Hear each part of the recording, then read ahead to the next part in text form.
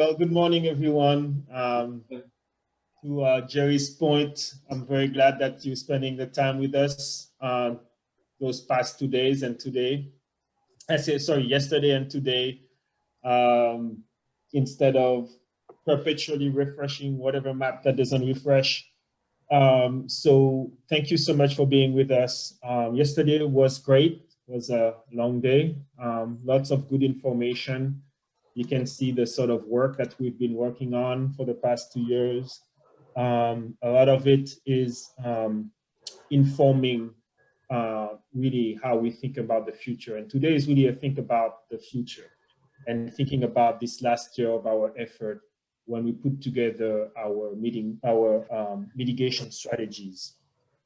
So yesterday, we spent a lot of time really asking the question, how we do it?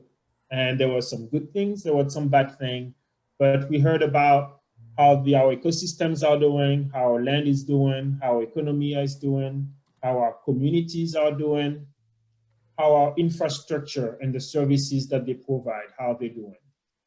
And maybe you pay attention that we also talked about how do we know how things are doing.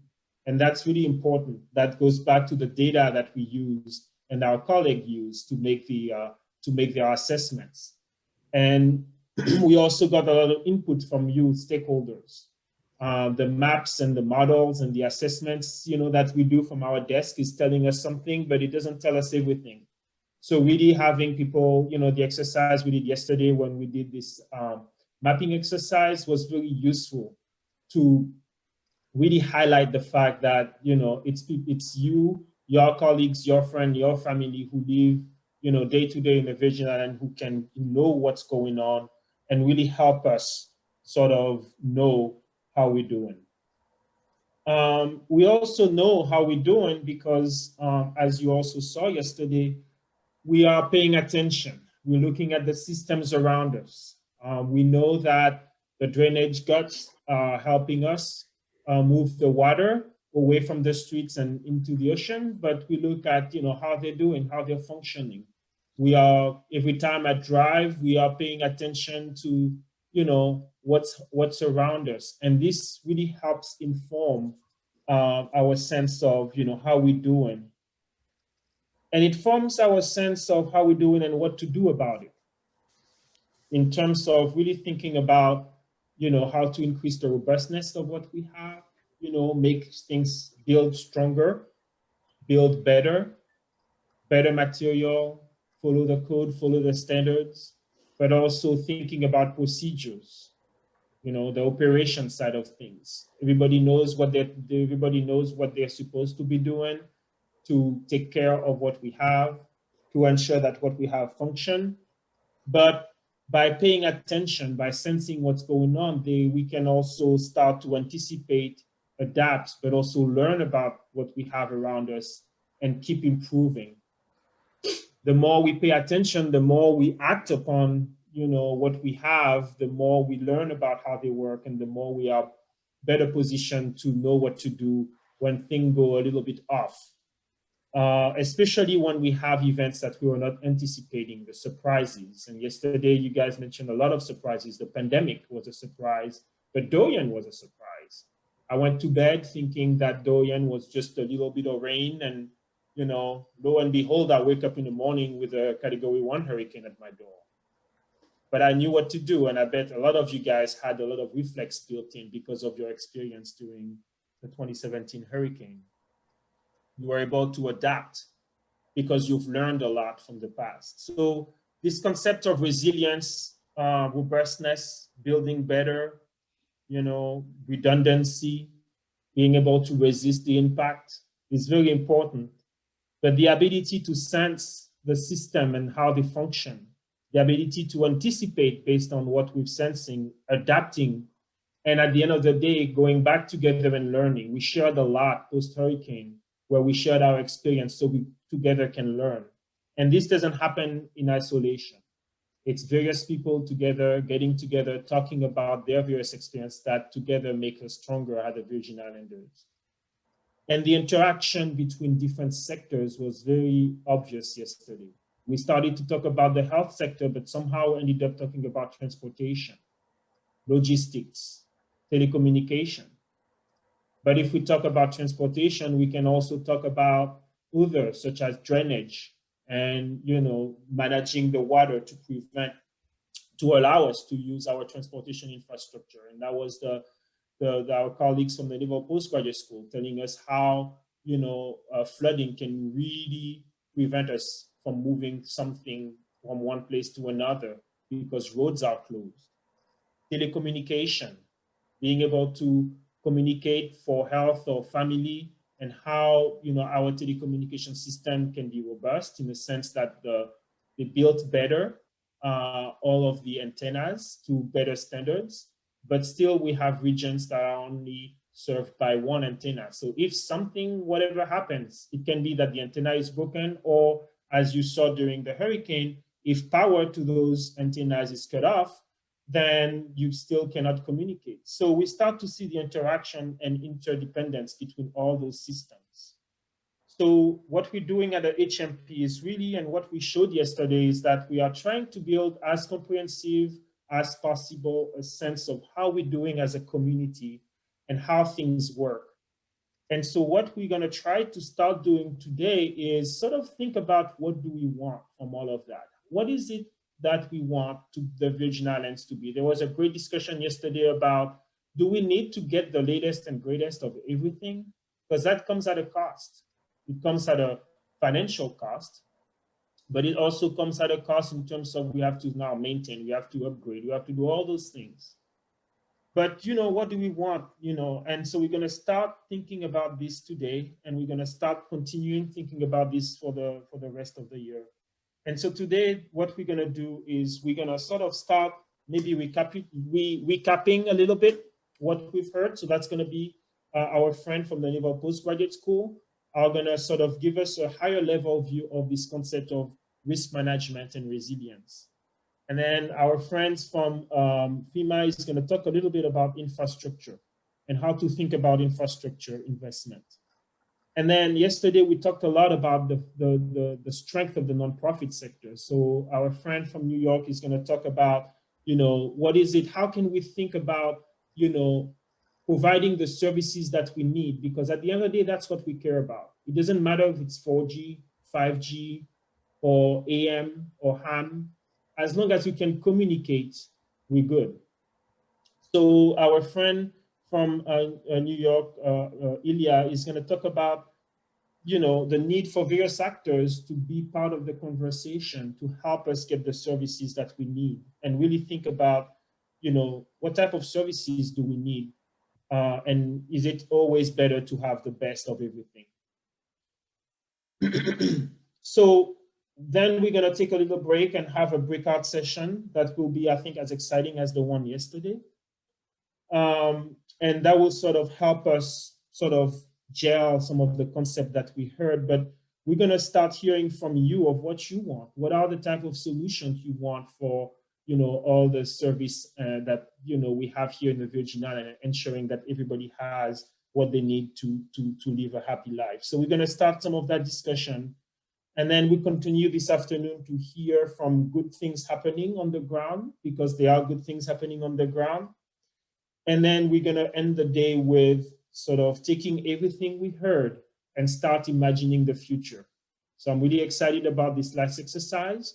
It's going to take us outside of our comfort zone, outside of our sort of habit of always criticizing what we have, and make us realize that there's great stuff going on here in the Virgin Islands, and help us sort of think about how we can imagine a future where, you know, what we want starts to get materialized. And that will be of great help for us at the HMP team to then think about the type of mitigation strategies that go with it. So we have an exciting day ahead of us. I feel really good about this day. So we're going to start with the first session. We're probably going to start with a bit of a poll as yesterday. But before that, I just want 2 minutes or 1 minute to see if anybody has anything that they want to share very quickly.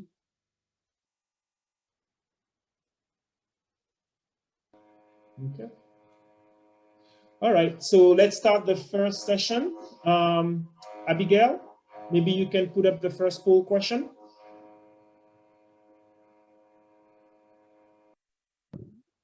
Sure. Just a moment.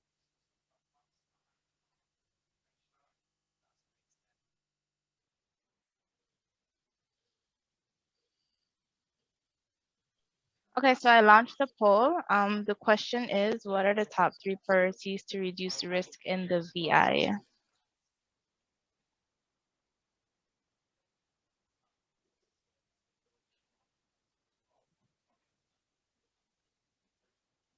Can all the participants see the poll? Okay, the answers are starting to come in. Awesome.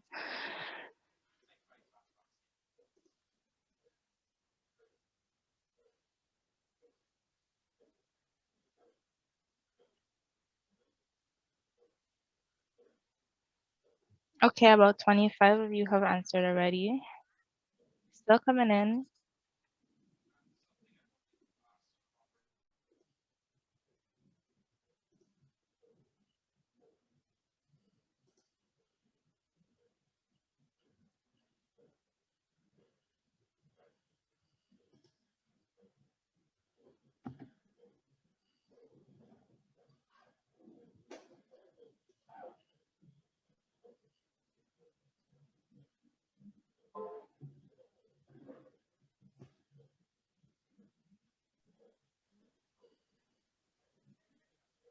I'm going to close it in about 15 seconds.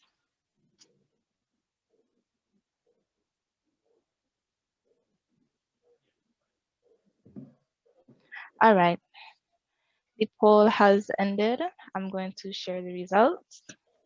Can everyone view the results? Yes. Awesome.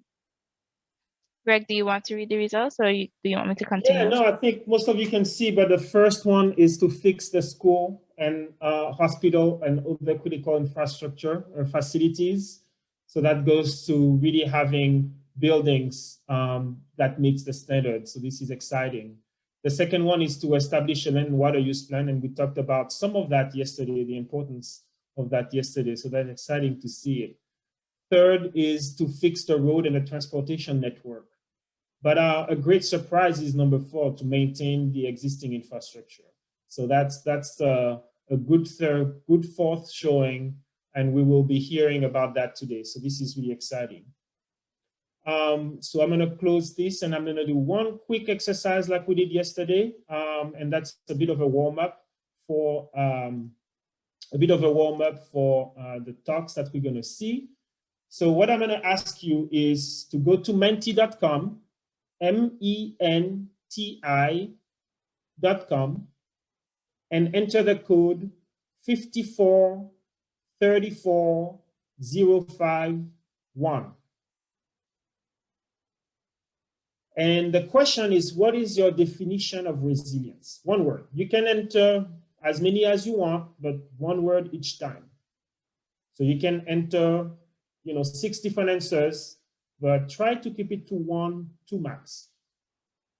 So the code is 5434051.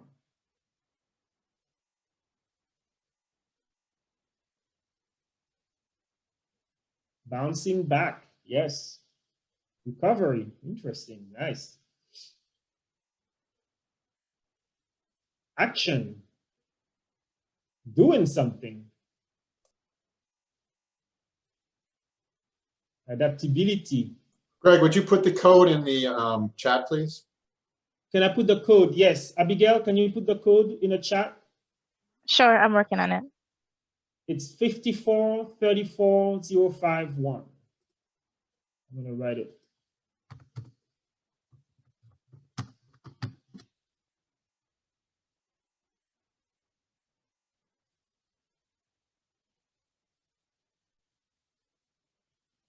Adaptability, adaptation, action. Action is still there. Great. Infrastructure, fiscal, interesting.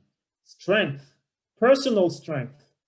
Yes, we heard yesterday about how for some vulnerable communities, you know, they were using words of personal strength when they were hearing resilience. All right. So adaptability, flexibility, and action are still at the, oh, I like this, flexible. Nice. I like this. You guys have great ideas. So I'm gonna stop, but this is really good. There's a lot of good stuff going on here. Regeneration, that's a good one. Moving, it has a sense of movement, of doing something. So I'm excited. So I'm gonna stop. And right now, what I'll do is we'll give our first speaker from the Naval Postgraduate School the floor, the virtual floor. So sharing my screen, and here we go.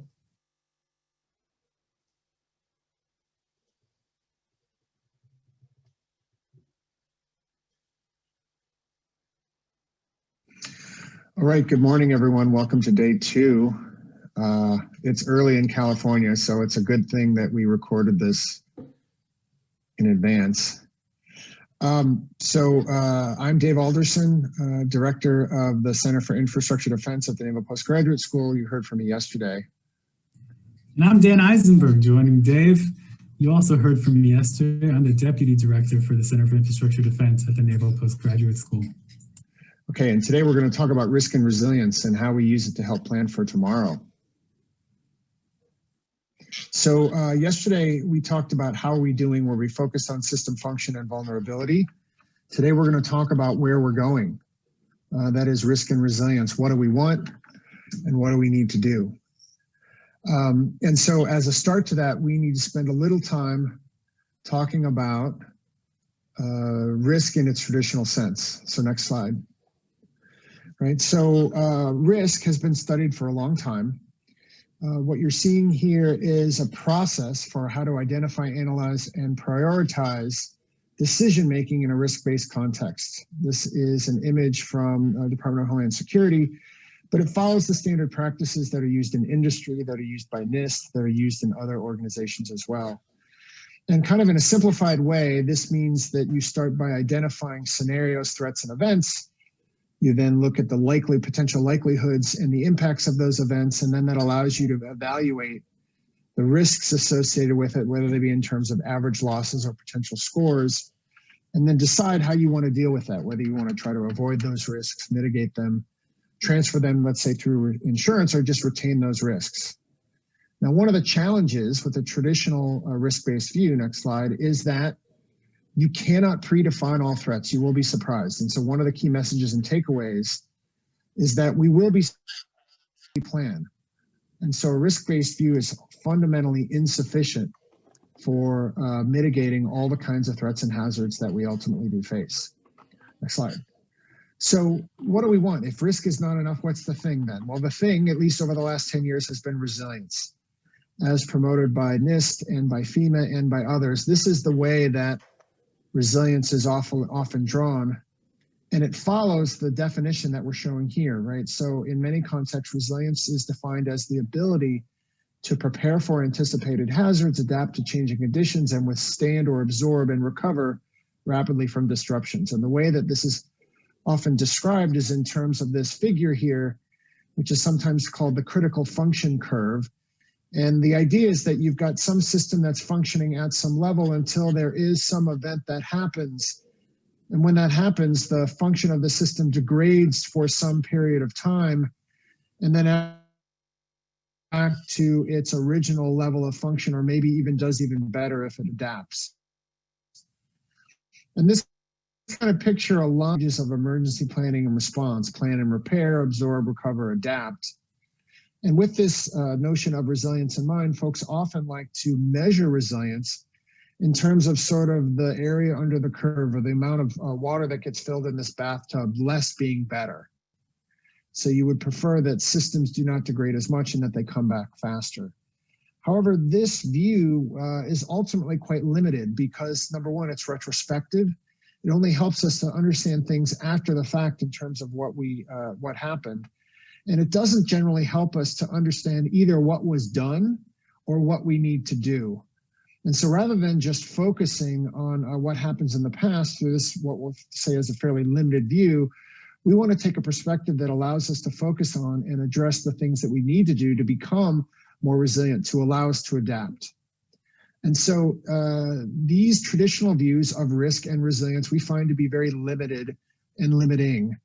And we think about resilience in a very different way, right? That's not to say that these other views of risk and resilience are not useful, but we think that there are some other concepts that are really important, particularly as we focus on the things that we want to do to make ourselves poised to adapt in the presence of surprise for issues in the future.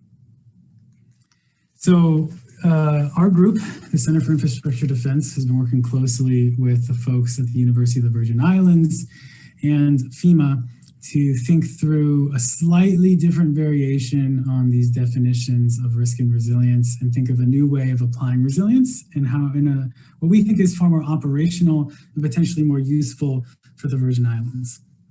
And we have our own image to try and explain this, and the whole focus is on 4 key concepts. So similar to the image we showed for the previous NIST and FEMA BRIC definition of resilience, we have kind of this pre-event stage, and we have a stressful event, like let's imagine that's a hurricane like Irma Maria, and then we have some kind of post-event recovery disrupted stage. And often we're trying to do 2 things in these 2 stages of time. We're trying to be robust, so our systems essentially persist and continue to function as intended. So even with the stressful event, it's like nothing happened. Another way of dealing with stressful events is rather than the system survives exactly how it was and exactly how we think it should be, it actually operates in a totally different way and extends its capacities beyond what is normally expected of it. We call this extensibility, and the system essentially stretches its function to support new needs. So it does things in a new way, or in like an emergency operations way that normally you wouldn't want it to operate every single day, but is possible. And if you were to use those critical resources, you end up with essentially the same kind of effect. Whether you're robust or extensible, your system survives this event and it's like nothing happened if it's really, really effective. There's also these 2 kind of post-event concepts. One that is often promoted in the federal government and is really associated with that critical function curve that Dave was describing, that is its rebound view. So this is the system returns to its previous function. This is often a lot of the work that we do after a disaster, is just trying to get our systems back up and running how they used to be. And then adaptability is really changing the system fundamentally to have new capacities that otherwise weren't available prior to this event. And so often, if there was a problem that occurred that took out part of our power grid, part of our water system, part of our transportation system, do we really want to rebound what we just had to what it was, or do we want to think of an entirely new type of system that otherwise wouldn't have been available before that we can now adapt to? And so there's these 4 different ways that we can be resilient. We can either have systems that exist exactly as they are and are robust to failures. There's systems that can extend their operations, and when stressful events occur, they're able to manage them effectively, essentially with no effect and no impact on the future operations. We want systems that, even though they're disrupted, we want them to go back to where they used to be. We want systems that can adapt and transform and change into new ways to deal with potentially future stressors, or have entirely new functions that were otherwise unavailable. And there's these are kind of theoretical concepts. You might be introduced to them for the first time. You might have heard some of these terms and not necessarily use them in this way. So let me try and give you 4 kind of VI specific examples of what I think of when I think of these 4 different concepts. So for robustness, I think of our composite power poles that we've been putting in for protecting our power grid. So these are going largely into the same place for the same feeder lines that we've had on St. Croix, St. Thomas, and St. John. And it's just really hardening the system so it could deal with hurricanes much better. So if the power poles work as they're intended, when the hurricane goes through, the power system itself should retain its structure and function as if nothing happened. And so these systems are very, very robust to high winds, and we hope that by using them, our system is better and is able to survive future disruptions much more readily, and without us even having to do anything but install a new type of material for our power pole.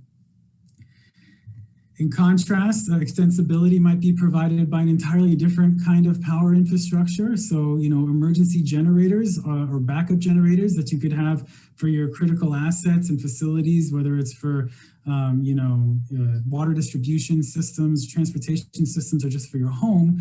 You only really use these when the power grid goes down, when a blackout actually occurs. We have these backup generators to provide that extending capacity on our power grid, right? To fill in those gaps when there's a blackout and we need additional resources for electric power generation. You don't want to be running on your emergency generators every day because they're not designed for that.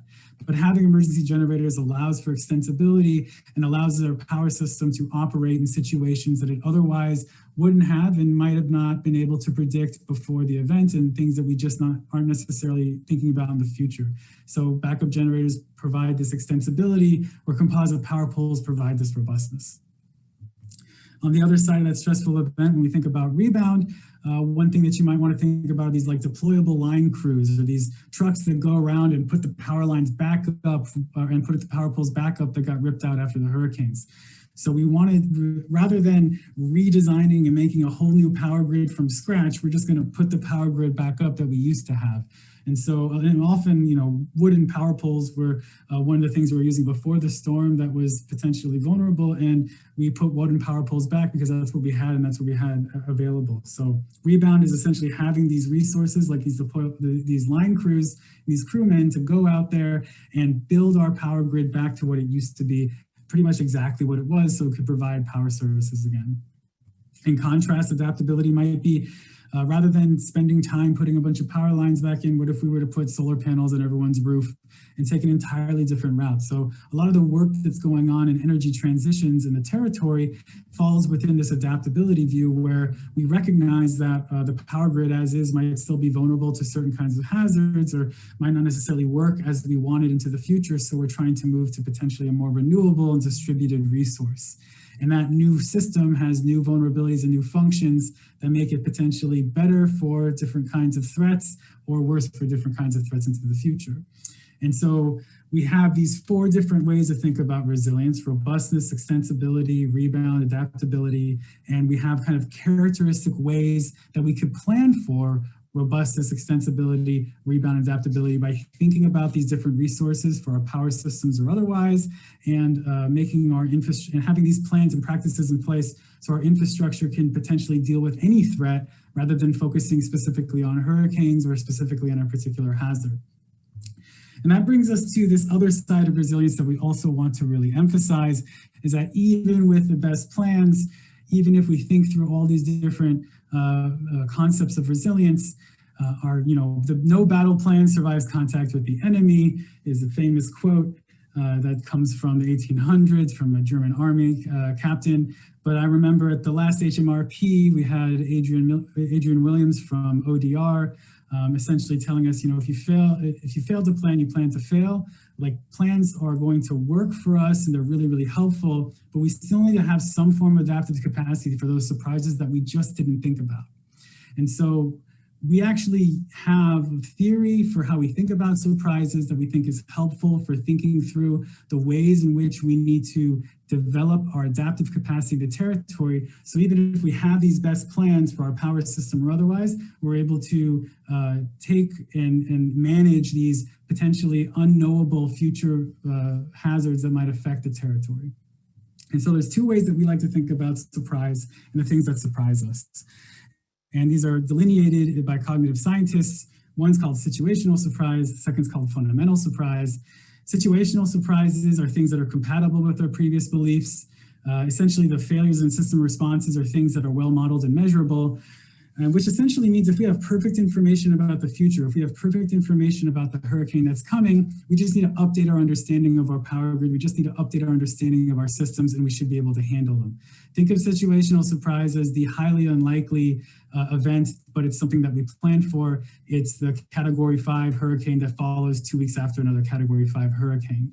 We think about Category 5 hurricanes as something that the territory might have to experience. We just know that they're rare, but they might be coming. On the other hand, fundamental surprises are things that refute basic beliefs about how systems work. We can't necessarily define in advance the issues we need to look for, and often information about the event creates the surprise. This is usually things that when we say, we didn't know our system worked this way, and we didn't know that power line, if that went down, it would cause a blackout to this system that would cause major disruptions. And so fundamental surprises usually are revealed when failures happen, and we need to be alert and be able to improvise and manage these surprises that occur, because fundamental surprises are things that we just might not be able to even imagine and plan for today. These are things that we will experience in the future. And so one example I'll give of what I would think of was kind of fundamentally surprising in the territory is essentially, one example I give of how to think about fundamental surprises is through a lottery. And so you can play the lotto, you can buy a lottery ticket, and if you win, you're going to get lots of money. Normal everyday operation that we tend to design our infrastructure systems for is buying a lottery ticket and losing. So this is what we expect our systems to do. This is what we expect from everyday operation. Situational surprises are like those rare big events that you can plan for and you can think about. That is buying a lottery ticket and winning. So you bought the ticket, and your conception of the lottery is if you have this ticket, you can win. And you got struck by lightning that day and you're the one who wins the lottery, and that's fantastic. Sometimes when we win the lottery, it's not the things we want. These are those category 5 hurricanes that are really damaging. Fundamental surprise is when you don't buy a lottery ticket and you win. This is like you signed up for the lottery by clicking on a link on Facebook or doing something on Twitter that you didn't know actually made you eligible to win the money, and the money arrives, and just the winning this lottery, it makes you have to retrace your steps to even find out how that problem even occurred in the first place. And so fundamental surprises occur in our infrastructure systems all the time, and we have to be alert and able to improvise to them, because when they reveal themselves, they're going to show us that our systems might be more vulnerable than we anticipate, even with the best plans that we have available, even with thinking about these 4 concepts of resilience. And so as I was saying before, a simple example that I want to think of in terms of some of the fundamental surprises I've been experiencing in the territory recently might be more Hurricane Dorian. So a lot of people went to sleep in St. Thomas and St. John, seeing that Hurricane Dorian was a tropical storm that was about 100 miles south of St. Croix, thinking that St. Thomas and St. John was going to be okay, and maybe St. Croix was going to get hit, but it wouldn't be necessarily high winds or a hurricane. And everyone woke up the next morning, and Hurricane Dorian was now a Category 1 hurricane, essentially right over St. Thomas, St. John.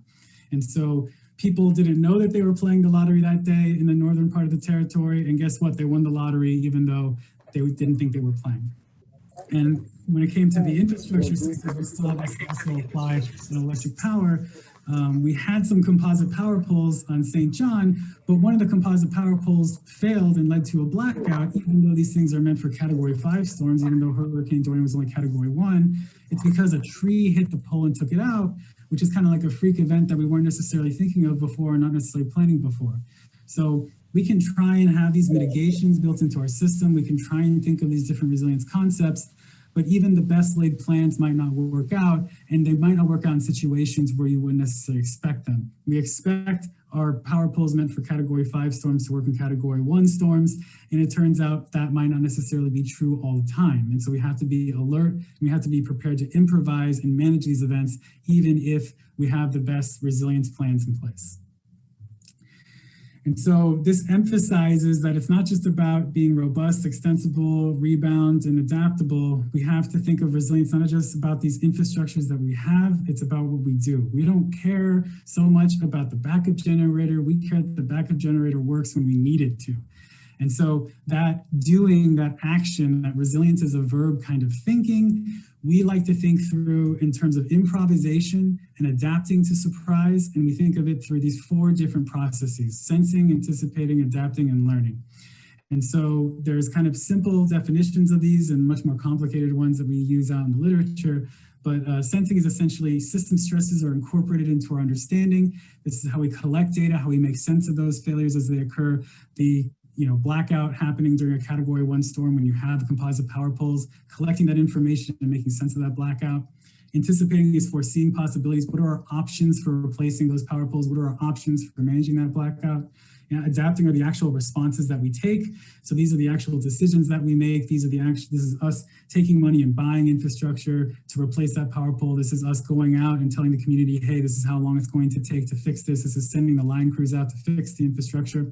And learning is the process of all the information we just gained from that event, all the information we just gained from that experience, we actually incorporate and use it to guide us into the future on how we want to do robustness, extensibility, rebound, and adaptability better. And there's some simple examples, from both technological, social sides of these systems. We can think of sensing as the data that we have about our infrastructure. We could also think of sensing as the information that people and how they're making sense of it. For anticipating, we can think about our models for how we're actually predicting how events might affect our infrastructure. For the human side, we might think of the heuristics for the operators who are on site, who have years of experience and really understand their systems, but don't really know how to explain it out loud, but they have rules of thumb for why the power grid is operating in a particular way. And then in terms of adapting, we might think about like the dials and the switches and the actual things that are available for us to turn on and off from a technological side, where in the human decision making, these are the decisions that we make. These are us actually putting resources, putting money where our mouth is, and actually doing something that changes our systems. And in learning, we have revision, so essentially updating models that we have, updating our understanding of our existing system, or like in our human capacity to reflect and completely change the way that we think about it, completely change what we care about in power grids. And so to make ourselves better, to make the territory better at adapting to surprise, we need to be able to improvise for these events that we're going to experience, these fundamental surprises we're going to experience, and the ways in which we sense, anticipate, adapt, and learn, and the ways that we can improve sensing, anticipating, adapting, and learning should make us more capable to improvise to these future fundamental surprises. And just some simple examples of sensing, anticipating, adapting, learning, or SAW for water distribution might be like this image on the left, which is a GIS, Geographic Information Systems printout of the actual data that we're using for doing modeling on the water distribution system, versus the real pumping station in Concordia on St. Croix on the right. That is like the one that real operators are at, where you can actually see the leaks and you can move the valves to change how water is flowing.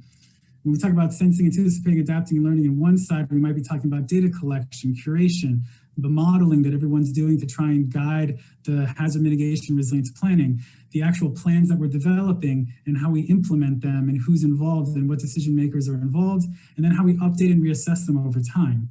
So this process for the HMRP in and of itself is building up some of this SOL processes within the territory. We also need to focus on how the capacity and capability of the organizations themselves. So in terms of water distribution, we might be talking about WAPA water. When we talk about sensing, we're talking about how many boots are on the ground, how many people are out there to actually make sense of and see the leaks and failures in the systems, to assess them and make decisions. How much experience and expertise do these folks have, and do they really understand how their system works? Do they not necessarily know how to change and mitigate different kinds of failures? The adapting would be the real decisions, people putting hands on those valves and actually turning them. And then learning in terms of reframing and retraining and readjusting our understanding of our water system, because it's more complicated than a single pipeline, and the ways in which that serves the community might change over time. And so the work that we're doing is trying to improve the ways that we sense, anticipate, adapt, alert in both of these areas. And the work that you're doing in this HMRP is really trying to understand and think through how we need to go about sensing, anticipating, adapting, learning into the future, both through the planning effort and through your own organization and the operations and the infrastructure that you support and provide. So in terms of key takeaways from this presentation, I want you to take to heart that risk management is helpful, but it's not sufficient, that these surprises do happen. Irma Maria was a surprise, Dorian had some surprise elements to it, but these are just going to keep coming. And even with our best laid plans, even if we do resilience as best we can in this planning effort, we need to be able to adapt. And it's not resilience to what we have, it's about what we do. We need to be able to adapt and improvise to these future events that might occur. And so the way that we want to promote it and the way that we're going to talk about it today is through this 4 concepts of resilience, this robustness, extensibility, rebound, and adaptability, and essentially what we need to do in terms of sensing, anticipating, adapting, and learning within our organizations and within the folks in the HMRP.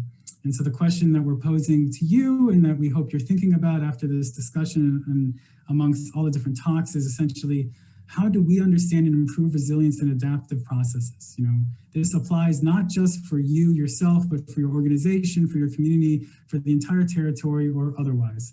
And really, how can you apply these resilience concepts, and how can you, for robustness, extensibility, rebound, adaptability, and how can you apply these resilience concepts for adaptive processes, for sensing, anticipating, adapting, and learning within your organization and amongst the work that everyone is doing.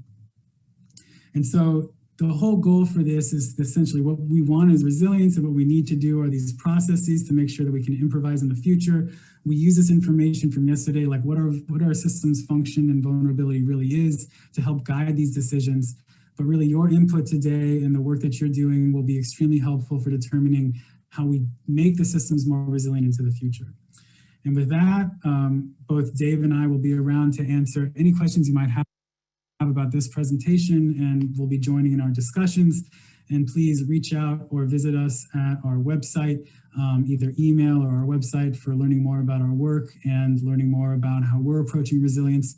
But we also want to direct you to Greg and Kim, who are leading the HMRP effort, who are experts in all of this and are really leading the effort for improving resilience in the territory. Thank you. Thank you.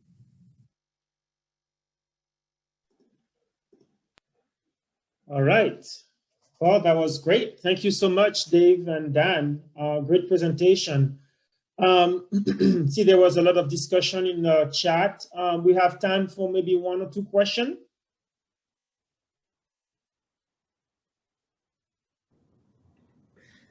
I have a question, Greg. Oh, sorry. Go ahead.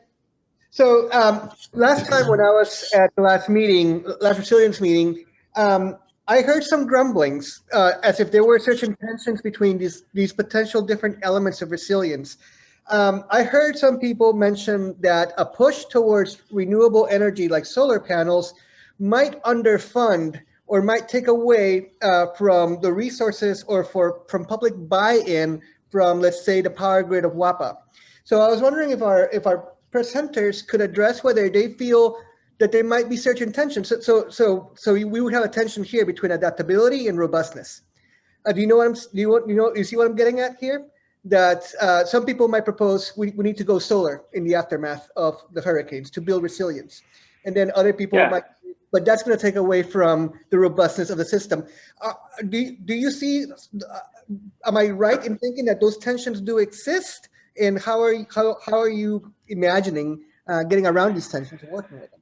So I would say 2 things. First thing is tensions exist between these 4 concepts, which is why we have them as distinct concepts.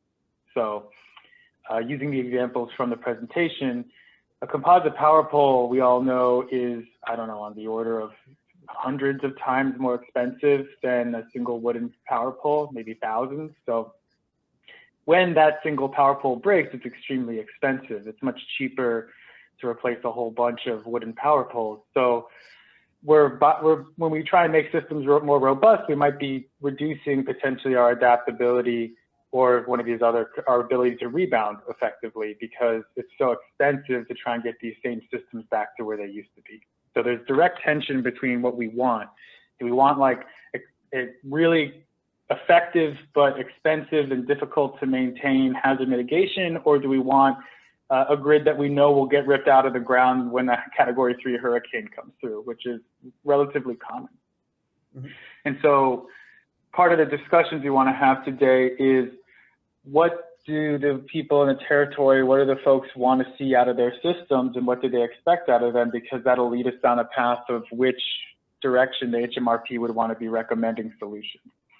The second thing is, specifically for the tension that you were describing, yes, there's the potential for, let's say, some distributed systems like solar or wind, like at a household level, to maybe like be cannibalizing revenue more or less from the utility.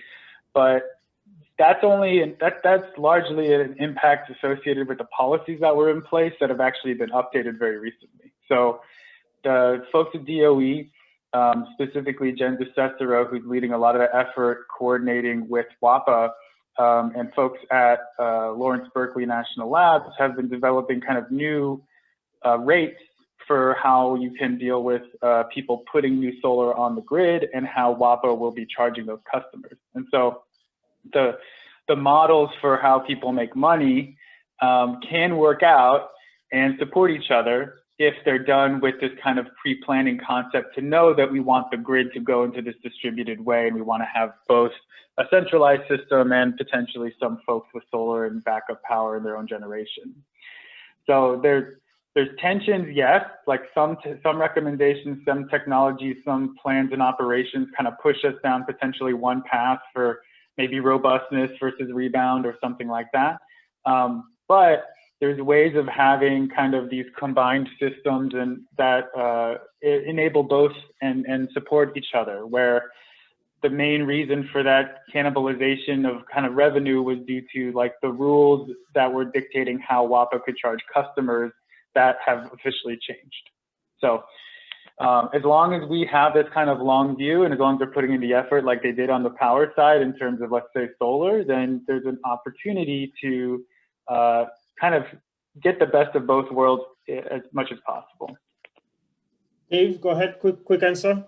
Yeah, so there's, Roberto, you're exactly right, These tensions do exist, and they exist at many different levels, right? Some of the things that are coming through on the chat, right? So in the past, we've talked about the different barriers to resilience, right? So that is to say, why, if we say, why aren't we resilient, right? And we can think about barriers sort of on 4 different levels. The first simplest level is being sort of an awareness one. Like we may not even be aware that we're fragile in ways, right? And then we get surprised, right? I don't think that's the case in the VI. The storms have shown how we're fragile. The second level of barriers might be sort of a knowledge barrier. We may not know what to do, right? We may not have the technology, we may not, right? So, and so that could be the case, right? And there are a bunch of technological solutions out there, and the question is which one is the right one, right? And we have to sort that out. But even if we sort that out, we still face 2 other barriers, right? The third one being sort of an economic barrier, right? So that is to say, is the benefit cost there? Are the right incentives on the part of all the different players to work in the right way? And some of the work that Dan mentioned that the Department of Energy has been sort of working with tariff structures is trying to change the financial incentive structure for various folks to do that. And then the fourth barrier, even if you overcome that, there's still the potential for a fourth barrier, which is kind of a governance barrier, right? Are the right rules in place from a governance perspective to actually allow you to do it, right? You can end up in situations where we know there's a problem, we know what to do, there are the right incentives, but the rules don't allow us to actually do what we need to do. So, each of these different layers have tensions that exist, right? And so they're all things that we need to be thinking about, right? There's no, unfortunately, there's no simple answer, but we think that this framework provides at least the opportunity to have constructive conversation about how it is that we ultimately want to move the system that we have, that we inherited, that maybe is not designed the way that we want, to a future where these things will align in a manner for us to be ultimately better able to adapt when these surprises happen. Yeah, so thanks for the question. Very good question, very good answer. And the chat is not blowing up, but quite active. Blowing up. We're going to have to switch to the next talk for the interest of time, but hopefully we can continue this discussion later. So the next, and Zeno made a comment about, how does it work now? So we're going to have a different perspective on infrastructure. And our next speaker is Mr. Jack Heidi, talking from FEMA. So just hold on a second. I'm going to make a big screen. Oh, sorry. I just want to make sure that I shared the volume. Yep, shared the sound. Okay. Hello, everyone. I'm Jack Heidi. I am a supervisory community planner of FEMA Region 2. My job is largely helping provide technical assistance and plan review and approval of the hazard mitigation plans that are submitted to FEMA. This very effort right here that we're all involved with for this workshop. And some background on me, I I was there during post-Irma Maria as the hazard mitigation advisor to the long-term recovery for a while. I know some of you, many of you, and I'm here to talk to you about a very particular subject around land use planning and operations and maintenance. You know, very exciting stuff. Everyone loves operations and maintenance. But I want to start by highlighting a recent speech given by what you see here is Governor Gavin Newsom and Vice Presidential candidate Kamala Harris in the North Complex fires early 2020 in California. And you know, why am I showing you California? We're talking about the Virgin Islands here. It's because of what Gavin Newsom said during his speech at this particular location, is calling on federal action for climate change. And I'm not here to debate climate change, and I'm not here to debate politics in one way or another, especially in this heated political times we have. But the message that Governor Newsom proclaimed, that the actions that are driving our ability to deal with disasters is because of a lack of federal leadership. And in some cases, I'm not going to disagree with the notion that we need more leadership at all levels of government to deal with the impacts of climate change and push forward with dealing with these issues. But many of the things and the reasons for climate change and for things like the North Complex wildfires and the wildfires that seem to be burning across California year after year actually have to do, by and large, with local and state decisions in where people choose to live, where development happens. And in the case of California, things like affordable housing in the San Francisco Bay Area are pushing people further and further away from the urban core into wildland areas. Companies like PG&E are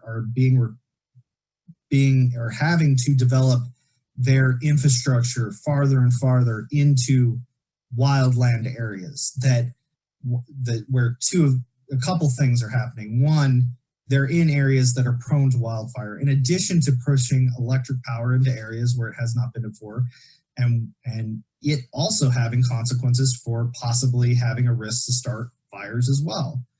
And so I want to highlight this as a notion of, yes, there are things the federal government can always be doing, but there are so many things that the local, territorial,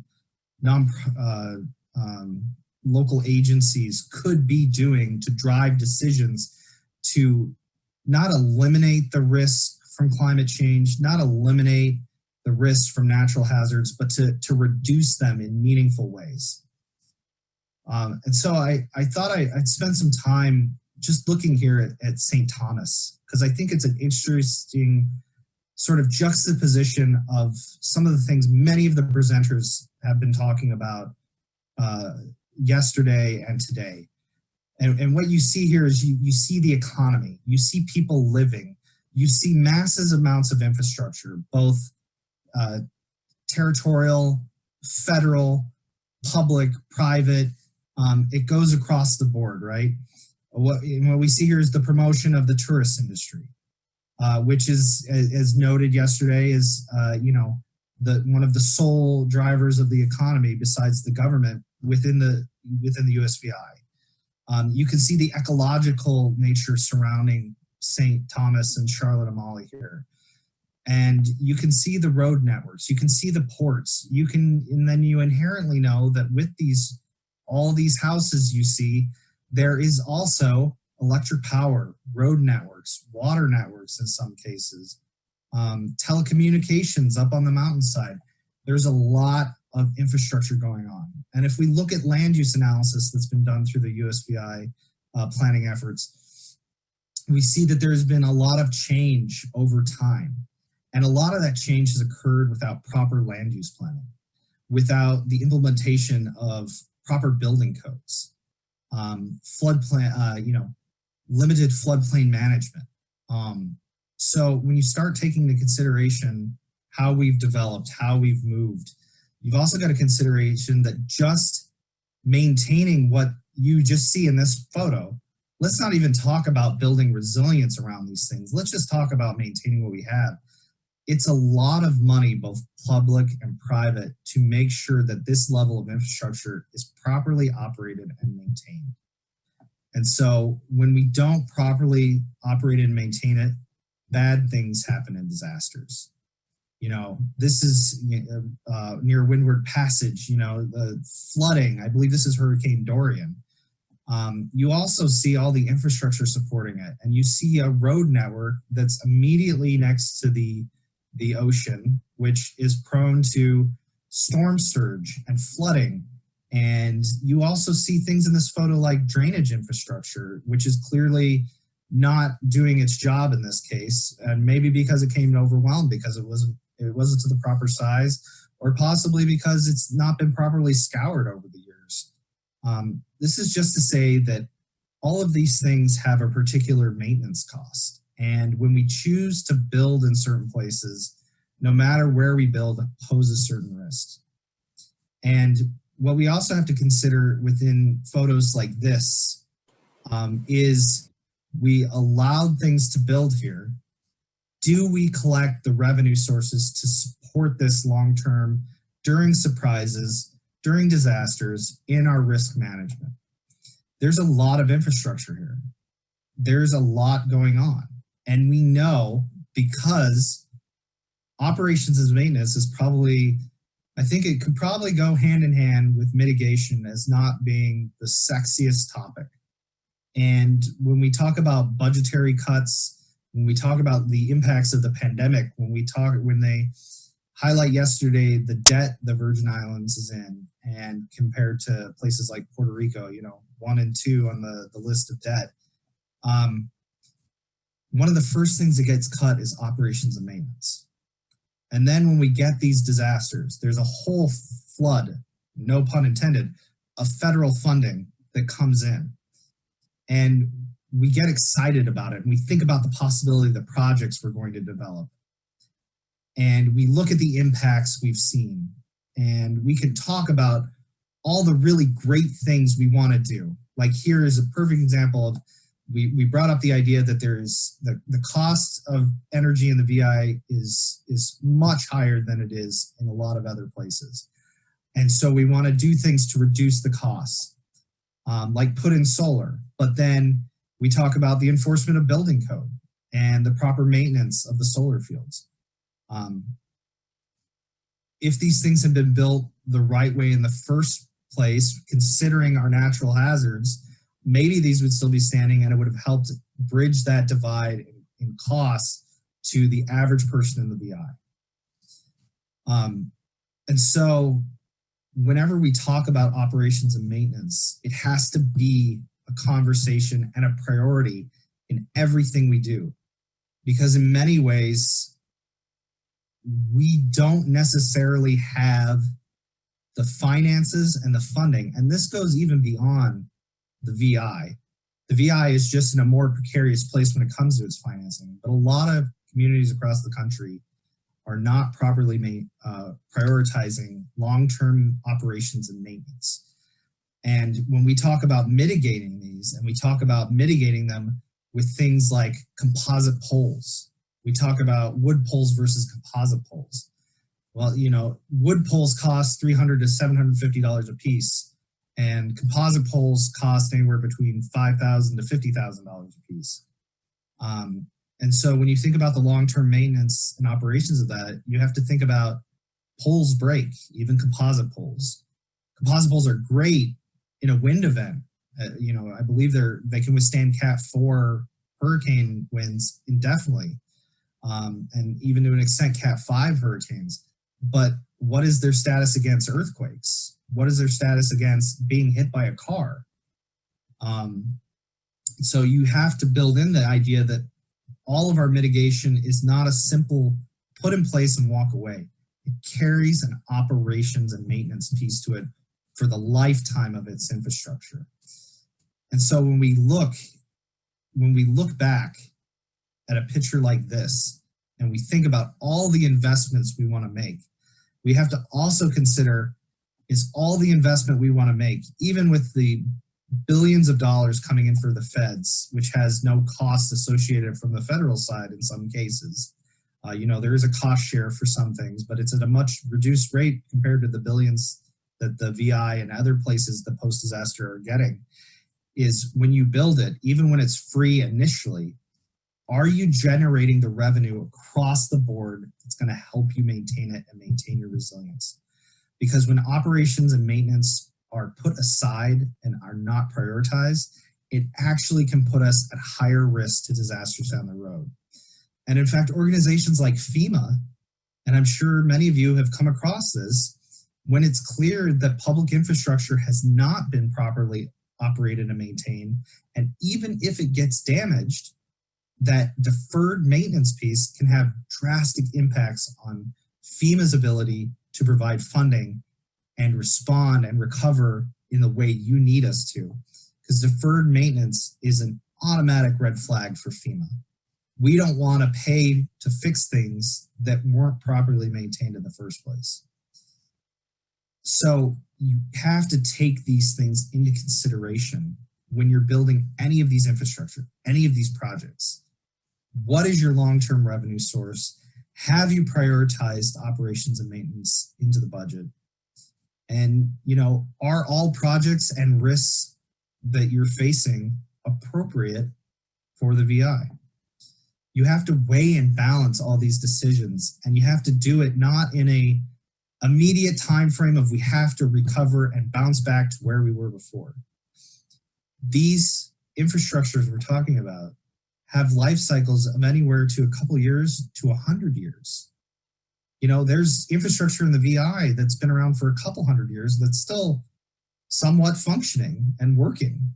But if we're not maintaining it to its appropriate levels, it's not going to do us any good to have the bigger, sexier, perceived resilience projects if we don't know how we're going to fund them over the next 50, 75, 100 years. In some cases, the VI might not have the necessary budget to cover the operation maintenance for the next 10 years. I think the previous presenters have highlighted a lot of the systemic issues within the territory, and in no way am I advocating that the territory shouldn't pursue any of these projects. It's more of a place of consideration to make sure that when we pursue them, we're doing it appropriately and we're taking into consideration those long-term impacts, the long-term revenues we need, the long-term budgets we need to maintain these things so that they can consistently and long-term maintain their resilience and the things they're meant to protect within the territory. And with that, I will stop. I thank you for your time.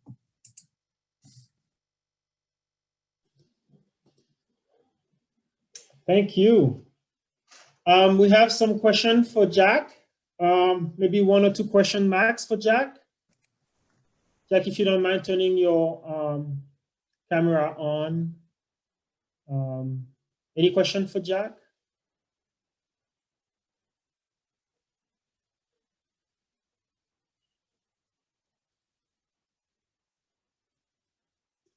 All right. I have a question for Jack. Go ahead. Good morning, Jack. Hey, Jack, this tension between sort of the desire for big projects and growth and needing to think about the long-term operations and maintenance costs, that's really interesting. Do you have any recommended reading that would be able to put it in the context of simple projects and land use planning that would make these ideas accessible to folks and maybe it would allow them to reflect on it a little bit more? I have 2 readings because I know where you're going with this. And I have 2 organizations I would point everyone to. The first is one that I've been following for a long time called Strong Towns. And you go to strongtowns.org and they can tell you all day long about the cost of our infrastructure. And the founder of that, Chuck Marone, recently released a book, I think it was last year, called Strong Towns. So please look that up. Another thing I will point you to is an organization called The Maintainers. And they have a fantastic book, I believe, called The Innovation Dilemma, I think is the name of that book, which I have not read yet, but I've been following the Maintainers organization. And it's all about making the people who maintain our daily things, infrastructure, lives, sanitation, all that stuff, put them at the forefront of, you know, fame and glory, if you will, because they're making our day-to-day happen. And when we focus on this idea that everything must innovate all the time, we lose that day-to-day insight and action that's happening to keep us even at a basic maintenance level. So I would recommend those two. And following on that, just very quickly, there was a great piece in the Maintainers sort of bibliography talking about slow violence of lack of maintenance. And I really like it in the sense that we don't see it, maybe we don't pay attention to it, but ultimately it costs us greatly when we do not maintain what we have, because it can fail spectacularly because of that. And yesterday there was some great example of deferred maintenance of some of our drainage infrastructure. And I believe some of the image of flooding that we see are a consequence of that. So it's great to build bigger and better all the time, but it's also good to just make sure that things work. Otherwise, we are doing some violence against ourselves. So great. One last question before we move on. This is Kamiko. I have a question. Is there an inventory of all the critical infrastructure systems and their maintenance schedule and their condition, and also of equipment? I'm working on the disaster debris plan with the VI, and we're looking for an inventory of all the heavy equipment on island, and the waste management is looking as well. And what we're finding is that there are lots of pieces of equipment that apparently are in disrepair. They're currently not being used and sort of, you know, tucked away here and there.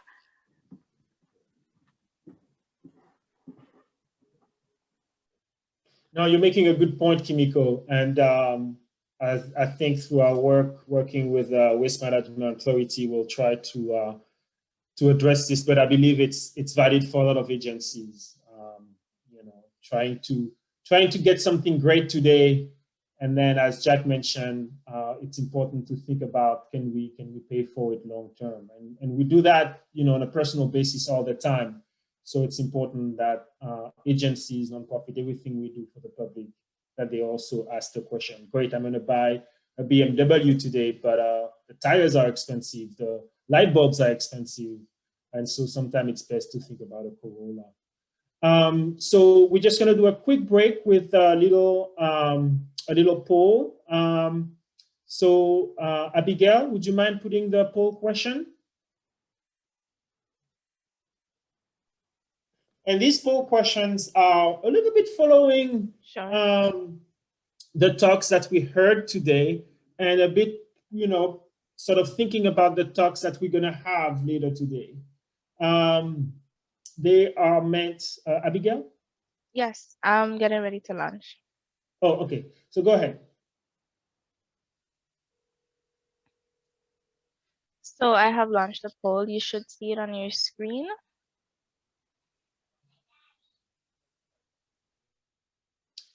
So how do you access information?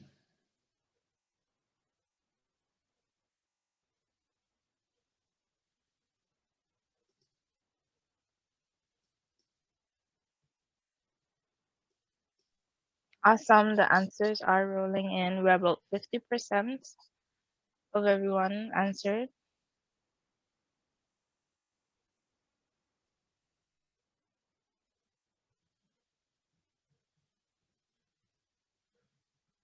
So this question kind of follows some of the talks we heard about yesterday. but it's also, I think, to some extent, a way to sort of gauge how, there is different ways of getting the information and sharing information that we have here in the VI. Okay, I'm going to leave it open for about 30 more seconds.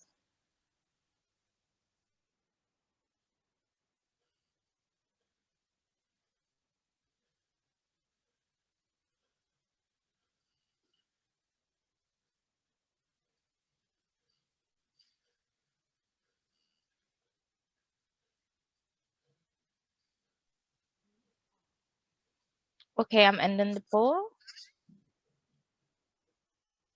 I shared the results. You should be able to see the results. Can you see them? Yes. So the majority of us access information through government notices and announcements, really showing the importance that the government plays in helping us understand what's going on, understand where to get information, understand where to get resources. Newspaper and radio also. Friends and coworkers come. Instagram is, I guess we have some youth among us. I'm glad 16% of us are youth. Facebook and coworkers, 33%, very interesting. We heard yesterday about the importance of informal network, but our government and newspaper and radio are at the top, which is very interesting. So the next talk, actually, would you mind, let's see.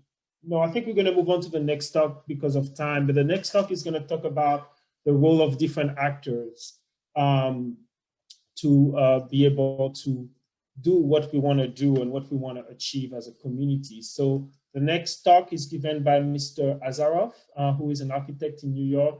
He was present at the first and second HMP workshop and really instrumental in helping us think about how to frame our HMP efforts. So I'm going to play now. I'm going to share my screen.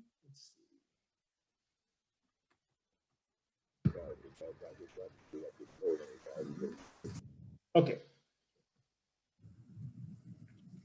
Good morning, everybody. It's great to be here today. And I'm going to be talking to you a little bit about stakeholders and some non-traditional stakeholders. Again, my name is Ilya Azaroff, and I'm an architect that specializes in building resilient capacity. And some of our work happens to be on a lot of different islands around the world. Building resilient capacity has some common threads, and we can learn from a lot of different places.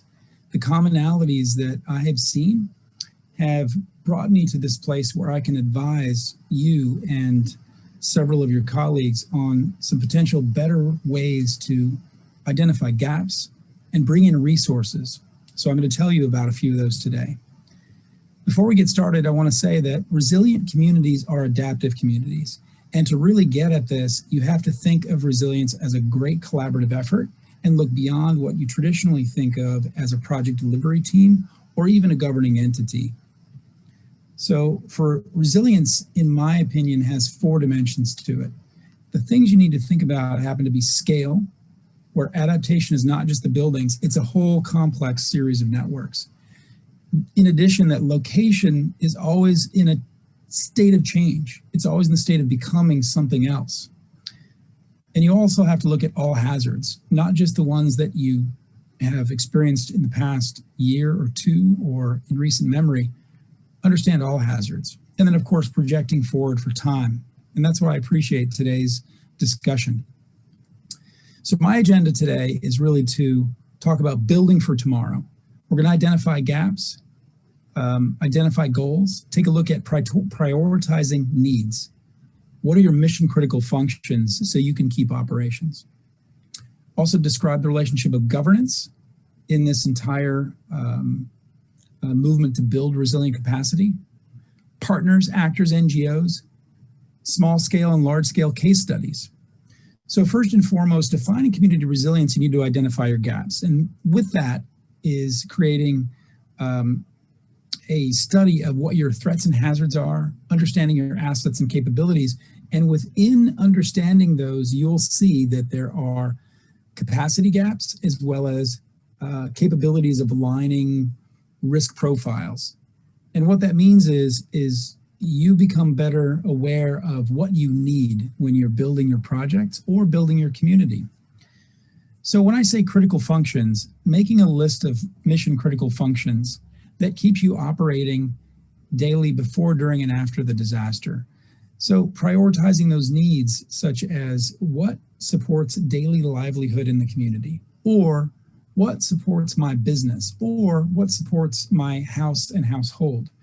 Providing safety during the shocks and stresses, as well as serving as an anchor for recovery after disasters. That's the role of each of us if we want to build resilient capacity through all the sectors.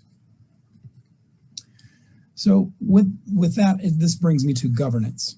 Governance is a top-down system. And that approach is, just think of it as a vertical network with the community engaging at several elements along the way. In fact, there's the federal government that its role is to really serve as policy as well as funding before, during, and after the disaster. The state, territorial, and tribal governing system is really coordinating between FEMA and local governments during and after a disaster. And then, of course, we get to the real heart of this. All disasters are local. Local agencies are responsible for the public safety and welfare. And then local officials, they lead and execute community preparedness and response. And that brings you down to the community, right? All disasters are local. And what is the community? Ideally, resilient communities are meant to be autonomous systems. You need to build to that capacity that it's autonomous. If the government takes time to respond or fails in its capacity or is broken in any of those links, you need to operate to a level of competency. That's what I mean by autonomous systems and communities. That can mean your energy being produced locally, infrastructure being supported locally, whatever it may be. And here's some of those examples. The role of government is to facilitate. In this case, the community could be transportation, power, water, communication, security, whatever it is, has a degree of interoperability that can survive shocks and stresses. That's resilience. And to get there, it's not just the government as well as the community. You need partners such as NGOs, stakeholders to achieve that success. So in the private sector, it's well known that after disasters, places like CVS Pharmacy or Tide or other large corporations or entities come in and help after a disaster. But you probably didn't know the partnerships can exist well beforehand. Home Depot, Simpson Strong Tie, Kohler Generator, whichever it may be, can be engaged to help build resilient capacity well ahead of time in a partnership entity organization. Others that you think of after the disaster happens to be the volunteer agencies or NGOs. These NGOs actually are really engaged at the front end well before the disaster, helping you prevent the failure of those systems, those autonomous systems, failure of the community in various sectors. So you need to really look to them to assist in building this capacity or being part of your teams. The other part of this is we know that it's a very complex puzzle, and that other piece of the puzzle may be the VOAD, NGO, private sector, or other stakeholder engagement. Because what we really need to do is build a resilient community with one plan, but expand our idea of who those stakeholders are and who those important constituents are. So I'm going to give you two really quick examples. I've presented this case study here in the USVI before, building a very small house. But what I left out of that presentation is the collaborative team. So pulling together everyone to build a resilient, sustainable house at this very small scale is something that should resonate all across the islands. We brought together everyone from PCA and BASF and Engineered Woods, as well as NJIT as part of the stakeholders. And we looked to the typical resources that everyone can find, right? And then we went to guidance beyond. So these are the typical resources. The atypical resources happen to be that small house really engaged this really large team. And you can see some of the folks that are here. So we brought in governing bodies, including the folks at FEMA, International Code Council, insurance agencies, you name it, to bring it together to create a team that could make something that did not exist before. It made the load lighter, but also brought in expertise that we didn't frankly have ourselves. Insurance is one of the ones that we often overlook. The insurance companies are very interested in assisting building resilient capacity to make sure that shocks and stresses do not hurt their bottom line. Let's be honest about it. So think about that when you're looking at your projects. So we were very successful in this project, bringing it together. And here's an example with John and Gargiola from FEMA on one end of this, the folks at BASF on one end of that photograph, the owner and myself in the middle. In the end, we built this amazing house and credited many along the way. During a power outage, we were so happy that Kohler had jumped in to give us assistance on the energy backup. Now that gives you a small scale example of how this can work. The larger scale example, here's one that we're engaged in now in Hawaii. Now this is a community scale resilient building project. On the north shore of Oahu, there are no emergency shelters. 26,000 native Hawaiians live in a low-lying coastal area that happens to be some of the most high-risk areas in the United States. So we were asked to come in and say, hey, you know, there's no shelter, and they've been working at this for 10 years to build resilient capacity. Given our experience, we've engaged with the community, and what we found is they're part of the Plan OLA, which is their overall Hawaiian resilience plan from 100 resilient cities. What we did was put together community meetings and brought on stakeholders that the community never thought about. We conducted trainings and workshops, taking tours of the area. And what this has done is it's brought us to a place where this is our group that is now engaged. You can see city and state government as well as federal government involved. Okay, then we also have our constituents. But if you look around this, now we have the business and institutions also engaged. Those businesses include Verizon, Turtle Bay Resort, which is close by, a medical center that wants to be part of this. So you're bringing those in along with faith-based organizations. The institutions involved are schools and colleges and other organizations. So what we brought in is this entire group of organizations to actually realize this project. So as a result, the community or the planning team reflects city and state government, experts like myself, local officials, and now we're bringing in those NGOs and private sector folks. Our current report out is that we now have achieved $2.75 million in state funding that didn't exist before for this project.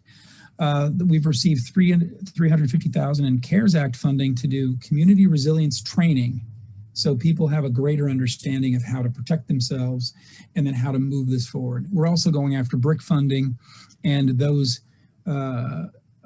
private sector and NGOs that have come on board are committing to support this project, increasing our chances for BRIC and funding beyond. So in essence, the community says we are now visible because they can, after 10 years, understand there is a vision for the future based on expanding their idea of who the participants are. So with that, I'm going to say thank you very much and pass this on over back to Greg. Thanks. Thank you so much, Ilya, for a great presentation about the importance of having as many stakeholders present at the table and the importance of all voices to be heard when we think about a project. So we're going to have some questions for Ilya, but I think you also heard a great sort of combination of talks that sort of really create a nice picture of what does it mean to create a very resilient Virgin Island. So any question for Ilya? Any questions for any of the speakers? Any thoughts that you want to share?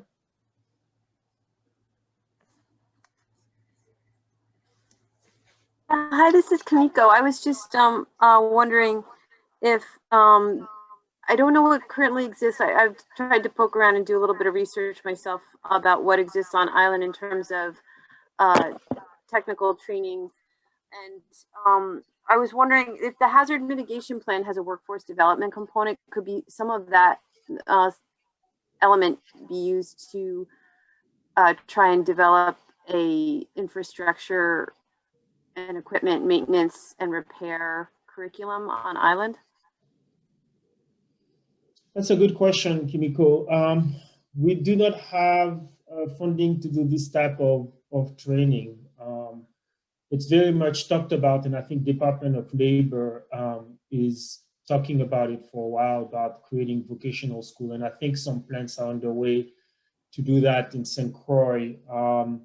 We are going to be trying to provide some training, capacity building training at the end of our project, mostly with stakeholders who are on this call. But you're raising a good point. Following the talk that Jack had, building that capacity for maintenance, and it's good for the economy. It can also help diversify the economy by building some of those skills and this workforce here in the territory. So there's a lot of good things associated with your suggestion. Yeah, and also typically high, fairly high paying jobs, for that, and also being more resilient. But my experience is that there's so much money that's just flooding out to contractors, that if that money were kept locally and invested in training the local workforce. Yeah, and as I mentioned, I think that has been flagged, and I think the government, Department of Labor is working on it. The nonprofits are also working on it. The St. Croix Foundation, My Brother's Workshop, and others are also working on building some of that capacity. So I think it's underway. Good morning. Thank you. Enterprise partner, how you doing? You're on mute. Do you have a question? You're on mute. We cannot hear you.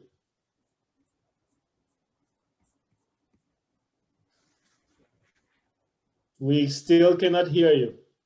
And while we're trying to get those difficulties, just wanted to announce that we're going to have a workshop coming up looking at this idea of really having different partners involved in resilience and risk mitigation. And I think the title is Risk Mitigation from Government House to Your House. I will tell you the date in a minute, but it's going to be a workshop coming at the end of the month in partnership with Laurie from Community Enterprise Community Partners. Laurie, you had a question? Oh, I was going to say, can you guys hear me okay now? Yes. All right, yes. Great, Ilya, great presentation. Always good to hear all the amazing work that Ilya is leading. I was just going to say that there are agencies that are investing or looking to invest in capacity training for resiliency and mitigation. The EDA, and Economic Development Agency, is looking at deploying funding. We're working with the team, Greg and Kim and some other folks, to look at that. And there's also funding from the USDA that could potentially be earmarked towards this effort. And Ilya, that would certainly be, I think, appropriate for Hawaii.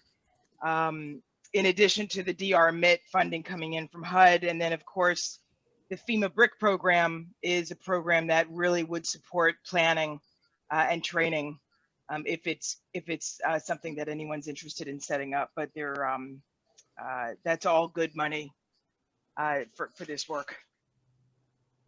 All right, so thank you so much.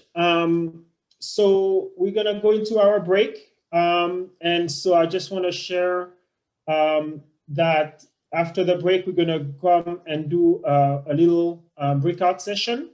So if you have time during the break, look at resilientvi.org, scroll down, and you will see in the workshop resources, you will see some information about the breakout session that we're gonna go into.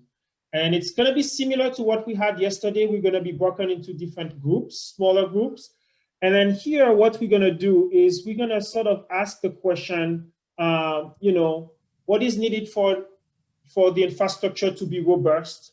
And then what is needed for this infrastructure system to really sort of, fix problems when they arise? You heard a lot of talks about resilience, talk about robustness, talks about, risk mitigation. So we're gonna do a little sort of exercise where we're gonna ask you to sort of, digest what you heard, but, provide us with a lot of ideas on how we can build up resilience, build up capacity, build up risk mitigation strategy in a VI from different sort of point of view and different level. So look at this, it's at resiliencevi.org during the breakout. We're gonna come back at 11:45 or 10:45, so just in 10 minutes. So see you very soon.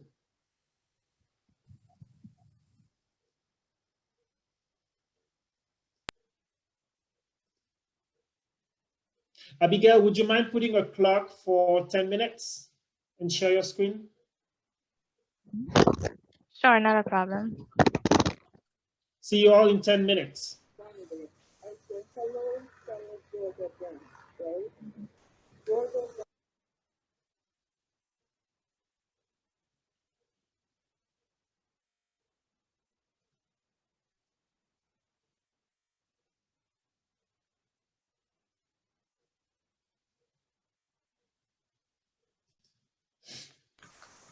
Canvassing, phone banking, voter registration drive, and really being out there getting the word and the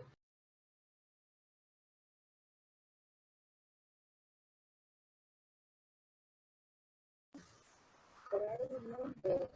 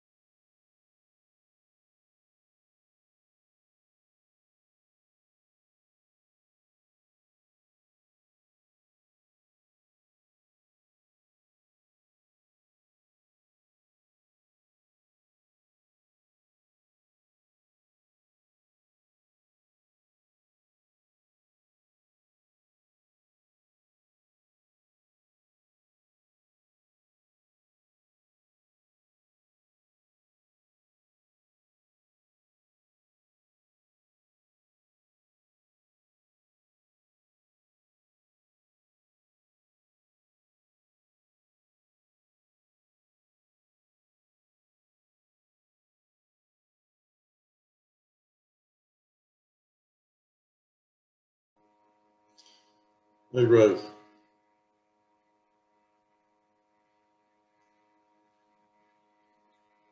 Still muted. Oh, hi. Yes. So Michael is gonna do the breakout since he did it yesterday. Okay. Yeah, perfect. Thank you. I'll be in there with him, but yeah. All right. Oh, well, great talks this morning. Yeah. Can you repeat? Is Michael doing a breakout room for Kim? Yeah. Okay, let me make that change. Oh, okay. I thought I assisted you this morning.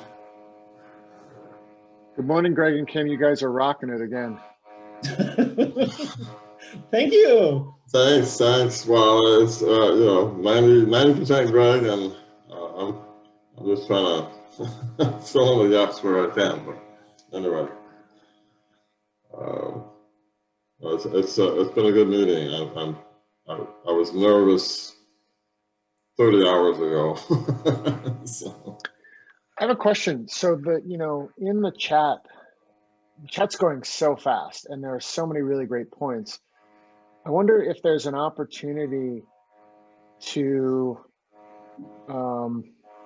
some extent, write up some of the discussion from the chat, right? So you get the chat captured, right, by Zoom at the end.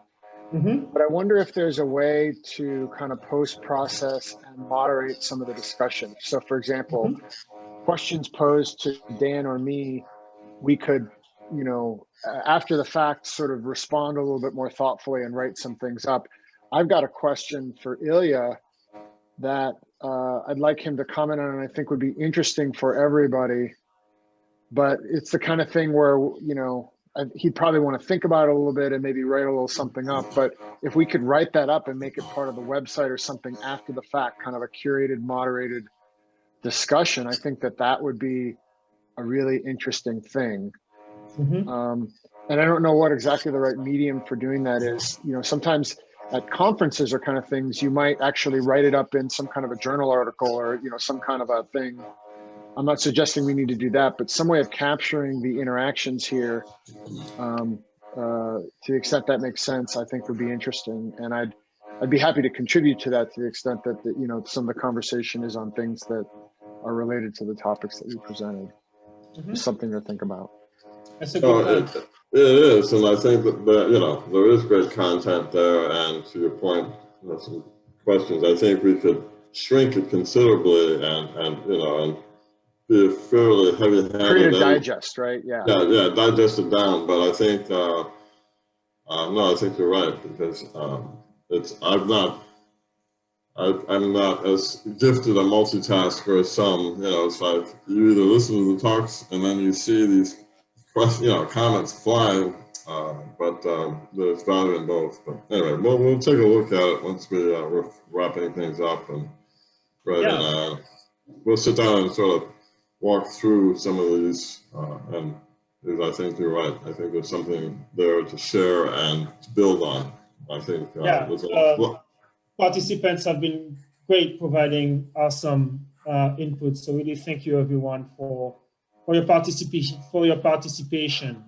This is the point of workshops, and I'm really excited. I wish we could see you in person, but we're not. But this new format has some advantages than maybe in the past. We were not able to sort of capture. So this is a new world, but it's also good in some ways, even though it would be nice to be in the same room like we had in the past. Maybe virtual reality or hologram will fix that. In the meantime, we are still in the virtual world. So what we're gonna do now is we're gonna go into breakout groups. So Abigail is gonna randomly assign you to a breakout group. Hold on a second. Yes, I am here. I'm sorry, I have a lot of background noise going on by me. Yep. Thanks. So you're gonna be in a breakout room. We have 6 moderators, so there's gonna be slightly more than 10 people in the breakout room. So maximize your screen so you can see each other. The moderator is going to walk you through an exercise. And what we're going to be doing today is slightly different than what we did yesterday. So if you remember yesterday, we were filling a Google form where we were sort of looking at one system, and then we were just sort of, asking you, how's it going? Is it going poorly? Is it going well? How ways it's going well? How ways going not so well? And then what can make it excellent? So today what we're going to do is we're going to flip that a little bit. We're going to do as many as possible, and we're just going to answer 3 questions. So the first one is for the particular sector that you pick first, let's say energy, we can say, is the physical infrastructure needed to deliver this service robust? The building, the pipes, a lot of what Dan talked about this morning. Is the agency responsible for this service able to quickly fix problems when they arise? So this idea of, are we sensing, are we learning, are we anticipating, are we adapting, are we just jumping, or are we just basically this idea of extensibility, oh, wow, I know how to fix this problem so that, the customers don't lose power. You might never see it, but, WAPA somehow pulled a generator that was maybe dormant and made it happen. We're just going to ask another question about thinking about vulnerable population and who are the most vulnerable to the loss of this service. And then going back to the presentation about NGOs and the role of having multiple partners in this discussion about risk mitigation and resilience. Are NGOs providing this service? So this is what we're going to do. We're going to do it, based on the last event that we had, whether it's a drought or an earthquake or hurricane. The last events that we had since 2017 are mostly big rain events, a hurricane, and a drought. So think about it for as many hazards as you can. And then think about it, again, at a day-to-day normal condition. And if there is no big change between after the last event emergency and normal day-to-day, that's fine. And then try to think about solutions to the issues that were identified. And then any type of other ideas that you have to address the issue. So you are sent before the breakout. Sorry, hold on a second. It's in my way. Okay. So before the breakout, I sent you to this. Which sort of explain a little bit more what I just explained. So please feel free to go back to this PDF if you lost. But hopefully, I'm sure your moderator will do an awesome job just guiding through everything. So we're going to have this breakout session until 11:30. So that would mean that 25 minutes. So let's just say 30 minutes. So Abigail, if you can set up the breakout for 30 minutes, that would be good. And so at the beginning, at the top of the PDF, there was a list of sectors. So you can just pick one and then move on to the next one and try to just move on through the list. Any question? All right. Have fun in your breakout. See you soon. I am open in all rooms.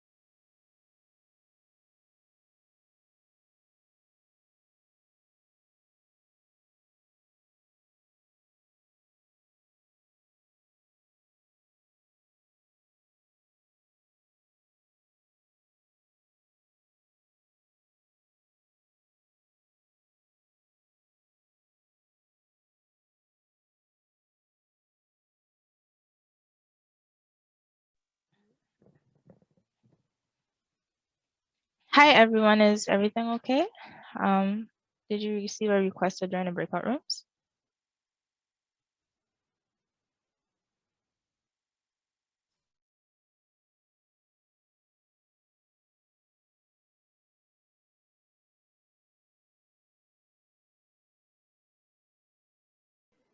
Abby,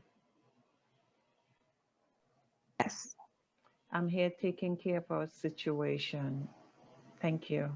Okay, no All problem. right. Thank you so much. You're welcome.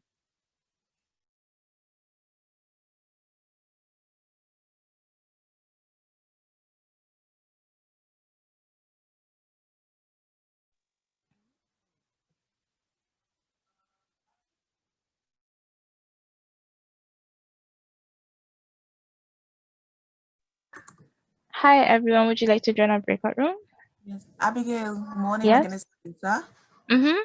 Can I go up to breakout room 5, please? 5? Okay, I'm sending you right now. Thank you. Anissa, were you assigned to one earlier, or you just came in a bit late and didn't get in? No, I had to drop because I had a meeting, so I just come back on. Okay, which room were you in? I weren't in any because I left at 10, had a meeting. Oh, okay, so I'll just randomly assign you to one. Thank you.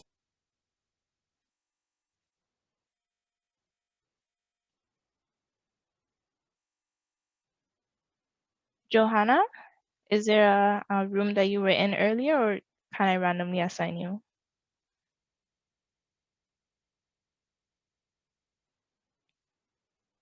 How about you, Eve?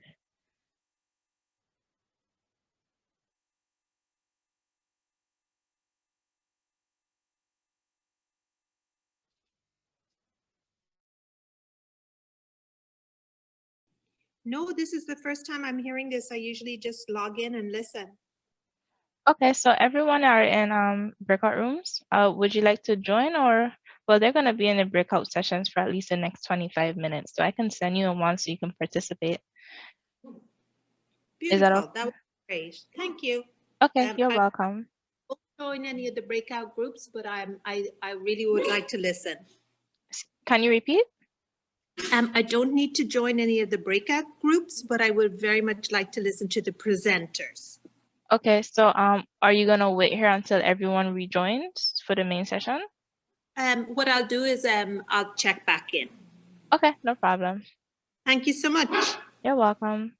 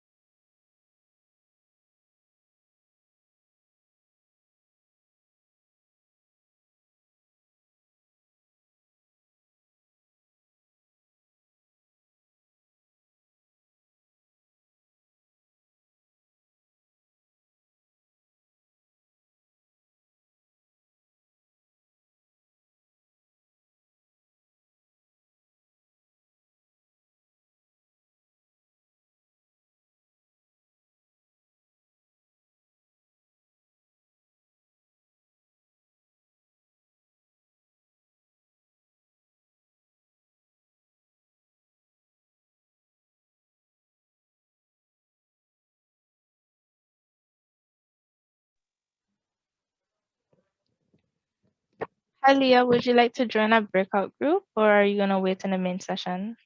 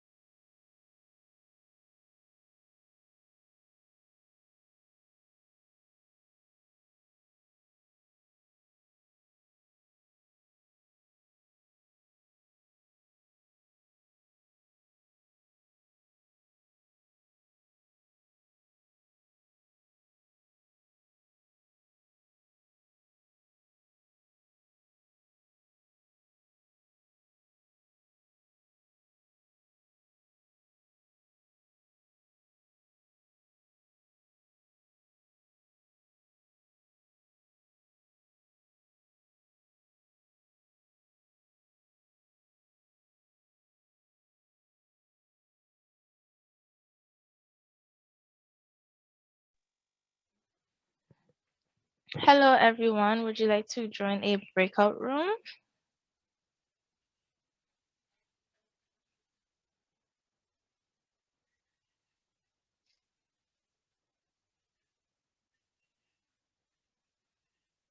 I can wait. This is Jeff. Okay. Okay, but I'll let others speak as well. Okay, no problem. Just have a lot going on the home front here with kids. The breakout Okay. session ends in about 10 minutes, so. Okay, hold perfect. on. That'd be great. I'll be back in 10. Thanks. Okay, you're welcome.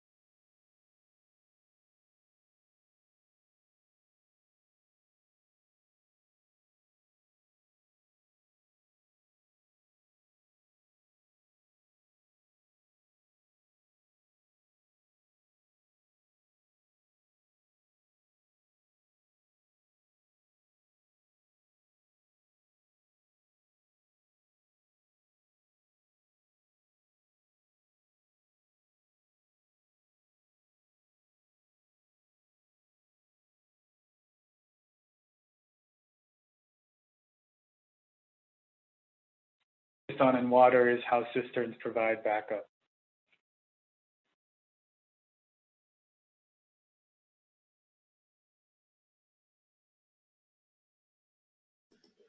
Hi, everyone. Welcome back. All right. We had great conversation in our breakout room. I had to throw away the book and just sort of just capture whatever was going on in the discussion, because the discussion was flying in all directions. Lots of good inputs. So we started with the water sector and slowly but surely ended up in transportation, health, housing, the need for better planning. Yeah, a simple discussion as water really started to touch all sectors. And we saw that yesterday, how different, interdependent sectors are. It can be also overwhelming because there are so many issues that we are faced with. So the need to sort of, for us at the HMP, to be just thinking about hazards and hazard mitigation, but the need for coordination among plans. Working with the watershed management plan effort happening, working with a potential land use plan effort that will happen, or any other plan. There is a lot of overlap between different ideas, between different efforts. So it was a fruitful, great conversation. The water sector is complex in the Virgin Islands, as Dave Alderson mentioned yesterday. Thinking about the public water sector and its issues, lots of, age infrastructure that can lead to health problem. And as we heard yesterday, the health infrastructure is pretty fragile. So major disease outbreak coming from the public infrastructure failing can be detrimental to our healthcare infrastructure. At the household level, we capture water in cisterns, so there's a great ability to get water in different ways. But if your pipe is cracked, if the electricity is off, you have difficulty accessing this water. And in terms of drought, you can have more trucks on the road, which damage the road, which can create problems for transportation, especially if those areas are remote.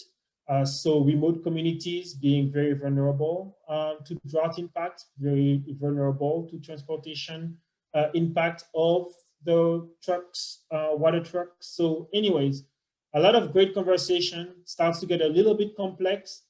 So a lot of cleaning up afterwards, but really good conversation, starting with water, ended up talking about housing, transportation, healthcare, and energy sectors. So thank you, my co-breakout groupers. Anybody else wants to report? Impression? Anybody else had to throw the rules like I did and just capture whatever discussion was happening? Yeah, it's pretty much what we did on wastewater. The rubric didn't last too long. We had a fabulous discussion on identifying kind of what we don't know, what our problems are at a higher level, and sort of thinking through higher level ways of solutions, which was really cool. Jack was in my group, and he threw out the idea, like, should we think of a long-term strategy to discourage people from being in these hazardous areas rather than trying to reinforce these areas to keep them safe, things like that. And our discussion went pretty far. I was pretty happy about it. But just like you, we definitely got off the rubric. As long as you captured notes, it's all good. Yes. Yeah, well, my group stayed on the rubric, and we did a really good job. Yeah, can you believe that? We were also talking about water. It seems like water was the thing that everyone was most interested in. We had folks from DPNR, EPA, and NGOs, and we really focused on kind of how cisterns provide a unique capacity in the territory, and how they, the cisterns largely survived a lot of the events, but they do get contaminated. So just figuring out ways to make it so people who have cisterns can clean them and clear them, remove the contamination, support things like bucket dipping that is otherwise unavailable for people who don't have cisterns, and largely trying to move down to like the household level and provide capacity for individual households to better provide for their own water. But also there was discussion about how there was kind of a disconnect when FEMA showed up, that they didn't even really know what the cisterns were, how they affected systems, and they thought that they were like crawl spaces, other kinds of things. And it took a while for kind of learning, both on the local side to the federal side, about how we could be utilizing these systems and how we should be thinking about them. As well as on the NGO side, it seemed like a lot of the discussions were mostly between NGOs and the federal government, and there wasn't enough discussion with the VI territorial government. So there's like this backup capacity that's really great for the water system in terms of people having potable water, but there might be disconnects in terms of the coordination and education associated with how to best utilize them. Awesome. Great. Thank you. Anybody else want to report about their group? A great discussion. You don't have to be the moderator to chime in. Sure, I'll go ahead and talk about my group. So we got through 3 of the different sectors. So we started with agriculture and fisheries. And what was brought up there within the fisheries is that it was pretty okay after the storms, and that there was a lot of cooperation among fishers, especially right after, which is not normal for this sector, but it was, showing a bit of the community there and helping one another. Also, we mentioned in agriculture that there are some issues with storing water, which is especially hard during droughts. And there's a need for compost to increase the robustness of that system. We then talked about the energy sector and how since the storms, there's been a lot done to improve the system. And there's even been some improvements in response time when we're fixing the services after, now following the hurricanes. And this may have been done because during the hurricanes, when things were rebuilt, it was rebuilt better than before. So it's easier to maintain now than it was before.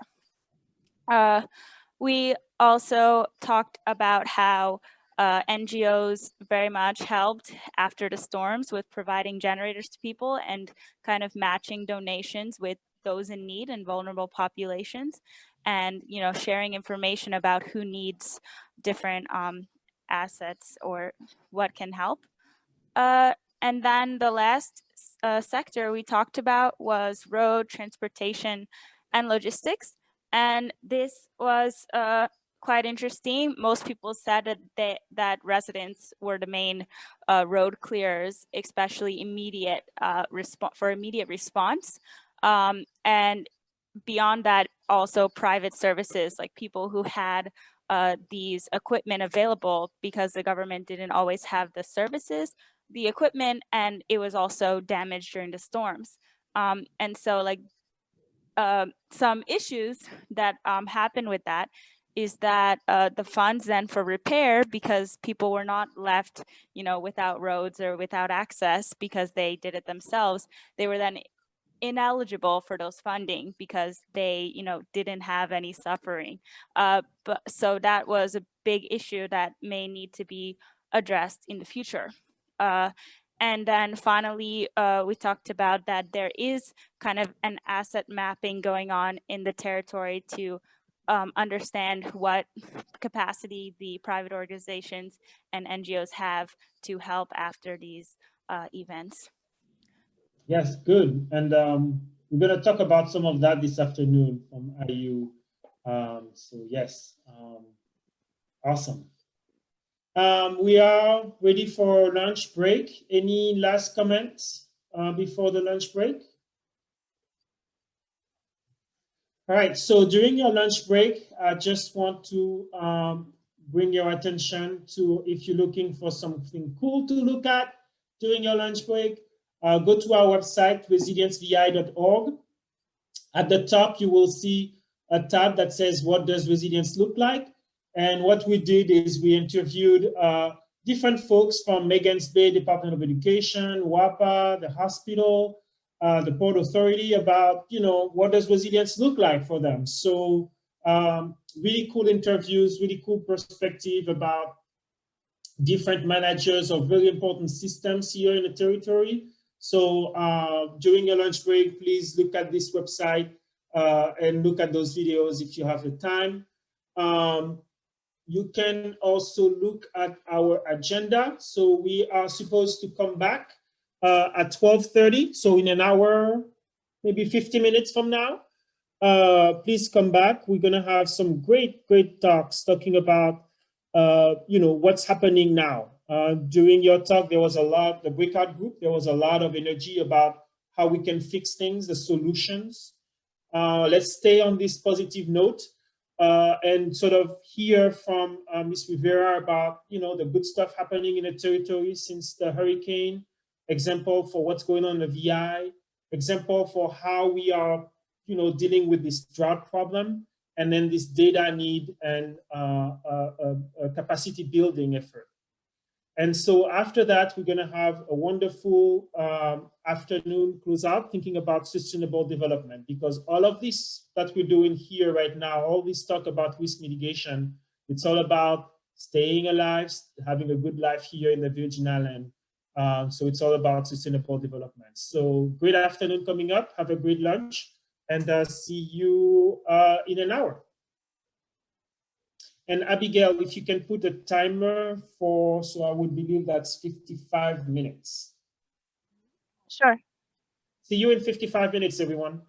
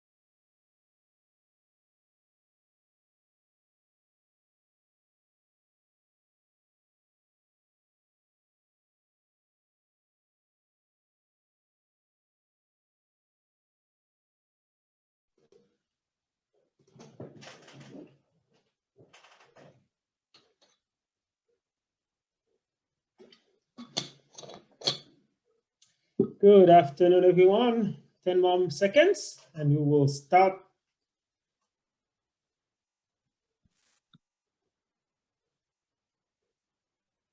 Hi, Elia. Great presentation, Elia. Thank you so much.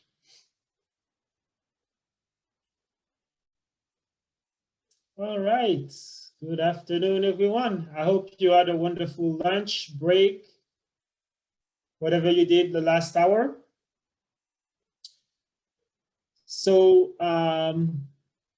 we're gonna have a wonderful afternoon. We've learned a lot this morning. We had 3 great talks that I think really worked really well together about the importance of investing in our infrastructure, in our service sector, the importance of getting as many voices in the room as possible, but really working with folks who are receiving the service the most.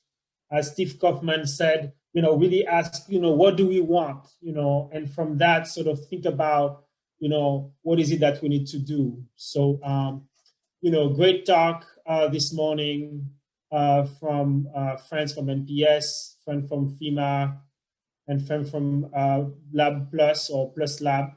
And so we're gonna have a good afternoon as well. So since we just came back from lunch, we're just gonna do a little quick poll. So Abigail, can you have the first lunch-related poll? Abigail, are you back? I believe you are.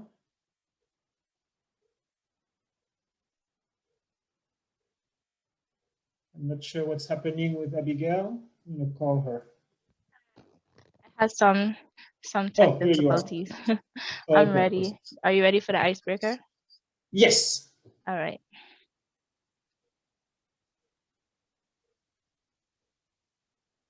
So I am launching a poll. It is one question, but it's a very important question. The question is, which pate do you prefer? And I answered. And the answers are rolling in.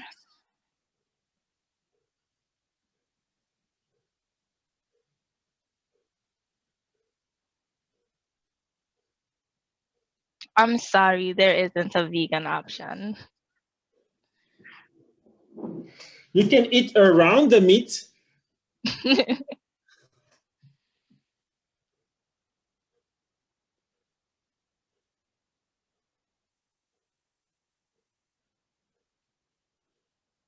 I think you're probably thinking roti. Roti will be for next year. Yeah, roti is a good one. Okay, so 42 persons answered so far. I'm gonna give it about 30 more seconds before I end the poll.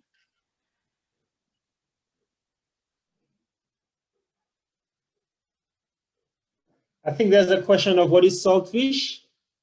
Saltfish is great. So that, Dave, next time you're here, you have to try.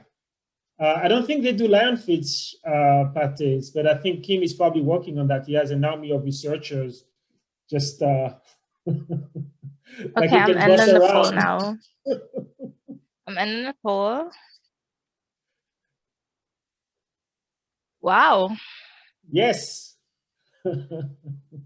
So beef and saltfish are tied with 40%. All right. Well, thank you. So we're gonna switch gear a little bit, and let's see. Yes. So we're just gonna do another poll very quickly about the services. So we're gonna hear about great stuff happening in the territory and elsewhere this afternoon. So before we do that, just sort of, we talked a lot about how things don't work. So the first poll, the poll that you will see now is about the service that you like the most. So Abigail, do you wanna? Yes, I just launched the poll. All right. So which one do you like most? It's not which one is important. That's not the question. It's which one do you like most in the VI for the services it provides you?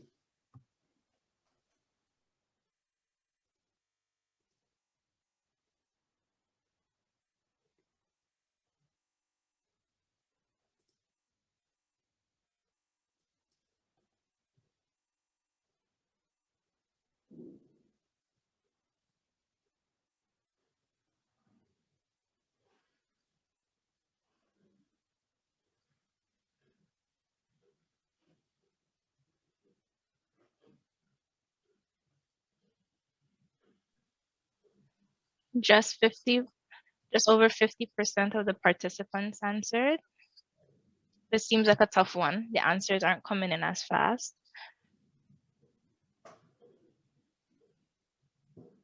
It's a difficult question. It's a question that we don't ask often, but there are a lot of things that are great in the territory. Hilary just gave a nice shout out to Vaitima. Yeah, if I may, I do think that that is relevant here. I think the communication through multiple platforms about hazards, both of health and natural causes. I do think that that's a really great service that the territory has prioritized and really grown with time. Yeah, thank you.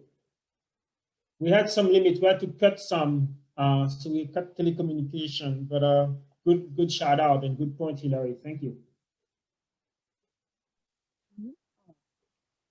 I'm going to give it about 20 more seconds. So what is working great? That's the question.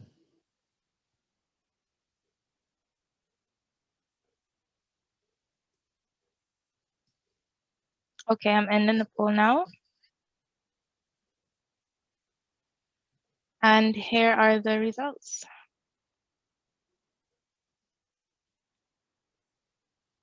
Yeah, so despite the lack of funding that we heard about yesterday, it's really nice to see arts and culture in the first place by a wide margin, actually.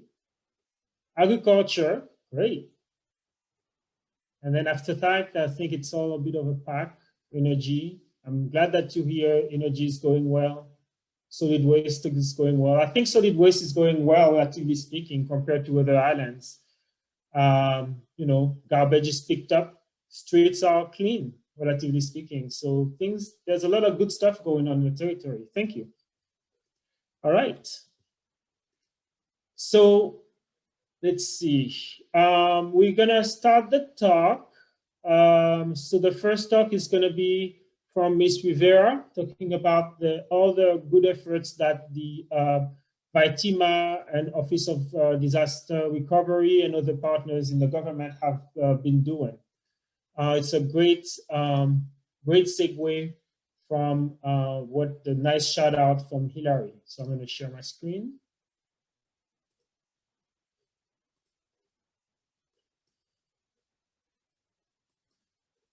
Oops, sorry, once again, I need to double check. Oops, I need to double check that I have shared the volume, and I did not.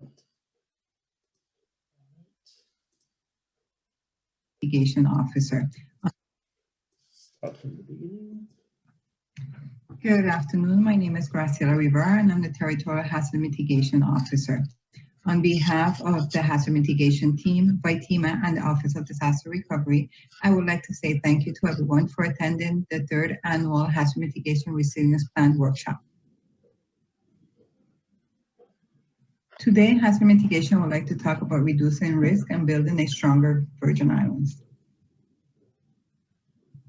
Mitigation under the Hazard Mitigation Grant Program. Mitigation is any long-term activity which can help reduce the impact of future natural disasters. Overarching goal of mitigation is to prevent or reduce the risk to life and property. Hazard Mitigation Grant Program goes into effect within 30 days after a presidential major disaster declaration. On the images on the side, we have some of the natural disasters that mitigation provides solutions or ways to reduce impact from. We have the earthquakes in Puerto Rico. We have a sample of the beginning of a drought in St. John. We have obviously a Hurricane Maria from September 2017, and we have a flooding situation in Charlotte Amalie, St. Thomas. HMGP project requirements. This is just a quick summary for familiarity. HMGP applications must include activities covered by the approved Territorial Hazard Mitigation Plan. It must support risk reduction activities and improve resiliency. It must eliminate or reduce the impact from future hazards, must provide a long-term solution for the community, must adhere to environmental, historical, and economic policies, must be technically feasible, and must be cost-effective. Cost effectiveness is measured using a FEMA tool called the benefit cost analysis. FEMA has created lifelines, and these lifelines enable the continuous operation of critical government and business functions and are deemed essential for human health, safety, or economic security. These 7 lifelines have been incorporated into the current hazard mitigation project application development process. They include safety and security, which includes law enforcement, security, fire services, search and rescue, government services, and community safety. Food, water, shelter, which includes all of the above, and agriculture, health and medical care, public health, patient movement, medical supply chain, fatality management, energy, power grid and fuel, communications, the infrastructure, responder communications, alert warnings and messages, finance, 911, and dispatch. Transportation, roadway, motor vehicle, mass transit, railway, aviation, and maritime.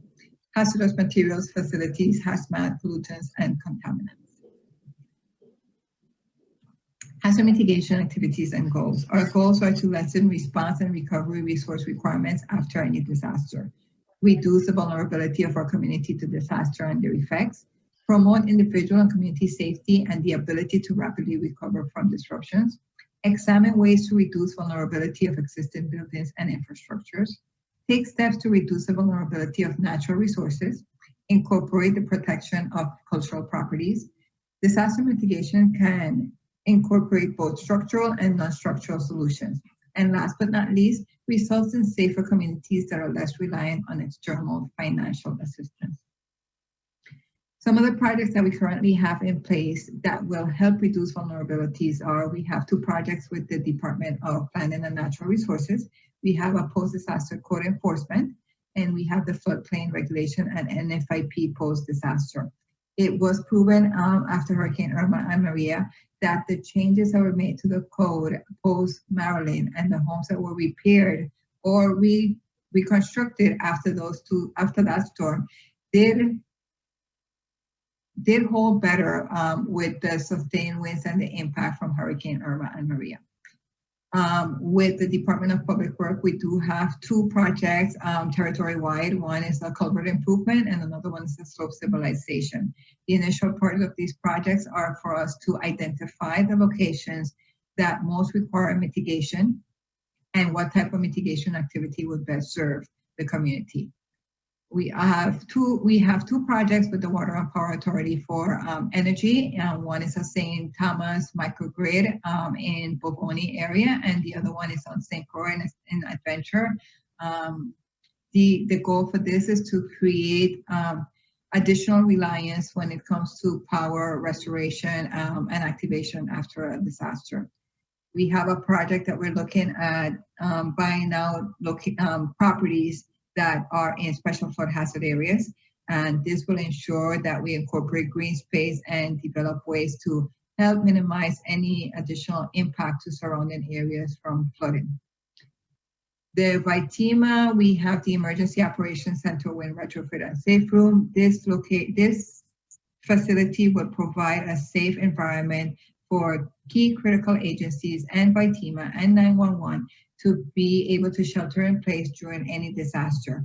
Part of this project include having a stronger infrastructure for communications in order to ensure that during and after the storm, there is some communication not only between the 4 islands, but also with the mainland.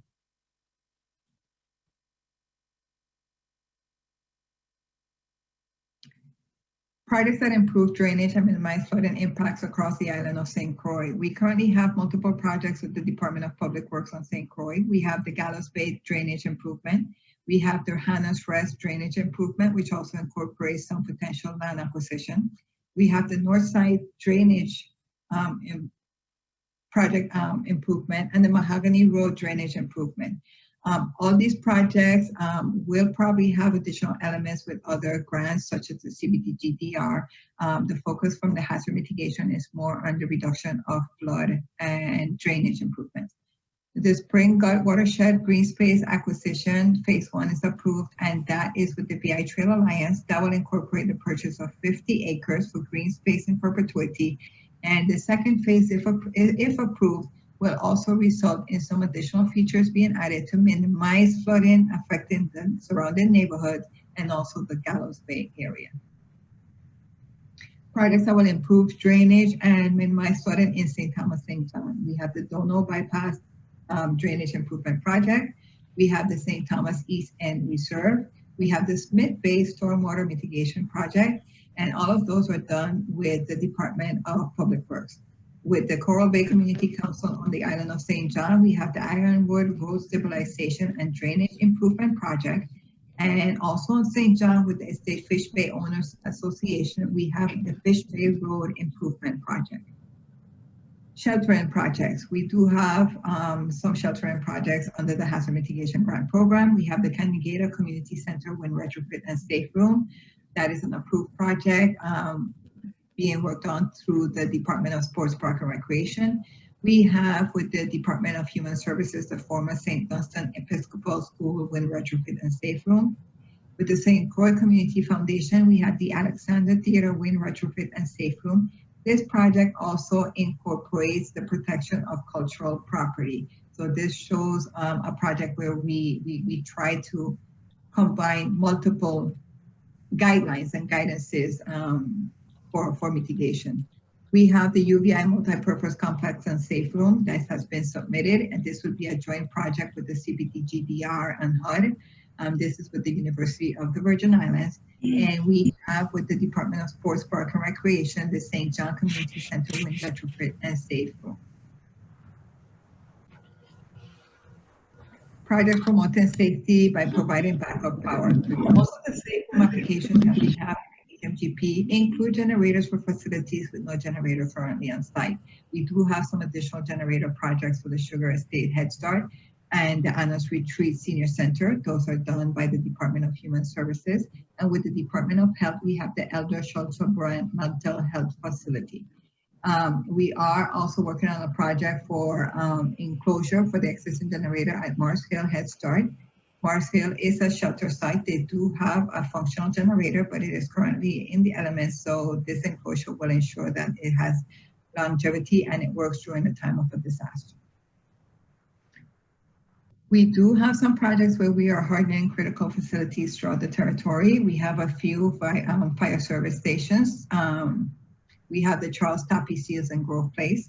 We have the Herbert L. Canigata Richmond Fire Station. We have the Emile Henderson Fire Station in Frederickstead, and we have the Emile C. Berry St. Thomas Fire Station. We also have for the VI Police Department, the Leander Jurgen Police Station in St. John. And we have this is with the Department of Property and Procurement, the Water Island Firehouse Wind Retrofit. For communications, we know that communication was a challenge after Hurricane Irma and Maria, and in order to facilitate quick recovery and communications for emergency services, the BIPD has a project for backup wireless hotspots. BIT has a portable communication towers, and then in addition to that, with the VI Next Generation Network, we are working on providing them with generators to ensure continuity with connectivity post a disaster. The top two projects have been approved. The one for VINGN has been submitted and is currently undergoing FEMA's review.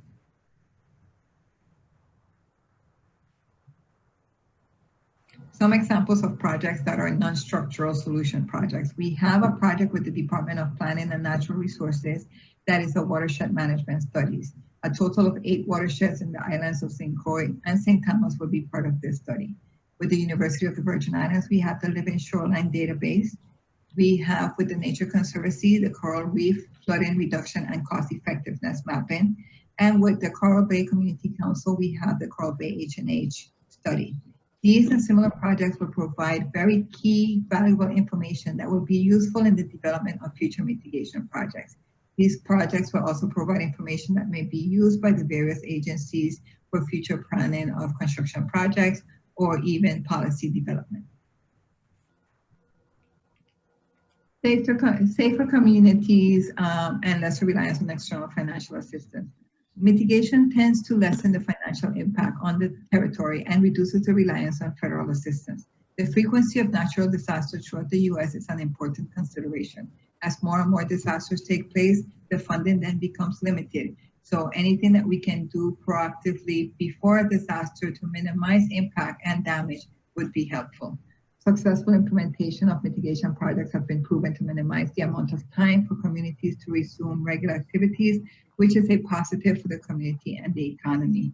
We saw this after Hurricane Irma and Maria, where lack of connectivity had a significant impact on the ability to do business, and ensuring that we have a quicker turnaround will be beneficial, not only for the community spirit and feeling positive and feeling like progress is happening, but also for the economy, which is very important.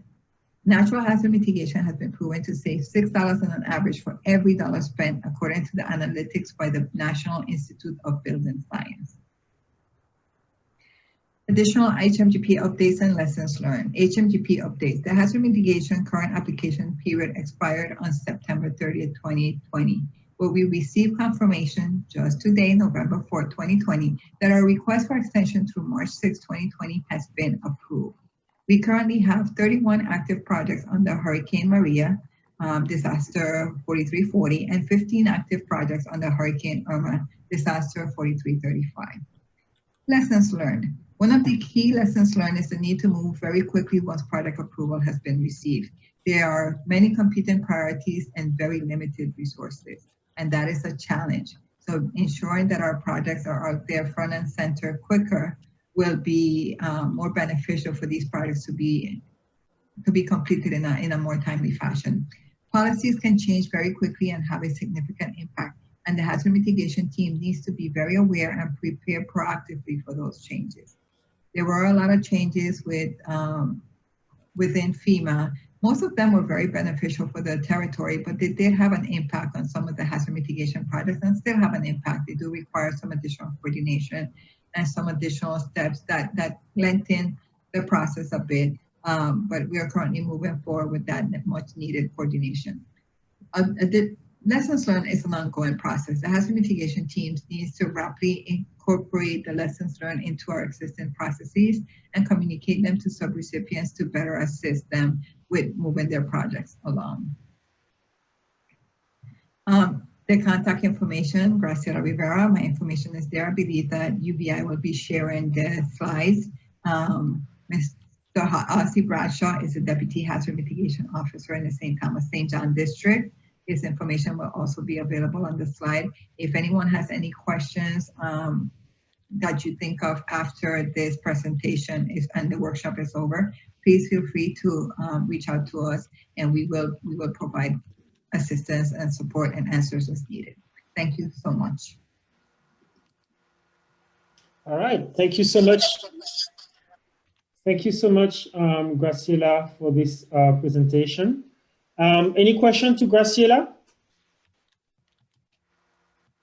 There was a question in the chat about where we can find information about existing projects, and I believe ODR is providing this, the Office of Disaster Resilience is providing this information.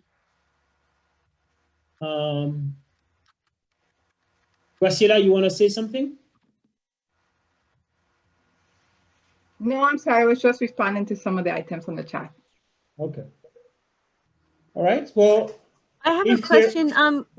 This is Kimiko from EPA. I was wondering, in terms of the hazard mitigation and resilience plan, I guess my feeling was that if it would be good to err on the side of being as broad as possible, because then all of the things that would be touched upon in the plan could be potentially funded, even if that wasn't a priority.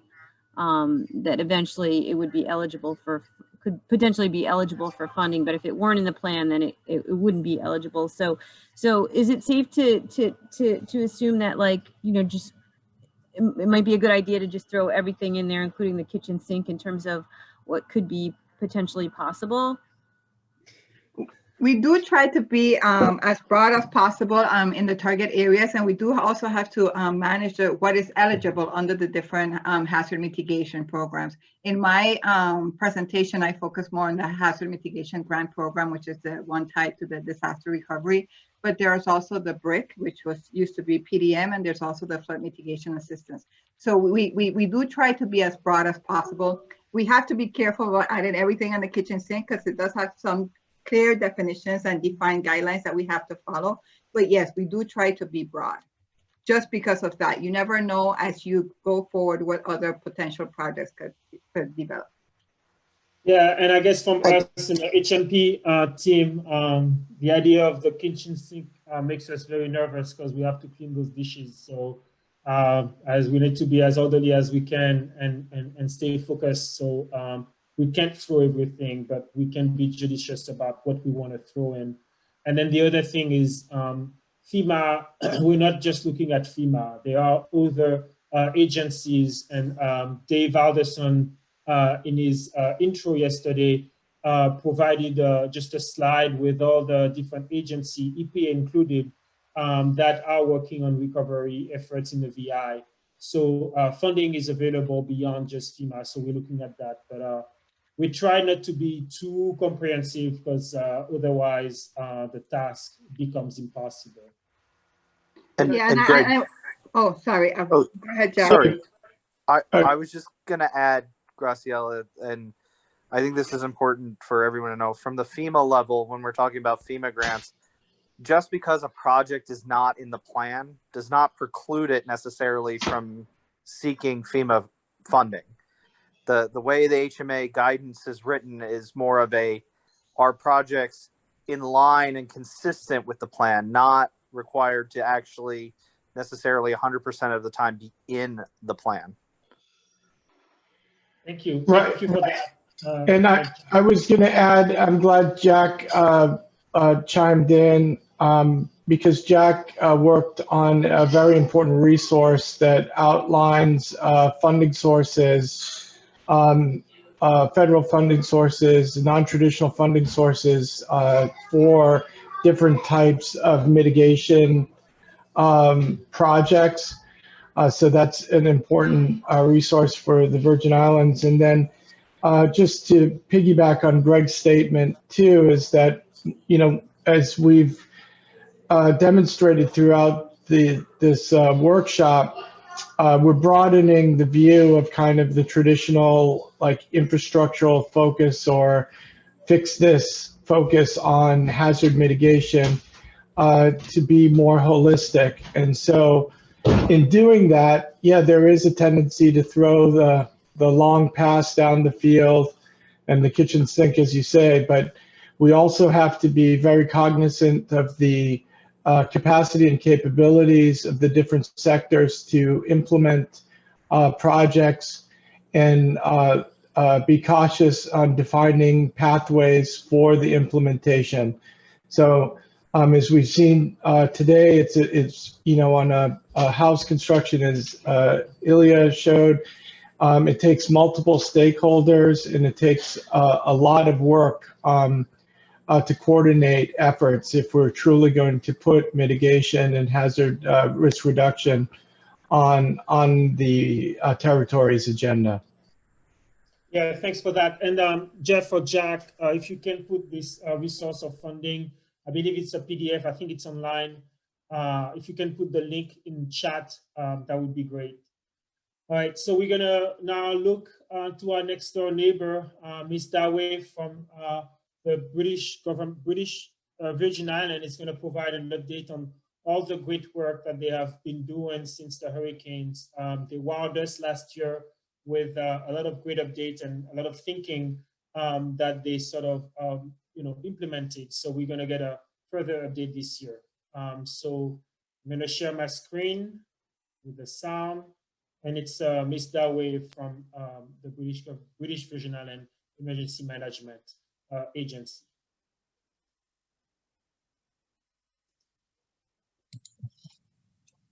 Good afternoon, everyone. My name is Melanie Dawei. I am the Technical Planning Officer from the Department of Disaster Management in the British Virgin Islands. I will be presenting on the risk reduction, resiliency, and the progress thus far in the territory since the 2017 events.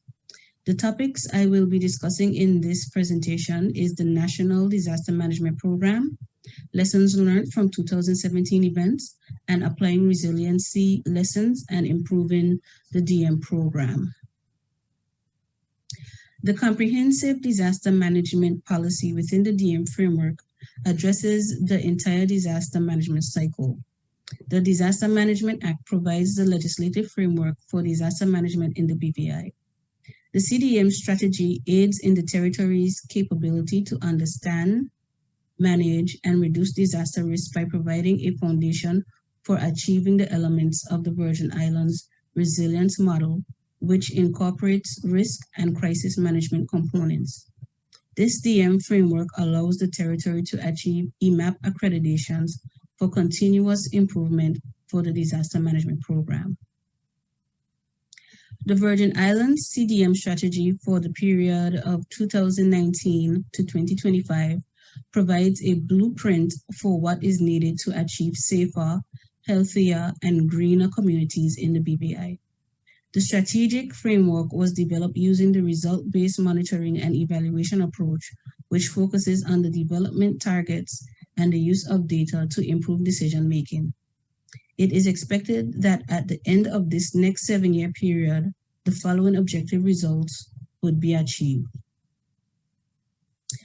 The role of the NDMC is to make recommendations with respect to the preparations of the National Disaster Management Policy and Plan, and to also approve the National Disaster Management Strategy Programming Framework and submit to Cabinet. The outcomes in the strategy are aligned to the Ministries of Virgin Islands government and the responsible standing committees of the NDMC, which are each chaired by the permanent secretaries, with the DDM providing technical advice, serving as the central coordination mechanism, identifying and addressing the gaps, and carrying out the monitoring and evaluation requirements. Lessons from 2017 events. So after the hurricanes, we prepared the after action report, which focused on 4 main questions. What did we intend to happen? What actually happened? What should we maintain from the event? And what should we improve on? It was clear that we were not prepared for that level of impact to the territory. So with these questions, we were able to find key areas that needed to be addressed. Some of the key areas that were looked into for better enhancement were the existing communications capabilities, as those systems failed during the storm, better volunteer management, revision of the building codes, the need for better emergency relief distribution management, and transport emergency planning. We also had challenges with debris management and finding housing for displaced persons and so forth. So these were areas that we realized that were not strengthened and that we needed to revise and update the DM strategy to better support these areas. Applying resiliency lessons and improving the DM program. A number of recovery projects have been completed throughout the territory. Many schools, community centers, and roads have been rebuilt. Water treatment plants have been rehabilitated, and many other reconstruction efforts are ongoing. We have our hazard monitoring and alert systems with new and advanced equipment. 90% of the communications network was destroyed in 2017. We have since installed 15 hazard monitoring sirens, 25 weather stations, and a number of other early warning systems that you see listed. So in the map below, it shows the siren range for that particular siren location. A sound attenuation study was done for each siren to assess and enhance the siren coverage for that community. So in the map, it shows how many buildings is covered, and it also identifies the building types. How many are residential, commercial, institutional, and so forth. We've also decentralized the contingency stocks with 6 satellite warehouses commissioned to support the central warehouse in different communities and is establishing a well-designed distribution system. This was done because our contingency supply was centralized in one area and needed to be dispersed efficiently to the remote communities. 3 satellite EOCs were commissioned at fire stations in the territory, with command and control supplies to function as community-level emergency operations centers to assist the community should they be blocked or inaccessible by other emergency responders. We are upgrading critical facilities such as shelters, schools, and other infrastructures to meet the SMART standards, which look at the non-structural and functional components of buildings and provide essential supplies and other services to these facilities.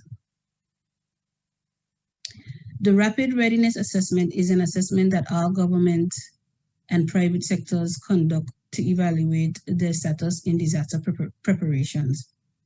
The Rapid Readiness tool was developed in order to capture their progress and determine their level of preparedness and identify the areas that they may need to address for better security.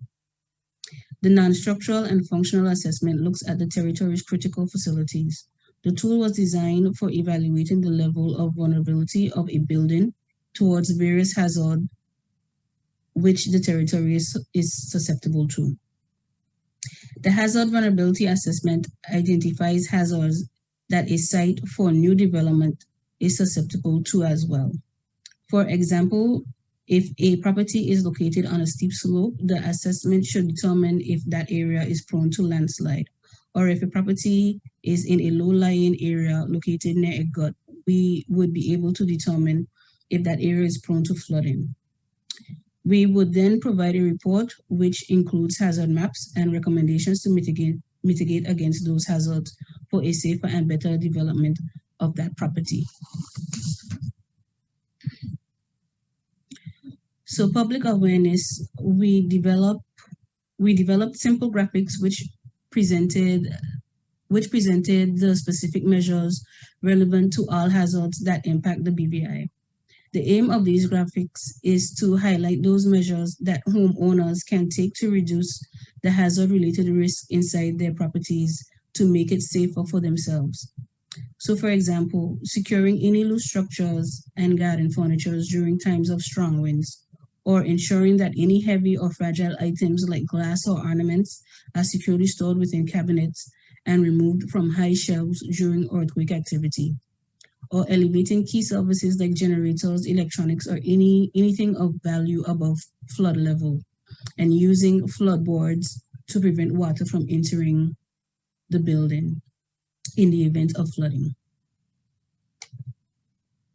So to tie everything together, this is the Be Very Resiliency model, which is a model that we use to create our DM strategies. It incorporates the risk and crisis management components, which includes mitigation, preparedness, response, and recovery.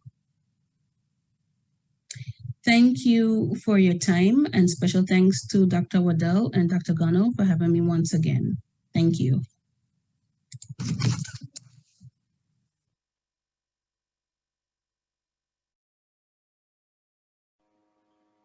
I'm muted. Thank you, Ms. Dawe.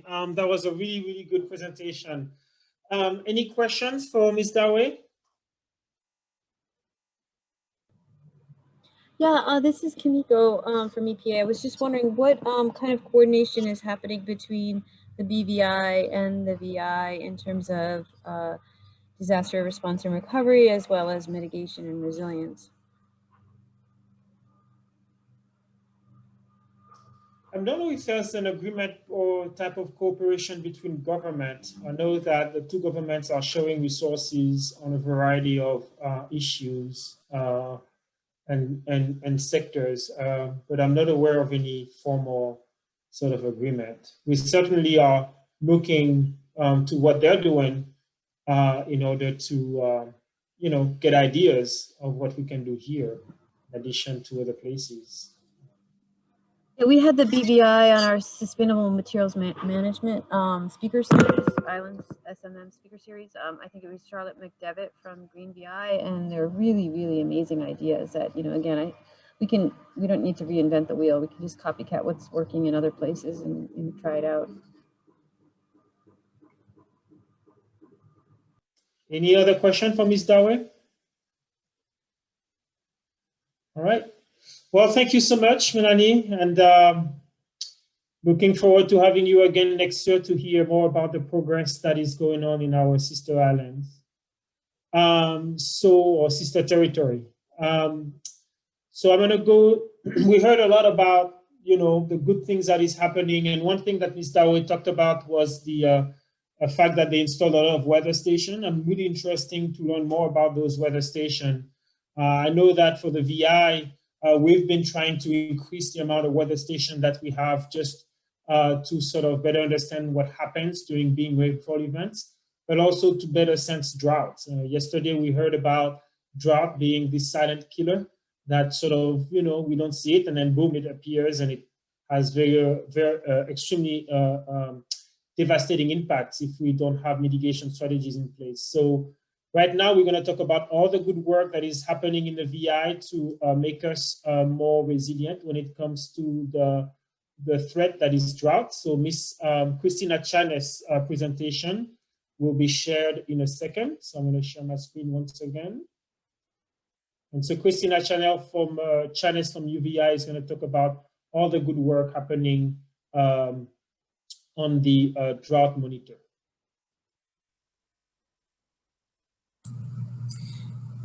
Good afternoon, and welcome to the 3rd annual Hazard Mitigation Workshop. I'm going to share Sensing Drought in the USVI, a virtual discussion exploring drought reduction, sustainability, and resiliency. Before we begin, I'd like to introduce you to some of our colleagues in the research community who support our efforts. They're from across the Eastern Caribbean, as well as the nation. So what is drought?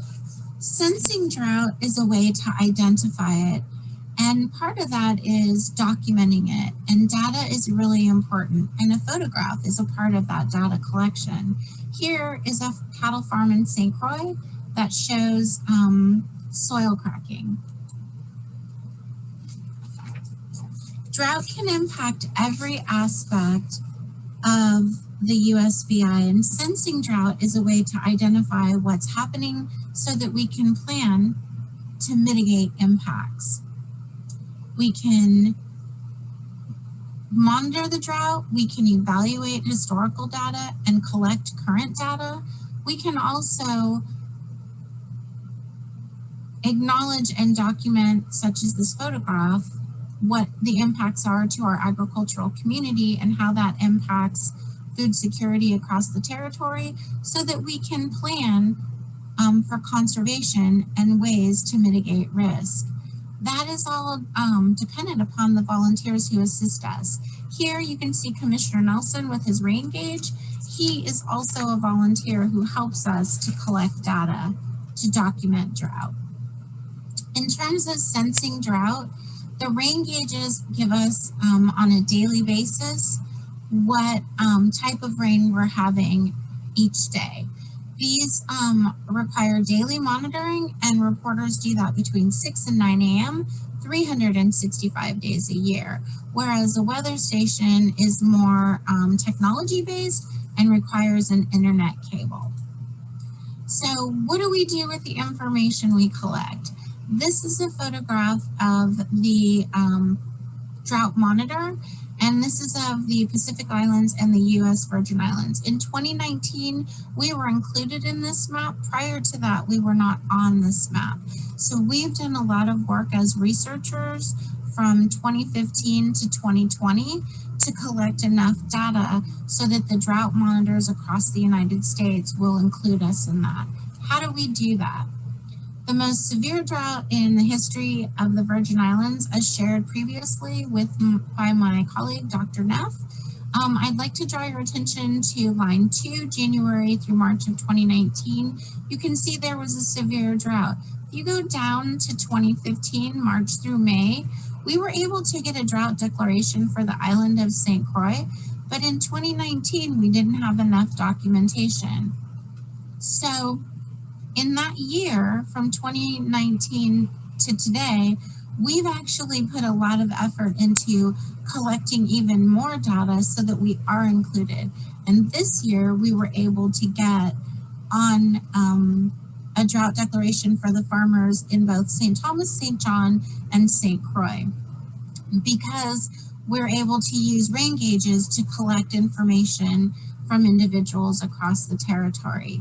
From the weather stations, this is a volunteer, Mr. Charleston, who lives on St. John. From 1994 to 2000, he collected information in Cruz Bay. In 2000, he moved over to Ajax Peak and began using a weather station where he now sends us digital information each month. We also look at and document historical data. This is the Harbor Master's book from the St. Thomas Harbor, and this book was loaned to us by the Frenchtown Historical Museum, who had this book on display. We found it, our students photographed it, digitized it, and submitted it on to the drought monitors who evaluated it and then put it in a national repository for other researchers to use. What's important to note here is that it's from 1917 to 1974, and 1917 is the year before the USVI was purchased by the United States. Other ways that we sense drought include photographs. This is a photograph of Trunk Bay on St. John, and Rafe Bouillon has been our volunteer and has been collecting data for more than 37 years. It runs in his family. His grandfather in 1908 set up the National Weather Bureau in Puerto Rico. This is a photograph again of Bordeaux documenting in real time on May 3rd what the conditions were at the pond there that they used to water the cattle and irrigate some of the crops. This is a photograph of Tide Village, and you can see from April 25th, May 9th, and June 27th, just how quickly the conditions changed due to excessive heat and a lack of rain. So what do we do with all that information? We work with our federal partners and the University of the Virgin Islands researchers, and we now are included in the drought update report for Puerto Rico and the Virgin Islands. This is done in English and Spanish and sent out to more than 2,000 people across the nation and the Eastern Caribbean. Drought has impacts for health. As it relates to climate change, there really is an impact to all of us on a regular and daily basis. Air pollution, the Sahara dust can impact us with asthma and cardiovascular disease. Dengue, chikungunya, Zika, those are all things that mosquitoes can cause due to climate change and drought. Also, when it rains and there's standing water, mosquitoes like to gather, and that can create illness. Asthma and allergies, there's also diarrheal diseases with water quality, and there's a lack of ability to supply food because we don't have water for irrigation. Lastly, I'd like to draw your attention to extreme heat and extreme weather. We know that there can be injuries and fatalities, and with extreme heat, cardiovascular and heat-related illness and death. So climate change has a big impact, and sensing that data, sensing what's happening, collecting that data, and sharing it with others is vital so that we can do our part to be resilient and sustainable in the U.S. Virgin Islands. I'd like to thank Dr. Waddell, Dr. Gunnell, Ariel McCall, as well as Dr. Neff, and Vitima and FEMA for all of the work that they're doing to put a plan together for hazard mitigation in the Virgin Islands. Thank you. All right. Thank you so much, Christina. Really good information about what Dan was talking about this morning, you know, collecting data, sensing, get other actors to help understand what's going on. Just looking at reports from the weather station gives us, you know, part of the story, but we have to go and talk to the farmers and hear what they have to say to see, okay, it hasn't rained for 2 weeks. What does that mean to you? Do we need to worry about it? And so because of this network of volunteers, of government employees, local and federal, we can then know when things are sort of going awry and think about and anticipate and adapt when things are bad. But we can also put in place mitigation strategies. We can also, you know, in one of my breakout group this morning, we were talking about ponds, and we saw a picture of a water pond so that we can have access to water when water is a scarce resource. So I think that was a great example of good stuff going on here in the territory. Any question for Christina? Yeah, I got one. Christina, awesome presentation. The work you've done is fantastic. This really, as I put in the comments, this great example of how sensing helps. I think we've done a bang up job on this. I'm anxious to see what you think are the next steps. I see agriculture is something everyone knows that we need. Drought stands in the way of agriculture to a large extent. Where can we build on this? What do you see as what's next? Okay, so Mr. Creaky put in the chat that he wants to know what's happening in Bordeaux. So I'll just briefly talk about that. Primarily, there's three things that we're doing. We're working with the National Weather Service right now to get two National Weather Service gauges in St. Thomas, one near the airport at Emerald Bay, and then we're going to put one out at Bordeaux, which will be on Mr. Bromond's property, which is right by the bus stop. And that will help us get on the National Weather Service system because their systems blew down post-storms. So we're trying to develop that system. The other thing that we're trying to do is work with LCCN, which is the communication network out of St. John. You heard about that yesterday. And we're trying to bring in wireless technology so that the weather stations can be taken up and put down in real time pre and post storms so that we can collect alternate data with the hardwired systems. And that's really exciting because that's something that we've been working on for a few years. That's military grade technology. And I finally, yay, UVI, we finally have the funding to do that. So we are going to do a micro project on that.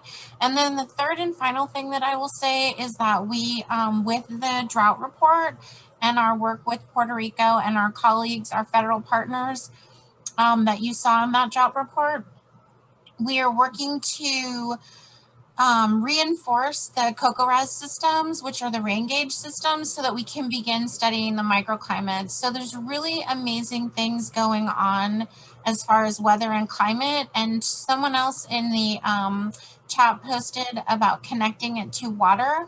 And as Dr. Gunnell can speak to, we are working on another grant where we are actually going to be able to do some testing for cistern water. We're partnering with the CDC and the Department of Health. And so we're trying to leverage those two components so that we can monitor and mitigate what's happening. And then we're going to move into the category of flood and try to work on the prediction outlook for that as well. So we should be on another map sooner than later. Thank you. Any other question for Christina? All right, well, thank you so much, Christina. That was really, really exciting. And I see there was a lot of discussion in the chat about water. So really, really good stuff going on. So what we're gonna do before our last and exciting talk, we're gonna take a little sort of poll and another little, I'm gonna also quiz you.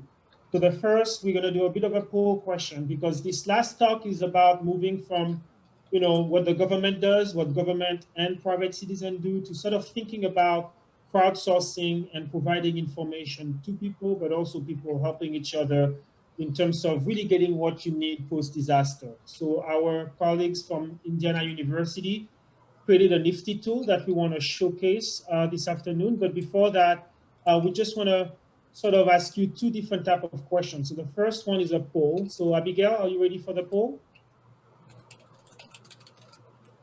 Abigail? I'm not sure if Abigail can hear me. Abigail, are you ready for the poll? Yes, I can't hear you. There appears to be a lag when I unmute. Oh. All right, so if you don't mind talking about the poll, and this poll question prepares us a little bit for the last talk, but also, acknowledges a little bit of the work that we acknowledged from nonprofits organization the past 2 days. So go ahead, Abigail. Okay, I just launched the poll. It should appear on your screen. It asks the question, what service from a nonprofit do you use the most or see the most? You have a max of 3 choices that you can use. or choose from.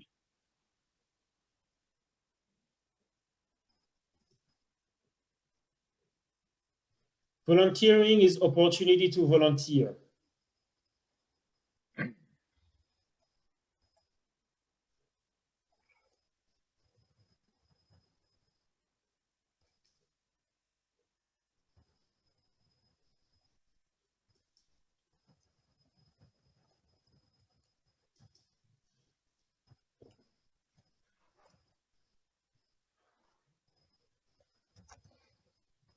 So think about the nonprofit organization. Maybe you don't use their services, but you probably see them around. So think about the services that they provide that you see the most. About 57% have voted already. So we're still waiting.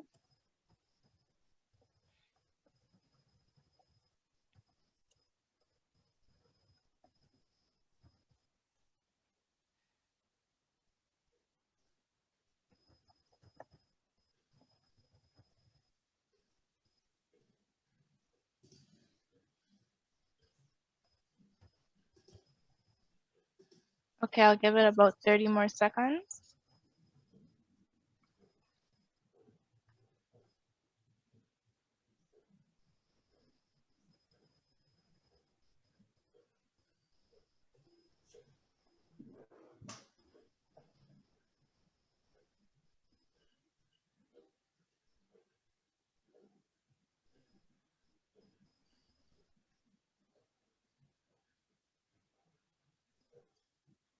Okay, I close the poll.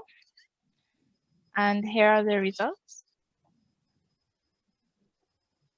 So the first one is preparedness distribution after disaster. So really the response and preparedness. Environmental stewardship, great. That's part of thinking long term, thinking about maintaining the ecosystem services that Kim talked about yesterday. Religious and faith services is also quite important, as well as animal and pets. Household items, we don't have as much goodwills in the VI, but there are a fair amount of people who depend on nonprofit for general household items. Shelter. There's also things that don't show up, like consulting services and all the good analysis and reports that are coming out of the nonprofits. So the nonprofit provide a lot of services in the territory. Nice. Anybody want to say something quickly about this before we move to the next exercise? Okay, so I'm just going to do another exercise, and this exercise is sort of reflecting on everything you've heard so far, all the talks that you've seen, and all your experience living in the Virgin Islands. So we're going to go back to our good old tool. Let's see. So we're going to go back to menti.com. And the question is, since 2017, what good things have happened? Ways in which the territory has changed for the best. Some of it has to do with the work that Vitima or the ODR is doing, some of the work that some nonprofits are doing.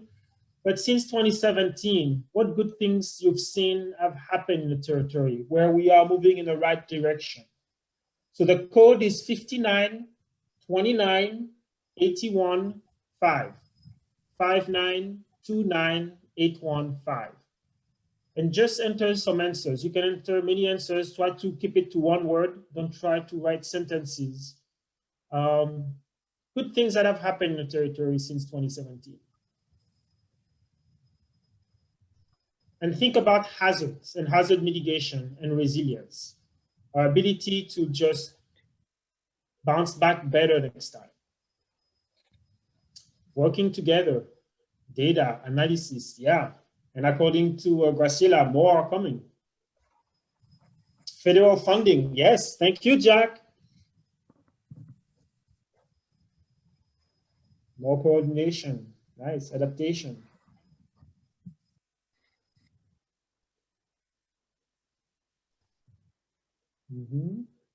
Working together, yes.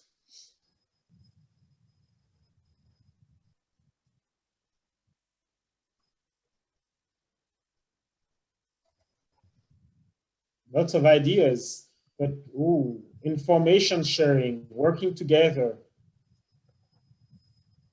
So a greater sense of community, I would say, based on this data. Just a few more seconds and I will stop sharing. All right. Well, this is good. This shows that somehow the way I read this is we are working better together, sharing information, coordinating. This is great. I'm really wondering what's behind the word adaptation. Can anybody share what they mean by adaptation?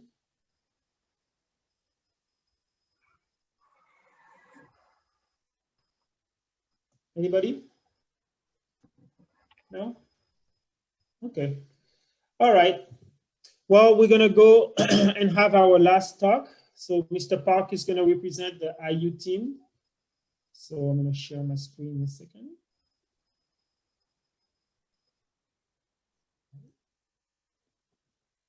Good afternoon. My name is Jeremy Park. I'm a first-year PhD student in health informatics at Indiana University, Bloomington. Today, I'll be presenting on behalf of my data science and practice team. Data science and practice is a project-based graduate course at IU Bloomington. Each semester, teams take on external projects, and we've been collaborating with the University of US Virgin Islands Data Science Program and the Hazard Mitigation Planning team since fall of 2019. This semester, our team has been working on a community resilience and resource exchange website to help US Virgin Island residents identify healthcare resources in their area and to support a greater community response to disaster. This project has been a team effort between IU students, staff, and alumni, and our US Virgin Islands sponsors, and we're very grateful for their support this semester. As we've discussed, the focus of this workshop is the resilience of the US Virgin Islands after a disaster. As climate change increasingly affects the US Virgin Islands, our project aims to help build community resilience through a data sharing platform that strengthens community response. The platform enables better connections between people and facilitates the sharing of information in times of need.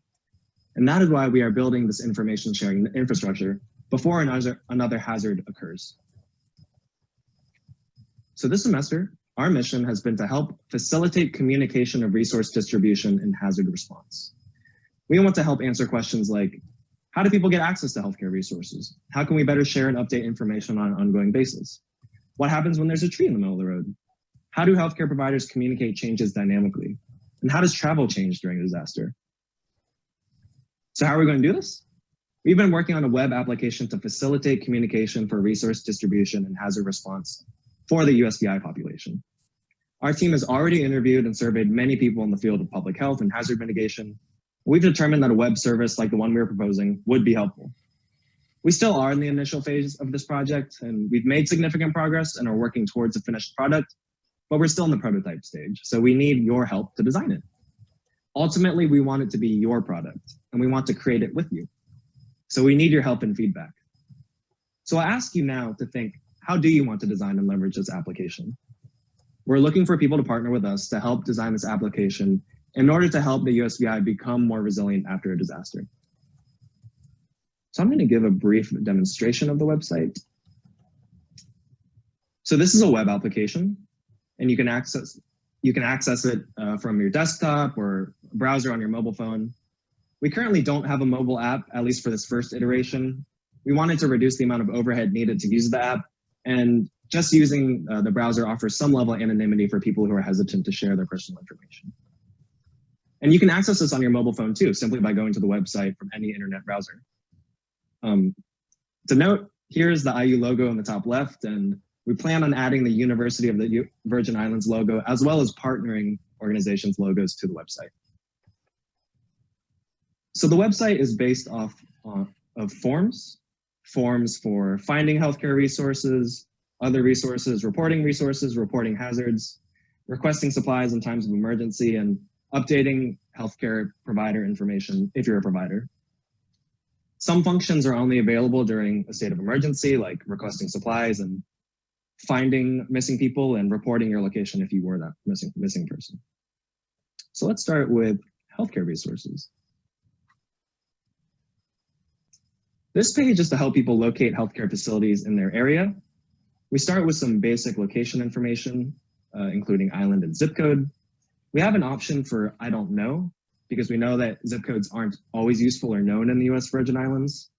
In the future, we want to add additional navigational aids like local landmarks or other location indicators to help pair people with services. So then we ask, what service are you looking for? You might need a chiropractor or a dermatologist. You might need a nurse.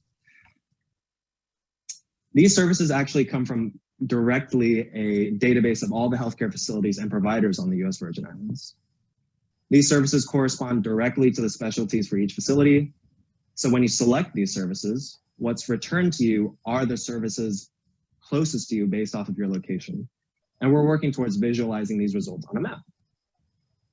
Next is other resources. As you can imagine, people look for other resources besides healthcare facilities. So we need another form to help people find places that have, let's say, clothing or medical supplies.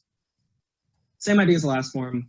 You give your location and what resource you're looking for, and what will be returned are places that have these services. And this will be visualized on a map as well. Next, we have report resources. The vision for this form is to provide a place where people can report goods that they're willing to share, and for organizations to report changes in services dynamically. So take, for example, the community response to COVID. Let's say some person has an abundance of toilet paper that they're willing to share. Here, they indicate that they have personal care supplies. Also with COVID, we know that facilities can change dynamically during crises, like how a church might be transformed into a healthcare facility. We want this form to help organizations quickly report changes in their services. So then you select how the resource might be distributed. Then we ask for some basic contact information and whether you consent to giving some of that. Now, we want to preserve anonymity as much as possible. We want to take the least amount of personal information as we can. But with the exchange of goods and in order to keep people safe, we need a little bit of contact information just to support that exchange. And you also indicate the type of resource. So in this case, it might be toilet paper. And then you submit the form.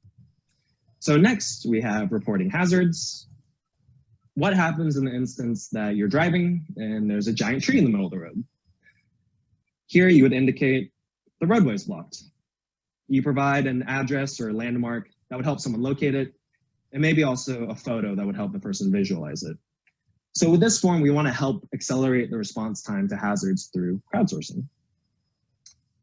Now, there are some functionalities that would only be activated in state of emergency, like request supplies.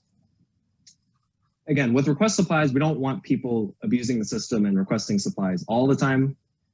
But in a crisis situation, this form would enable people to declare their needs. You need clothing, you need water, you need food. Just like with the report resources form, hopefully we could connect you to someone who has those resources. You state what you need and the other person has them, and hopefully we can connect you to. Ultimately, we want to use crowdsourcing so that the community can support each other. And lastly, we have two forms to help find missing people. In the Find a Person form, you state the person that you're looking for. And if you were that person, in the Report My Location form, you submit your location and your condition so that your friends and family can know whether you are safe. So this is a very quick overview of the application. As you can see, we've just shown some basic functionality, and we're currently working on a variety of features. Hopefully you've seen what an application like this could do. And we'd really appreciate your feedback on the design and how the information is presented to the user.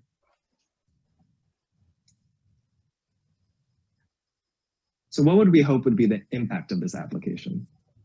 We hope to promote a stronger community response. We want the community together.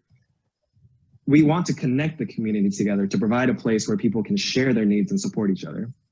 Just like with COVID, we know that a community response works in times of disaster. It's checking on your neighbor, it's texting a friend, it's sharing what you have, and it's asking for help. Hopefully all of this can promote a healthier and more resilient US Virgin Islands. We want to help increase the dynamic sharing of healthcare changes, where providers and organizations can communicate their changes more quickly. We desire data centralization to have a central resource where people can understand and access their healthcare resources better. And a faster hazard response. We want to help accelerate the response in times of disaster through crowdsourcing. What's next? We need to display the resource results on a map. We need to add functionality for resource management. And this is really where we could get help from local partners. We need people who can help facilitate and administer the exchange of these resources. We need help with facilitating safe crowdsourcing. This is a big design question. How do we design to keep people safe? And we want to automate geolocation so that we have more accurate locations of hazards and services. Like I just said, we'd love for people to join the team and help create the service, specifically local leaders, administrators, and facilitators to help guide the process of resource exchange. We want to partner with people who can help generate ideas regarding resource distribution and crowdsourcing design. Again, we want this to be your product, so we need your help designing and testing it. That is all. Thank you so much for listening. Again, we welcome your feedback. Please contact us, and we would love to work with you. Thanks. All right, thank you. That's very exciting. And looking at this great tool, I'm thinking it might be very interesting partnership. I guess my first question would be, Graciela, inviting my colleague, would this be something that you might be interested in partnering with IU on? Yeah, I mean, it does look like a tool that would be beneficial. Of course, with us, it's always a question of making sure there's the eligibility factors there. But anything that helps the community is definitely something we're willing to explore. So Jay Rawlings is saying, Jay, do you want to say something? Hi, Jay. Hey, Greg. Yeah, this looks like something that the VOA would love to partner in, especially since we're already doing work around asset mapping. We could probably build some of that work into this. Yeah, thanks. And the VOAD is, can you explain what the VOAD is for those who don't know? Sure, the VOAD is an acronym that stands for Voluntary Organizations Active in Disaster. We've just come back online this year. We meet on the last Friday of every month. We're open to nonprofits, faith-based institutions, private citizens, anybody that has a concern. The focus of the VOAD is preparedness from a community engagement perspective and partnering with local government. Each island has a COAD that's island specific, which is just community organizations active in disaster. And we have all sprung out of the long-term recovery groups that formed in 2017 after the storms. Thank you. Any other questions? Yeah, this is Kimiko. Wow, this is such a great idea and app, and I can see its applications in so many places. I'm a big fan of crowdsourcing and anything that helps build community.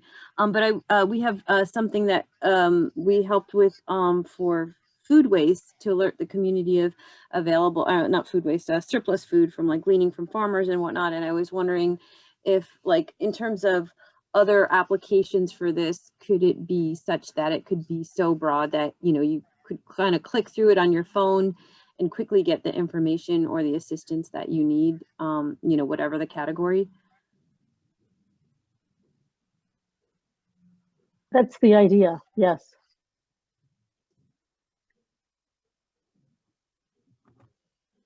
Any other question?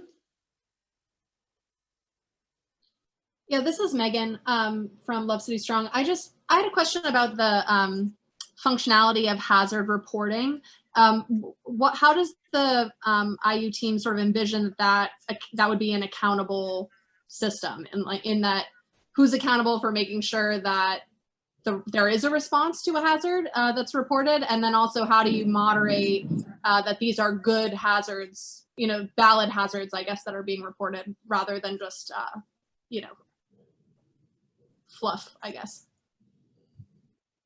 So I don't think this is as much about reporting hazard as it is to sharing resources. Okay, I mean, there just was that slide that was. Yeah, there is a slide about. Yeah.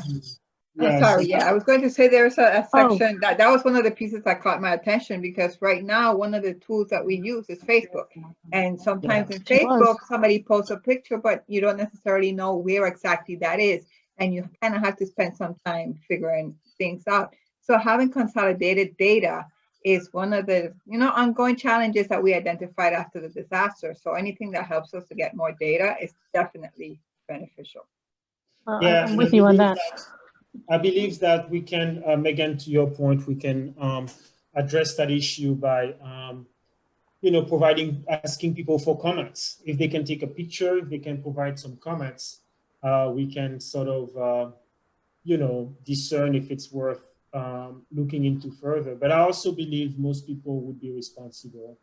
And maybe you would have initially some jokesters, but eventually I believe it would go away.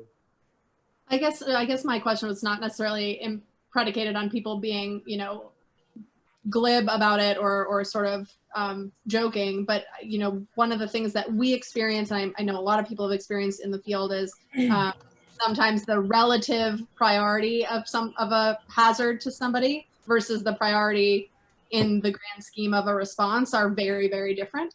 And so it was just a general question as far as like what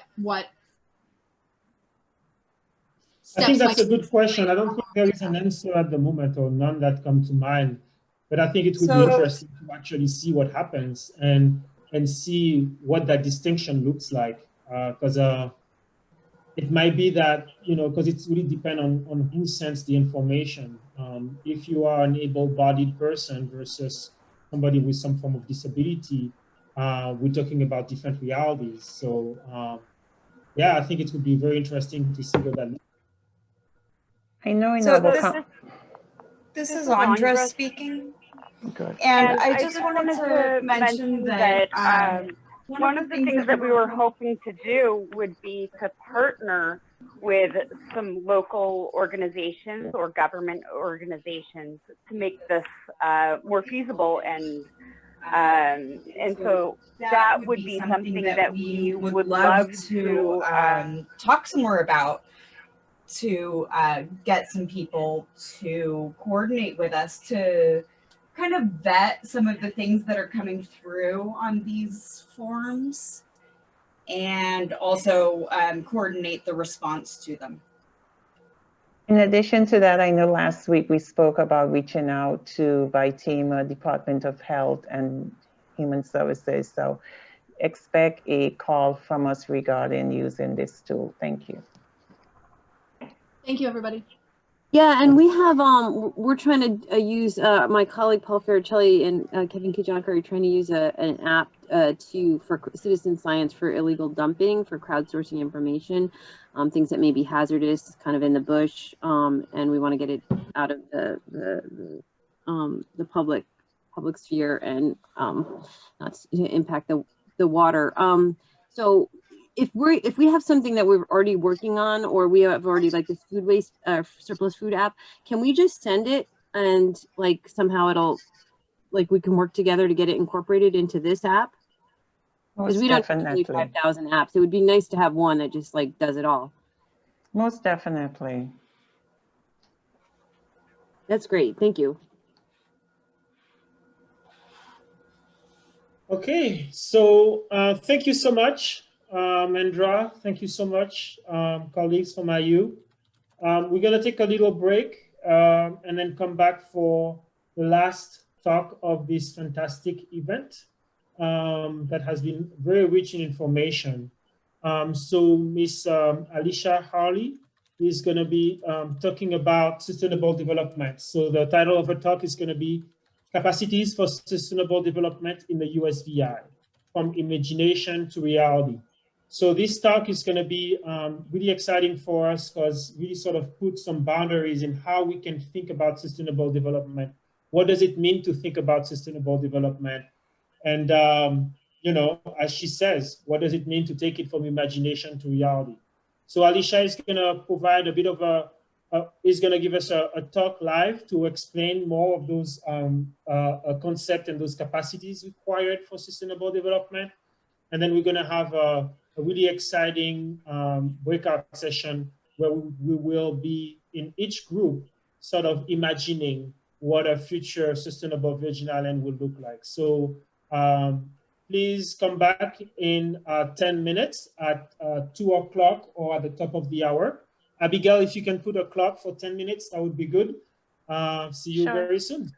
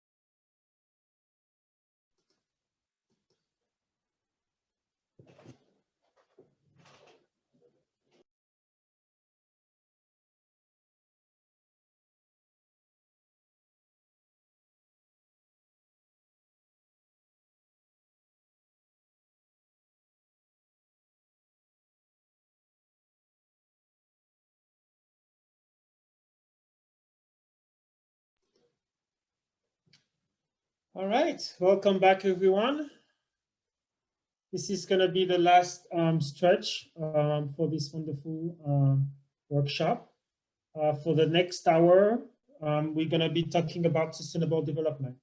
So when we think about hazard mitigation, one question that the team and I were sort of asking ourselves is, why do we do this in the first place? I mean, one is to save life, one is to save property. But at the end of the day, we have to mitigate the impact of different hazards in order for us as a society to continue to live the way that we want to, for continuing to sort of enjoy the benefits of natural systems, but also the various sectors in the Virgin Islands that we depend on, so that our well-being, our happiness remain at a certain level. Our family, our community life is as thriving as possible. And as you've heard in the last day or so, natural disasters really take us back. Dr. Wenner in his presentation yesterday really showed how different shocks and surprises just pull us back. Shelby Miscaldi from Legal Services talked about the fact that in the past 10 years we just progress, we move forward, and something happens and we move back. But Kim also pointed out that we've developed our territory quite a lot. We increased the imprint of development and had an impact on our natural resources that are dwindling. And now we have more things to protect. And that was sort of Jack's point. We have a lot to protect. And so we need to invest a lot in maintaining all that we have, so that when disasters strike, we are not taken by surprise. There are good things happening. And you've heard some of that in the talks today. But we also have a fair amount of work to do. And I think you talked about that in some of the breakout groups. But underneath all of this is this desire to stay and live and continue to live in the Virgin Islands and ensure that our children can continue to enjoy the benefits of living in the Virgin Islands. So this question of sustainability, sustainable development really starts to poke its nose. And that's one of the guiding principles for the HMP. Hazard mitigation, thinking about risk reduction, thinking about resilience, and thinking about sustainability. So as we embark in our last year of effort on this HMP, this question of sustainable development is going to start to permeate more and more what we are doing. So to sort of help us think through this, we reached out to a bunch of experts and others. And so today, Mr. Harley is going to talk about some of the work that she's been doing and sort of help us sort of frame some thoughts about what sustainable development can look here in the Virgin Islands. So I'm going to let her sort of take it over and take us on this wonderful journey. And she will also guide us through the breakout. And the last thing I would say before letting Alicia take over is moderators. So that would be Brian, Jerry, Ariel, Michael. You should have received an email with a document for your breakout group. So if you haven't seen it, please text me. But Dr. Harley, Alicia is going to guide us through this wonderful exercise. Alicia? Yeah. Hi, everybody. Thank you so very much for having me. It was exciting when Greg and Kim reached out. I have been living in the USVI for the past 7 or so months since the beginning of the pandemic, when my husband's job was here and I moved down here. And so I've been really appreciating everything these wonderful islands have to offer. But at the same time, I'm certainly not an expert in USVI. What I am hopefully a bit of an expert in is how to think about sustainability. I am part of the Sustainability Science program at the Harvard Kennedy School. And let me just share my screen with you so that I can give this talk.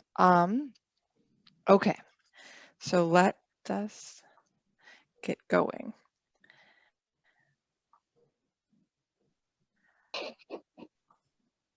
Is Greg, are you seeing the the slides properly? Okay, great. So today I'm going to be talking about sustainable development more in theory. What is it that we're trying to achieve when we're trying to achieve sustainability, and what kind of capacities do we need to pursue sustainability? We're going to focus in towards the end of the talk on two capacities, one of which I call, or we in sort of the theory of sustainability science call adaptive capacity, but resilience is certainly a term that's widely used for it as well. And we've been talking a lot about as we've gone through the 2 days of this wonderful workshop. And the second capacity we'll sort of dig into is transformative capacity, which we've talked a little bit less about, which is this question of, okay, sometimes, adapting to new shocks and surprises is enough, and making sure that we have the infrastructure, we're maintaining the infrastructure, we have the social systems to adapt to a hurricane or COVID or whatever else strikes us is enough. But in other situations, a development pathway, whether it's the whole USVI or maybe a specific sector like agriculture or water, is so precariously close to a tipping point or threshold that really we need to transform how the system is functioning completely in order to ensure that we can continue to have that system provide well-being, not only for people alive today, but for future generations. And looking under the hood of that, the theory and what sort of the past 20 years of sustainability science has to offer on that is a lot more complex, but that's the basic idea that I'll be getting at. So we'll do these great breakout groups where instead of talking about sort of, are we able to adapt, we'll hopefully be able to sort of think outside the box and think, well, if there are certain sectors where just adapting won't be enough, what would it look like to really transform that sector? And how can we imagine a very, very different future for that sector? So just a lot of the work I'm going to talk about today, and I have about 15 minutes, so I won't talk for long, comes out of this paper that just came out this year by myself and my co-author, William Clark. It's really a synthesis of the findings of sustainability science for the past 20 years. So if you're interested in what I have to say, certainly I would welcome you to read the paper, happy to send it to you, and happy to engage further on anything you find in it. Okay, so let's get started. So sustainability science starts with sort of a very, very basic question. It asks, what should be the human use of the earth? And for us in St. Croix, we can think about, well, and in the U.S. Virgin Islands, what should be how should we use these beautiful islands here? But the bigger question is, how should we use the earth? And there's not at all one answer to that question. I see many answers. You can imagine an answer from some people that really focuses on natural resources and preserving biodiversity, from others on sort of healthy urban environments with lots of cultural opportunities and great restaurants, for others on tourism, and others on sort of sustainable agriculture solutions. So there's many answers to this question, and I think we've certainly been grappling with that as a society for the past sort of 50 years. So how can we sort of dig down, and while we can't answer this question for everybody, what are the sort of building blocks that can help us answer this question in a way that we can have a collective answer to it, that allows us to agree on certain things and also importantly measure them going forward. So yesterday, you guys all in a word cloud that Greg created answered this question to some extent.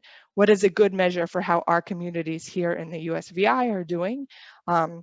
We focused on things like education, health, economy, employment, well-being. And I thought that was really interesting because what was identified, I thought, was exactly point on. It was these things that we need to consume in order to be well off, in order to live sort of our own definition of what the good life is. And I think that for many people is a is a fundamental definition for themselves of what sustainability is. On the other hand, you have sort of these the UN SDGs, which are 17 sort of goals that talk about land, that talk about water, that talk about education, poverty, and those are also important goals. But when you get all 17 of them, it's sort of often hard to figure out, well, what do we do here today with limited resources? And certainly, how do we make trade-offs across goals? So if our zero hunger goal conflicts with our life below the water goal, what do we do? And there is limited guidance in the UN SDGs to help us make those trade-offs, especially at the sort of local level or where the, so going back to 30 or more years back to 1987, the World Commission on Environment and Development, also known as the Brundtland Commission, actually sort of, to me, created the most sort of succinct definition of sustainability that has been reaffirmed over and over again by international commissions. And that is that humanity, fortunately, has the ability to make development sustainable. And what that means is it needs to ensure that it meets the needs of the present without compromising the ability of future generations to meet their own needs. So that definition is at once, very difficult to achieve, but also easier to keep in your mind as okay, to get to sustainability, we have to think about people today, especially vulnerable communities. And so often during our workshop, this issue of vulnerability has risen to the surface, and how do we meet the needs specifically of those most vulnerable in transportation, in housing, etc. But then this other question was often left off the table. How do we also make sure that future generations are able to meet their needs? How do we ensure that USVI is not just meeting our needs today, hopefully more equitably, but also making sure that in 20, in 50, in 100 years, we're passing on what we need to future generations to meet their needs? So one of the sort of key findings of sustainability science is essentially what I just articulated in my discussion of the definition from the World Commission on Environment Development, which is that the goals of sustainability development have been debated through multi-decadal deliberative process around the world, and that we've landed on this widely shared common vision that sustainable development is equitable improvements in human well-being within and across generations. So I think when people use the word sustainability, it's often used for a sector or for a sustainable accounting or some very specific thing. And I think if one message that I'm really trying to pass on here is that we push back and say, no, sustainability is about taking care of people today equitably and taking care of future generations.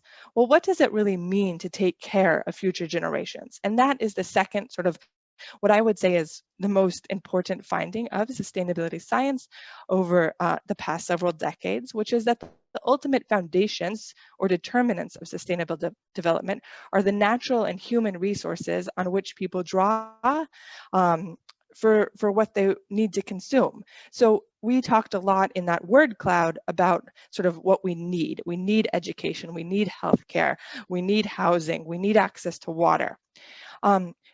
But that's actually, a lot of those things are the services we're consuming. What are the things that we need to generate them? And those are the resources, the ecosystem services, the energy, the oil or solar power that we talked about, that Kim talked about in his talk. So for development paths to be sustainable, they have to not deplete the resources. And I think that's really key. So we have to maintain a resource base, and that's not just natural capital, it's also human capital and manufactured capital. And we talked today about the importance of maintaining our manufactured capital, and we need to be able to pass down those resources to future generations. So thinking about the long term, it's really not, okay, we don't know what people will need in terms of education or healthcare in 50, 100 years, but we can ensure that we're passing down a bundle of resources to future generations. So I would say that's the sort of second main finding of the field. Third, and I think we've talked a lot about this during the last few days, is that interactions between nature and society in the Anthropocene system, which is our term for the world, or in this case, the USVI, are interconnected, they're complex and adaptive, and critically, they're subject to heterogeneity, non-linear relationships, and innovation and power sort of play formative roles in how our world, how the USVI is moving along. I think, with all of the discussions of shocks and surprises, whether they're coming from natural hazards or from the economy, it was clear that these sort of non-linear interactions are a fundamental aspect of our reality. So because of that, we know that the world is inherently unpredictable and subject to deep uncertainty. And we really have to figure out, how do we manage for sustainability in this kind of uncertain context that can't paralyze us? It certainly, we need to move forward. And then the question is sort of, what kind of governance institutions and what kind of capabilities do we need as a region to move forward under this fundamental uncertainty? And I think that's something that's come up across the workshop over and over again, is how do we move forward in the face of the many risks that the islands face? So those 4 things are really what this field has sort of found fundamentally, which some of them seem on the surface quite obvious, but they're also often profound. In this very complex paper that I'm speaking to, we developed this figure, and I don't want you to try to understand it right now. I usually spend, about an hour alone building it up. But what I do want you to focus on in it is this idea that this world that we're living in, for now, let's assume it's the USVI, has resources that we've talked about during this workshop. We have goals, which we've talked about. There's actors and institutions, and of course, we're trundling along into the future. And here in the future, we have alternate development pathways. And some of them are good and some of them are bad. But really a big question is the one that we're on good enough? And how do we stay on it when there's big shocks? Or are we getting close to thresholds and tipping points where suddenly the well-being of our society is going to quickly degrade? And in that case, what do we need to do to move from one development pathway to another? So this is sort of a simple way of imagining that, of saying, okay, this one development pathway seems pretty good. Let's try to stick on it. In which case, what we really need is adaptive capacity to stay here.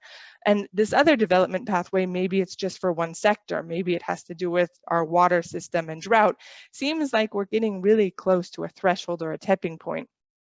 So how do we push ourselves across from one development pathway to another? It's not always so easy, because these development pathways sort of have a lot of magnetism to them. They're not just about our natural systems, but they're about our social systems, our rules and our norms, and the power structures and incumbent actors and institutions that benefit from the status quo. So that's the image I'd love you to keep in your minds, just sort of this little bit of this framework as we get into our breakout sessions. So the last thing I'm going to talk about are sort of these 6 capacities that we argue in this paper are fundamental to ensuring that we can promote sustainability, both for people alive today fairly and leave the resources necessary for future generations. And I'm going to focus really mostly on adaptive and transformative capacity. But just quickly, the other capacities are, well, the capacity to measure. It's something we've talked a lot about. We need to be able to, we need the data, and we need to be able to share the data to say, well, how are we doing? And one of the fundamental things our community argues that we need to be measuring are these asset stocks. How is our natural capital doing? Is it declining? Is it increasing? Of course, you can break natural capital into lots of different buckets, but overall, do we know how we're doing? Do we know how we're doing in terms of human capital, education, health of our population? infrastructure, manufactured capital. So the ability to measure sustainability is fundamental to knowing whether we're heading in the right direction or not. Another example is equity. We heard over and over again throughout the workshop that, you know, the USVI is doing okay for a lot of people, but certainly not for everyone. And there are specific vulnerable communities who have huge and immense barriers in accessing healthcare, accessing transportation. So how do we ensure that our governance systems are not just, you know, focusing on the mean, the average person, but really taking into account the less advantaged? And so I could go around to all of them, and in the paper we do talk at length, not only about sort of what we know about each of the challenges facing these capacities, but also, and luckily, the sort of vast amount of knowledge we've developed over many decades about how do you promote these capacities. But I'm going to focus now on adaptive and transformative capacity so that we can get into our breakout groups. So sort of, I'll start on each slide with the key findings of adaptive for each of these capacities, and then get into sort of what we know about how to build them. So for adaptive capacity, it's a lot of what we've talked about already in this workshop. Adaptive capacity is necessary for sustainability development. For sustainable development, you have to be able to adapt to the inevitable shocks and surprises that the world will throw at you. We also know that richer is safer, which is not always a helpful thing to be reminded of, but the more resources you have, the better capacity you have to adapt.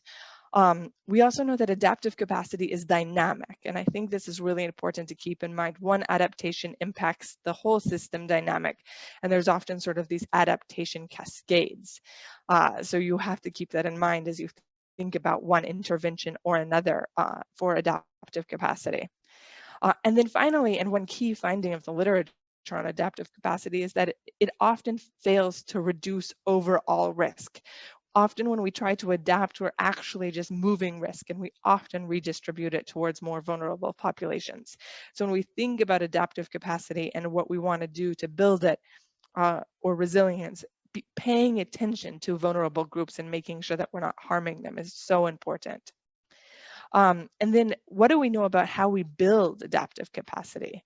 Well, we know that richer is safer. So in general, the more resources we have, the better able we are to adapt. And I think the USVI is well positioned in some ways compared to other islands in our region to adapt because we do have often more resources. We also know that heterogeneity helps with adaptive capacity. The capacity to adapt often rests on our ability to innovate and find new ways of doing things. So we don't want to close ourselves off, and our ability to check in, sorry, is this still working? I had something weird happen on my screen. Our ability to learn from our neighbors and how they're doing is really important. And we know that connections really matter. We need to be able to connect with those neighbors. And finally, that there's no single silver bullet. There's no panacea to help us adapt to shocks and surprises. And that there's always going to be multiple trade-offs between one and another. But I think all of this was really well covered in all of the talks throughout the workshop. So I won't stay on that. I think we'll move to this question of transformative capacity. And for transformative capacity, it's really, we don't need it in every single situation. Oftentimes adapting is what we really want to do, maintaining our infrastructure, ensuring that it's in a position to respond to the next hurricane. But in other situations, business as usual is really not going to continue to work for us, and we are going to fail to pass down the necessary resources for future generations unless we change something. So this is the question of, well, how do we start doing things really differently? So transformative capacity is also necessary for sustainable development, and it complements adaptive capacity. It involves shifts across regime thresholds, resulting in future development pathways that are qualitatively different from the one we're currently in. Like adaptive capacity, heterogeneity and innovation are the heart of transformative capacity. So you need new ways of doing things, new types of infrastructure, new technologies, new social institutions. But unlike with adaptive capacity, transformative capacity requires much larger shifts away from equilibrium and usually requires substantial shifts in socio-technical and environmental systems. Transformation must overcome path dependence caused by both increasing returns to scale and the actions of powerful actors to block change. And I think this point about power is really important. And how do we build adaptive capacity? There's a couple of different ways that we try to do it, efforts in sustainability science have tried to do it. One of them is to anticipate things. So anticipatory approaches where we seek to illuminate dangerous trends in development pathways and look for alternatives that will transition development pathways from a dangerous pathway full of tipping points to one where we think we're sort of safer. Common methods for anticipatory approaches include modeling, assessments, foresight exercises, and scenario building. And then there's sort of a new way that's sort of just evolving, but more and more people are playing with. And I think that's what we're going to try to do today in our breakout groups, which is sort of the ability to craft radical shared imaginaries. And the argument behind this is that a lot of the changes in different sectors that we have to make are so huge that they're a little bit scary to think about, and being as specific as we can about what those futures might look like and really imagining ourselves in them, not just what infrastructure we would have, but certainly that how our natural resources might look, what kind of social norms and institutions we would need to get there, and how our lives would be is part of this discussion. So imaginaries are collectively held visions of good or attainable futures. And imaginaries make radical visions of the future more real. One example is a lot of the talk around the Green New Deal, at least in the United States, and efforts to really articulate what would that look like in people's daily lives. And they can in turn stimulate new laws, regulations, investment in infrastructure, education, natural resources, etc. So this is, I'm getting right to the end, but when we think about which future we want, this is an image from the TELUS Institute from their own sort of transformative capacity work, but we could think about a conventional world, which is about where we are today, a much worse world, or something really transformative. But to get to that transformative one, or to get to one where we might be able to pass down a future for future generations that is better than the one we have, we really have to come up with ways of articulating what that might look like so we can think radically enough. So that is the end of the main part of my lecture. I hope that I was clear enough. Greg, should I describe the breakout groups?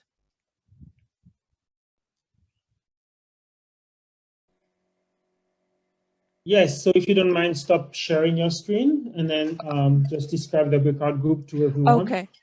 That would be good. All right. Unless you want to keep that slide. No.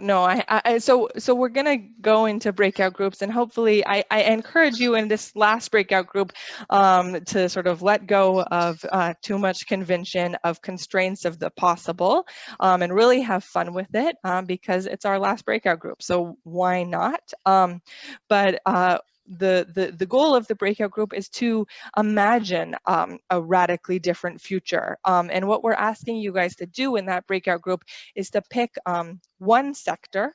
So don't pick any sector. Don't try to, I mean, if you want to, you can try to do it for the whole socio-technical system of the USVI, but that will be hard. But pick one sector, or I like to think of them as human needs. So we need food, we need energy, we need healthcare and education, and whichever one interests your group, and then go through this sort of 3 slides of worksheet that your moderators will have, and talk and imagine a very different future for how that might look. So on the first slide, we ask you to think about how the sector is doing right now. But then in the second one, we ask you to really describe 2 radically different different imaginaries for the future of that sector in the USVI, and be as creative as you want to be. And then this third slide, if you have time to get to it, is really imagining the implications of that imaginary for human well-being. I hope that some of your imaginaries are sustainable, that will lead to a future for future generations that's livable. But some of you might enjoy sort of a more dismal view and coming up with an imaginary that gets us somewhere we might not want to be, but is worth exploring. So that. And so, Alicia, sorry to interrupt, but yeah. Before we go to breakout group, do you have time for maybe a few questions? For sure, yeah. Any questions from the audience? If you don't mind, stop sharing your screen so we can. Oh, you can share screen at the end. There we go. Hey, Alicia, Miguel here. Hi, Miguel. I love your research. I just came across your paper and I'm gonna digest it soon. But I saw the elements that you were trying to pin down, and I remember that ISO has this standard 37101, which is continuous improvement for sustainable development, and it has the metrics and all that. I was just wondering if you had come across it as a way to address the issues that come up, the resistance, for example, political resistance, resistance to change, power, and all those things.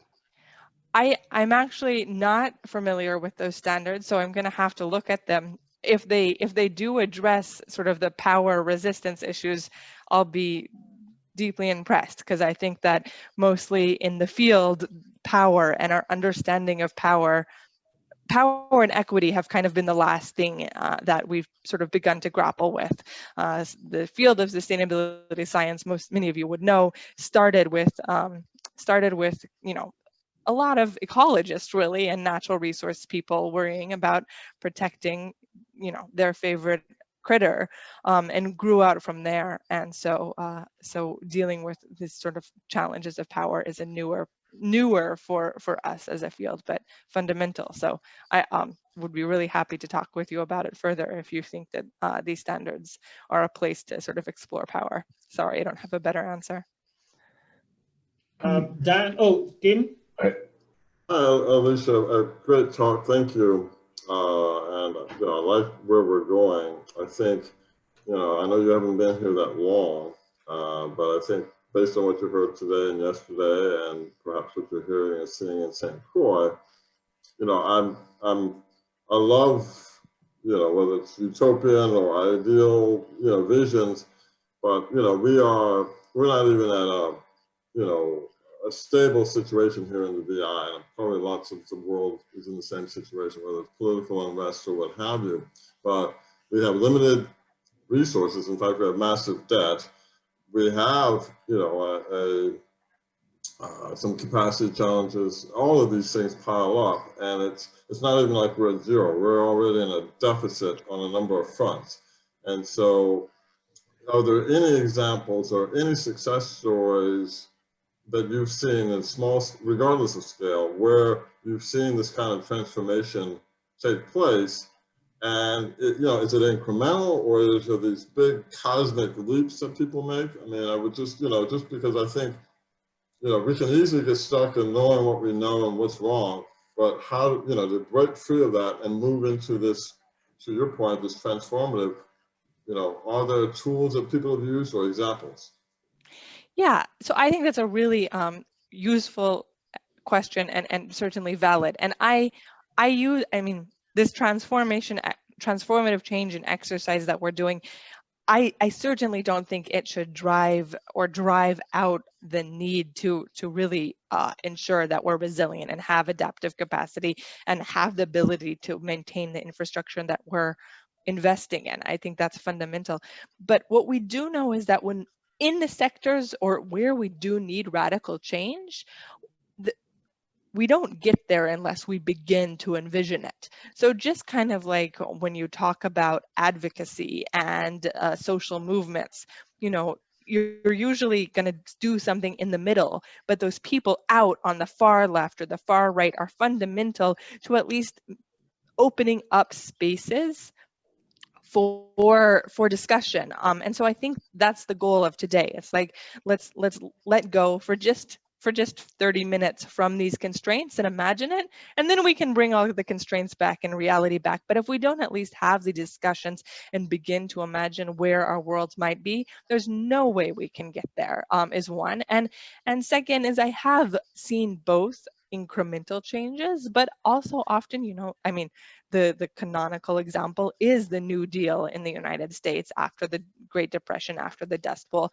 That was radically fast change. And in other situations, we've had global radically fast change, and sometimes it's incremental. There's not one answer to that. But I have seen these imaginary exercises work, certainly in Appalachia with some communities I've been working with, especially in the agricultural sector. So it's not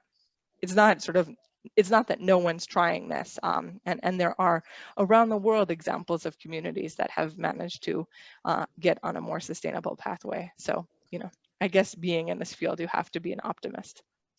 So thank you. two more questions, I believe. I think Dave Alderson had a question, and then Jeff, and then we're gonna go in the breakout. Dave, go ahead. I'll Hey, wait. Dr. Harley, nice to meet you.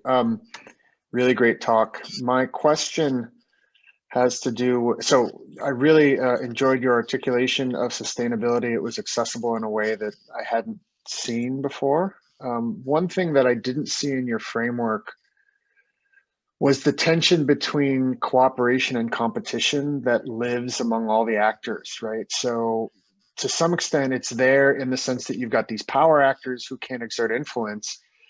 But the fact is that not everybody is really on the same team, right? And so how do you bring that element in to thinking about this, right? And I recognize the need to let go of constraints for now, but something that is there is that we are in tension with each other, and everyone is seeking local advantage in this competitive world that we live in. And we see that in the forces at play in the VI, right? So without taking us too far away from getting us into the breakout room, is there some way that you could sort of comment on that a little bit? Thank you. Yeah, I mean, certainly our elections make this way too clear. My own empirical work, which really has to do with technology, doesn't address that, but the field of sustainability science as a whole, I think addresses this best through Eleanor Ostrom's work and a lot of the work on governance. And you know, there are always going to be these conflicts of interest, but the questions are how do you bring together a group around a collective interest? And there is a whole sort of field of research on that. And one thing that's good news in that is that the smaller the community, the more likely you are able to do this. And when you give them the ability to sort of co-manage a set of resources, you're more likely to sort of bring people around a common set of ideas. So I think there's some work that's been done. I don't think we have all the answers on how do we sort of create the collective action to get us where we need to go. If we did, we would, you know, we'd be a lot farther along. Thank you. Jeff, last question. Let's be brief. Alicia, hi, how are you today? Good. Hi, Great presentation. My question, I guess, is kind of twofold, because you talked about power, and definitely in the territory, we have a power-centric politic here, and there's tension between the executive and legislature, and there's tension that's kind of boils up within the populace around our local politics. But the concept of sustainable development has been criticized as being kind of imposed by the developed world to the underdeveloped world. And the challenges of implementing sustainable development is how do you harvest the diversity of views, and how do you implement it in such a challenged environment? Getting to Kim's comments, where we are facing some basic needs. We kind of, we have the hyper development of these luxury yachts around us, but we also, if you heard through the presentations, we have some basic equity needs in our society.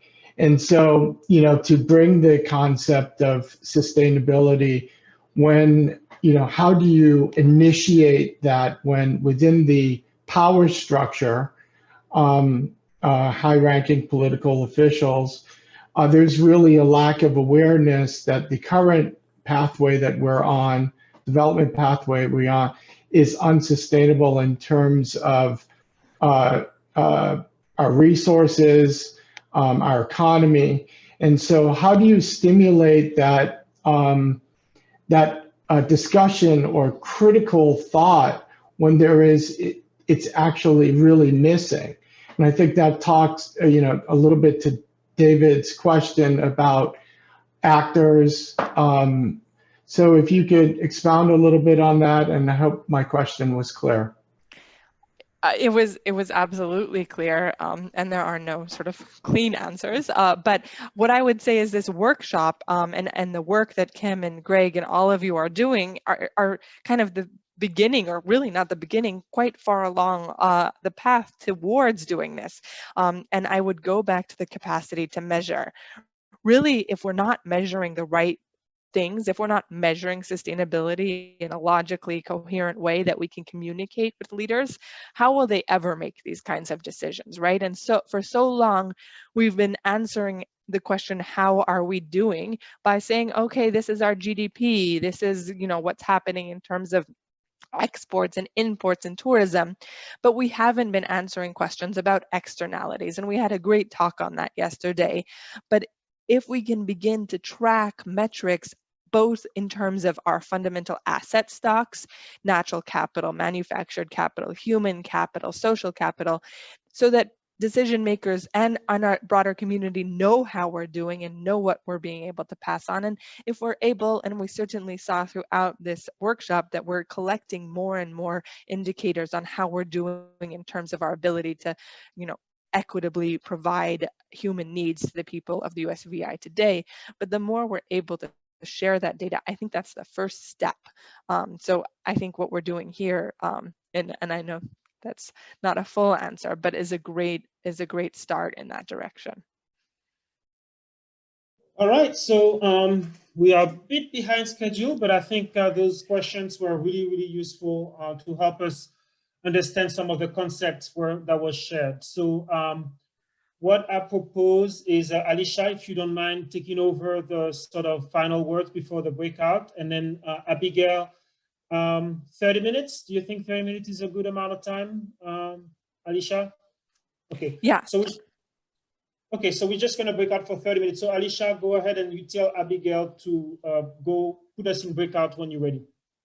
Well, I mean, the slides are there. I encourage you a little bit the way Greg ran the last workout, his last breakout room, which is to make of this what you will, and enjoy a discussion for whatever sector you pick about, different imaginaries, different pathways where you could imagine the USVI for that sector in the next 50 years, and try for a little bit to let go of all these constraints that Kim mentioned, and then we can bring them back in.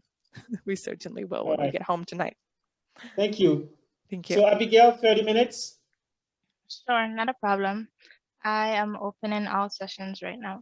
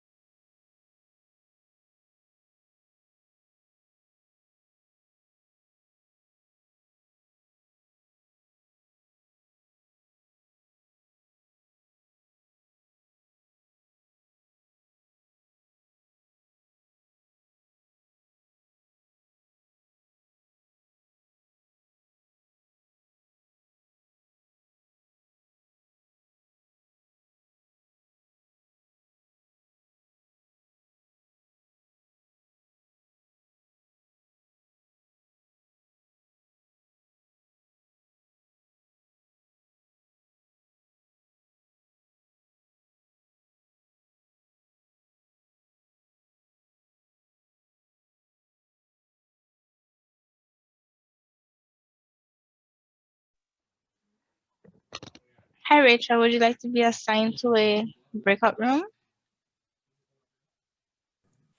Oh, sure, that'd be great. Thanks. Okay, give me one moment.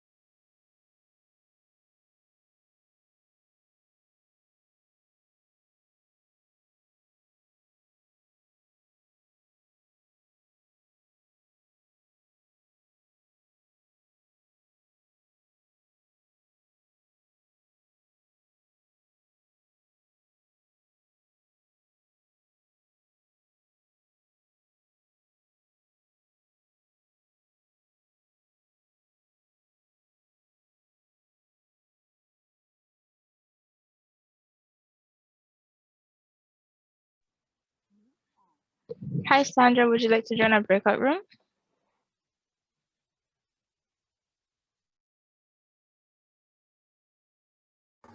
Sure.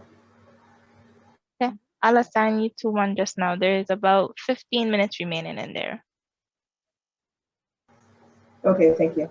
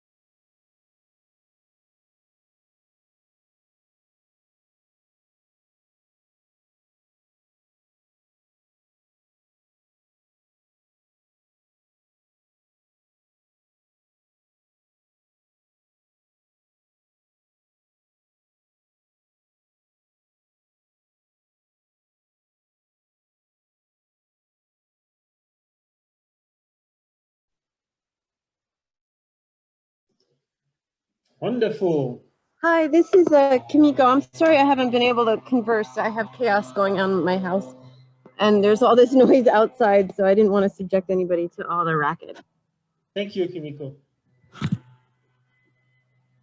All right. I hope you had fun. Alicia, take it away. Yeah, so I'll start by sharing what my group talked about, but definitely I'm not an expert in USVI. So anyone from my group, please feel to jump in. But I think after some hesitation, we had an exciting discussion around land use planning, and we identified that we haven't really updated our land use plan for the territory since 1974, which means that it's not taking account of new and emerging trends. Certainly isn't taking account of climate change, but different changes in tourism. And most importantly, the land use plan really revolves around sort of people, individuals with their own personal incentives, investing in land to pass on as an asset to their own future generations.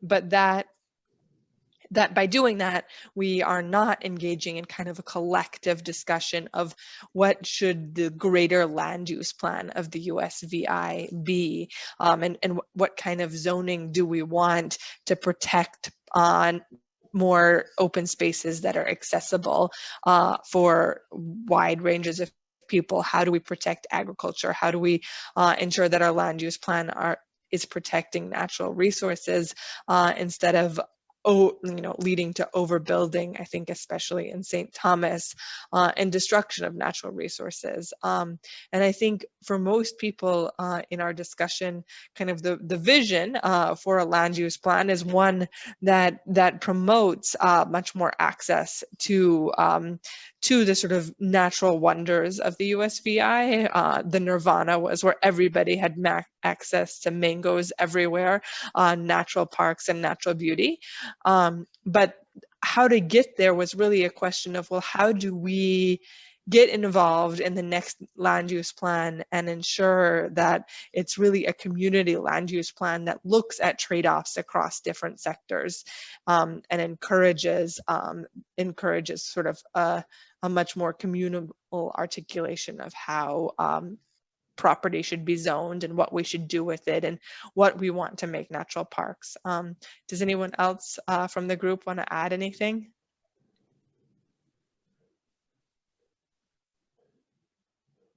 All right.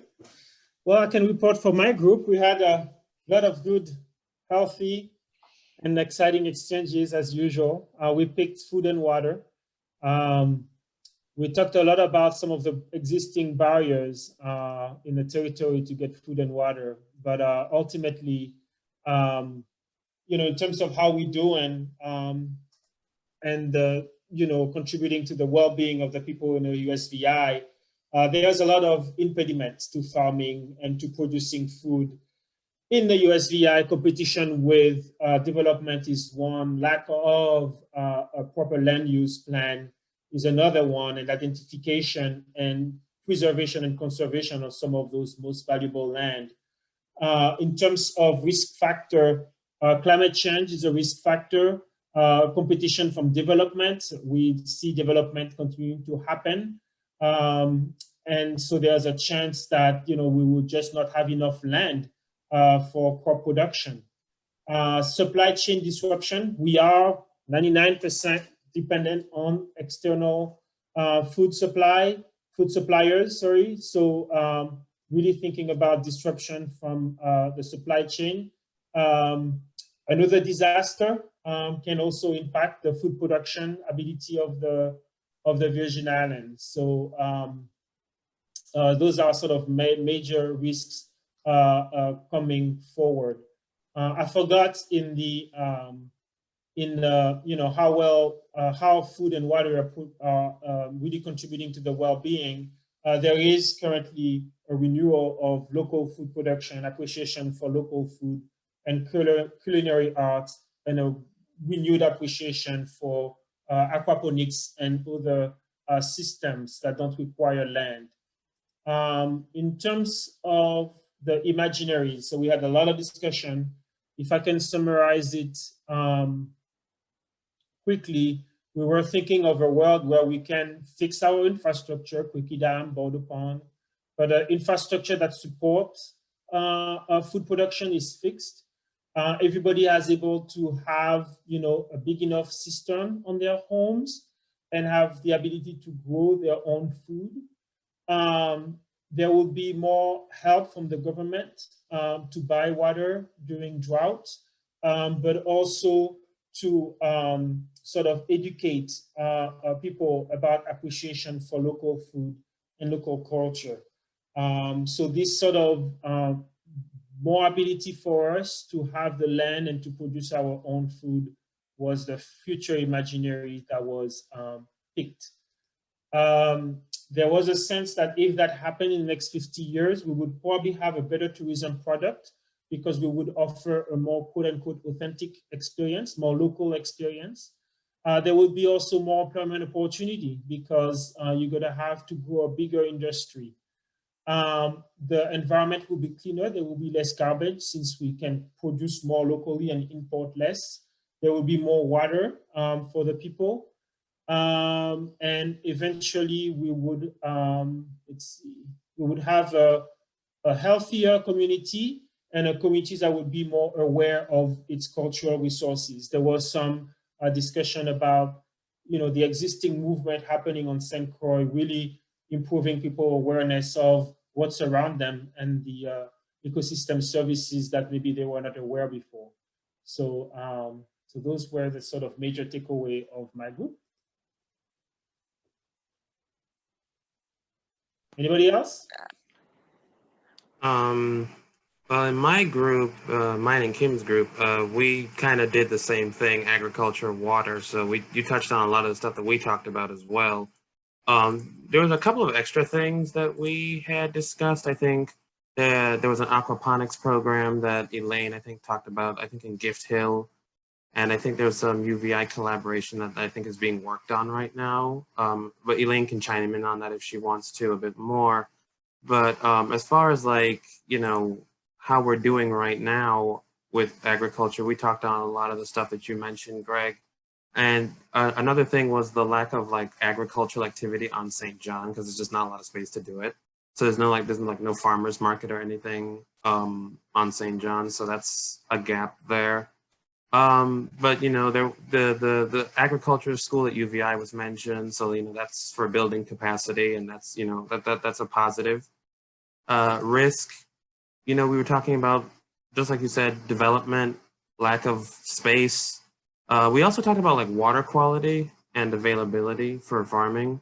How the groundwater table, it's kind of, the groundwater is kind of contaminated with like a lot of sediments and stuff. And that, water supplies, natural water supplies have been kind of obstructed as we've developed over the years. So that's another thing that we talked about for like risks. For the imaginaries, there was a really interesting talk about FarmBot. I think Elaine brought this up again, but it's kind of like this, idea where you take like, really interesting topics like programming and robotics, and you integrate it with agriculture, so children kind of get into they get into agriculture while doing things that excite them, so they can do. But it's like you hit two birds with one stone, and that sounded like it would be really cool, especially if you can get useful outputs out of it. It could reduce costs and improve innovation in the future. So I thought that was pretty cool.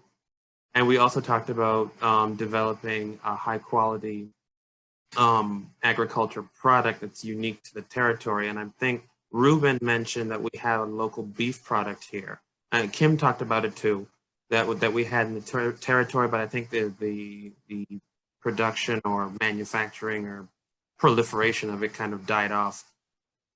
So maybe there's something to be explored there, or maybe with a different product. And I think last things we were talking about, like, having rain catchments in farming areas, just so they have, so farmers have access to water, so they're not buying water every minute. And making sure that farming land is kind of separated from industrialized, sort of areas, so that they don't have all that contamination stuff happening with the food production system. But yeah, that's what we talked about in my group. I would just add to that the aquaponics and the FarmBot programming that's getting going at Gift Hill School would be intended to be solar powered, and you're not only teaching the kids to eat the vegetables and the fish that come out of those programs, but you're also doing the STEM programming, as Michael mentioned, but also combining that with job training programs on the solar. And if anybody's interested in working with Gift Hill School, reach on out to me or my husband, Ken Mills, who's the head of that.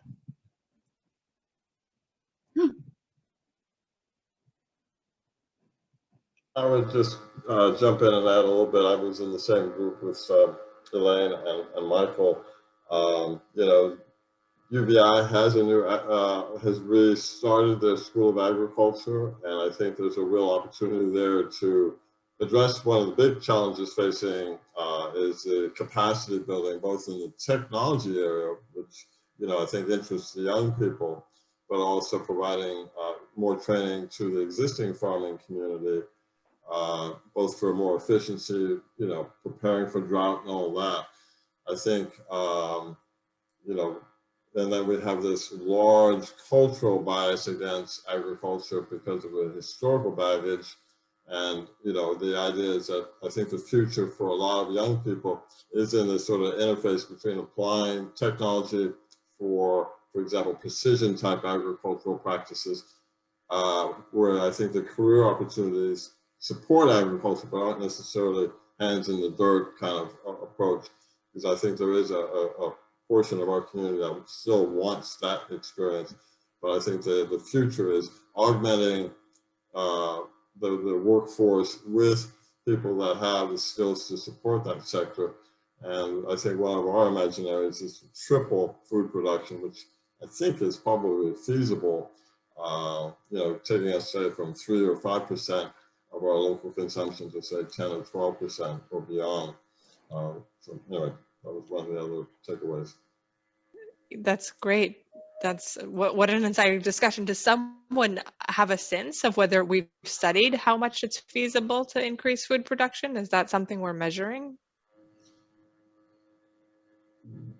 Yes, I think we can actually probably generate some rough estimates for that. And again, we're not going to feed the current population, but we could certainly do a lot more. We have a lot of unused agricultural land in St. Croix. It lays fallow. It's 10 feet high in tantan and other weeds. But I think if we can get a commitment from the government to hold true on protecting those lands from development, I think we could potentially triple our production over time. But there's some interesting work going on in tiered agricultural systems now, indoor tiered systems that can produce a lot in a small space. That's which expands sort of what's possible, maybe. So I'm just going to share that a link to an article about how the Provenza facility came to be on St. Croix, and you can see how there was a push to change the St. Croix economy from an agriculture economy to an industrial economy, and how development happened in the some of the most rich farming land on St. Croix. So there was definitely a push. It seems like Graciela is shaking her head, but that's my understanding. What's that? I cannot hear what you're saying, Graciela. Graciela, you are muted. Yes, I was saying that, yeah, that's one of the saddest situations in St. Croix. That would have been prime agricultural land. That is a beautiful space back there. It could have been developed so much smarter, but that's a personal opinion. So my understanding is was somewhat deliberate to really push for that transformation to happen. If I can just put a little subtag, not only was it great agricultural land because it is into a coastal plain, but it was a very large wetland. They destroyed the largest mangrove tract. Oh, I didn't know that. And now there's a lot of flooding in Sunny Isle. So I guess water goes where water wants to be. I'll never understand why they didn't put it next to the mangroves, but Anybody else wants to report about their group? Yes.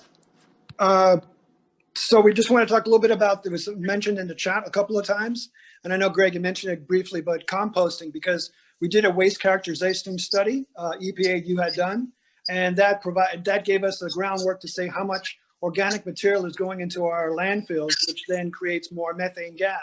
So instead of it going into landfills, we should be doing composting at home, as well as doing composting in a large scale with any method that we can, because you can kill so many birds with one stone, so many environmental problems with that. So I really want to push composting. Yes, no, thank you, Jason. And we know how hard it was to do composting post-hurricane. You and I worked on that. And again, there are forces that sort of pushed against certain imaginaries that we need to be aware of. Anybody else from a different group wants to share? We covered, which actually sort of frightened me, telecommunications. That's what people wanted to discuss, and I sort of dragged it in. Well, I ended up going to several different areas. But one of the issues I thought was really interesting is that it took weeks in some cases to access currency to get cash in hand in the 2017, after the hurricanes in the 2017 season, Irma and Maria. Which was a real hindrance. Another one was pharmacies and pharmacy records, the 9/11 system, etc. And some of the ideas were kind of interesting. It was actually sort of going from this very complicated telecommunication systems to something much more simple. Well, I guess one of the more complicated ones was blockchain, the possibility for blockchain. But I thought this was an interesting local currency. So actually having a local currency and people sort of keeping some of that currency at home to spend during disasters, as well as sort of a responsibility for people to have an emergency kit that included some currency that they would keep at home. Maybe a currency on their phone that would only be activated during disasters. Because everyone has access, and that the phones are fairly easy to charge or to keep a charge on your phone, so you would have some currency on your phone during that time. Go ahead. But I really like the idea of local currency. So I thought that would also help. So people tourists coming in are going to exchange their currency for local currency. And rather than leaving with 20 bucks in their pocket, they're going to drop it before they leave the island. No, that's really interesting. And there was, I don't pay too much attention to some things. And Bitcoins, I barely paid attention. But there are some great local communities around the world that are now using Bitcoin instead of the national currency, allows for economic development to happen faster in certain regions where access to credit is an issue. So it's a bit of this idea of local currency to just get things going, so you're not dependent on central systems that sometimes create barriers to get stuff moving. Well, I actually have this is Joanne. I have a pilot project, a small educational research grant from Morgan State University that's exploring the use of blockchain technology to create smart contracts for supply chain between local farmers and micro farmers here in the Virgin Islands, using smart contracts, which is based on the blockchain technology. So I'll keep you posted. I like the idea of just printing our own currency. I think that, like, actually printing hard currency, minting our own currency. You're radical. Well, I mean, Ithaca's been running that experiment for quite a while. No, I know, and that's where some of those Bitcoin innovation things are happening. So there's a lot of good stuff. This idea of local currency is not a crazy one. One last group. It's 3:30. I know that you guys, it's a long day. Go ahead, Ariel. Hi. So my group, we talked about the healthcare sector, and I just want to jump into some of the imaginative pathways that we came up with, because I think that they address some of the risks that we identified and in the sector in the first slide. So one of them that was mentioned was to have a more decentralized system. And so meeting people where they're at in the field, and with this is having a more preventative healthcare system. And so routine monitoring of people, how they're doing, and catching things early.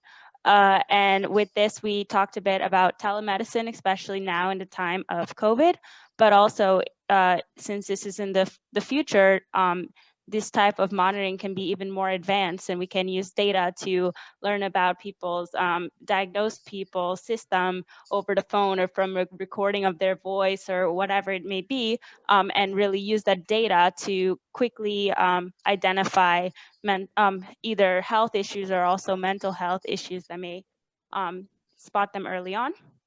And then we also talked about increasing the robustness of the urgent care facilities on the island, because of having to transport trauma patients off island can be very dangerous. And so looking at retaining staff, being able to retain staff, and so that staff is not burned out, and also having more facilities. So just increasing the having a more robust system, and the other thing we mentioned was increasing the workforce development in the healthcare sector. So in particular, the medical school and UVI, having that completed or prioritized, but also any medical career paths, whether it be nurses, caregivers, EMTs. So just making sure that youth are encouraged to go into this field from like young schooling. And then we thought about how this might be impacted or help when a hazard occurs.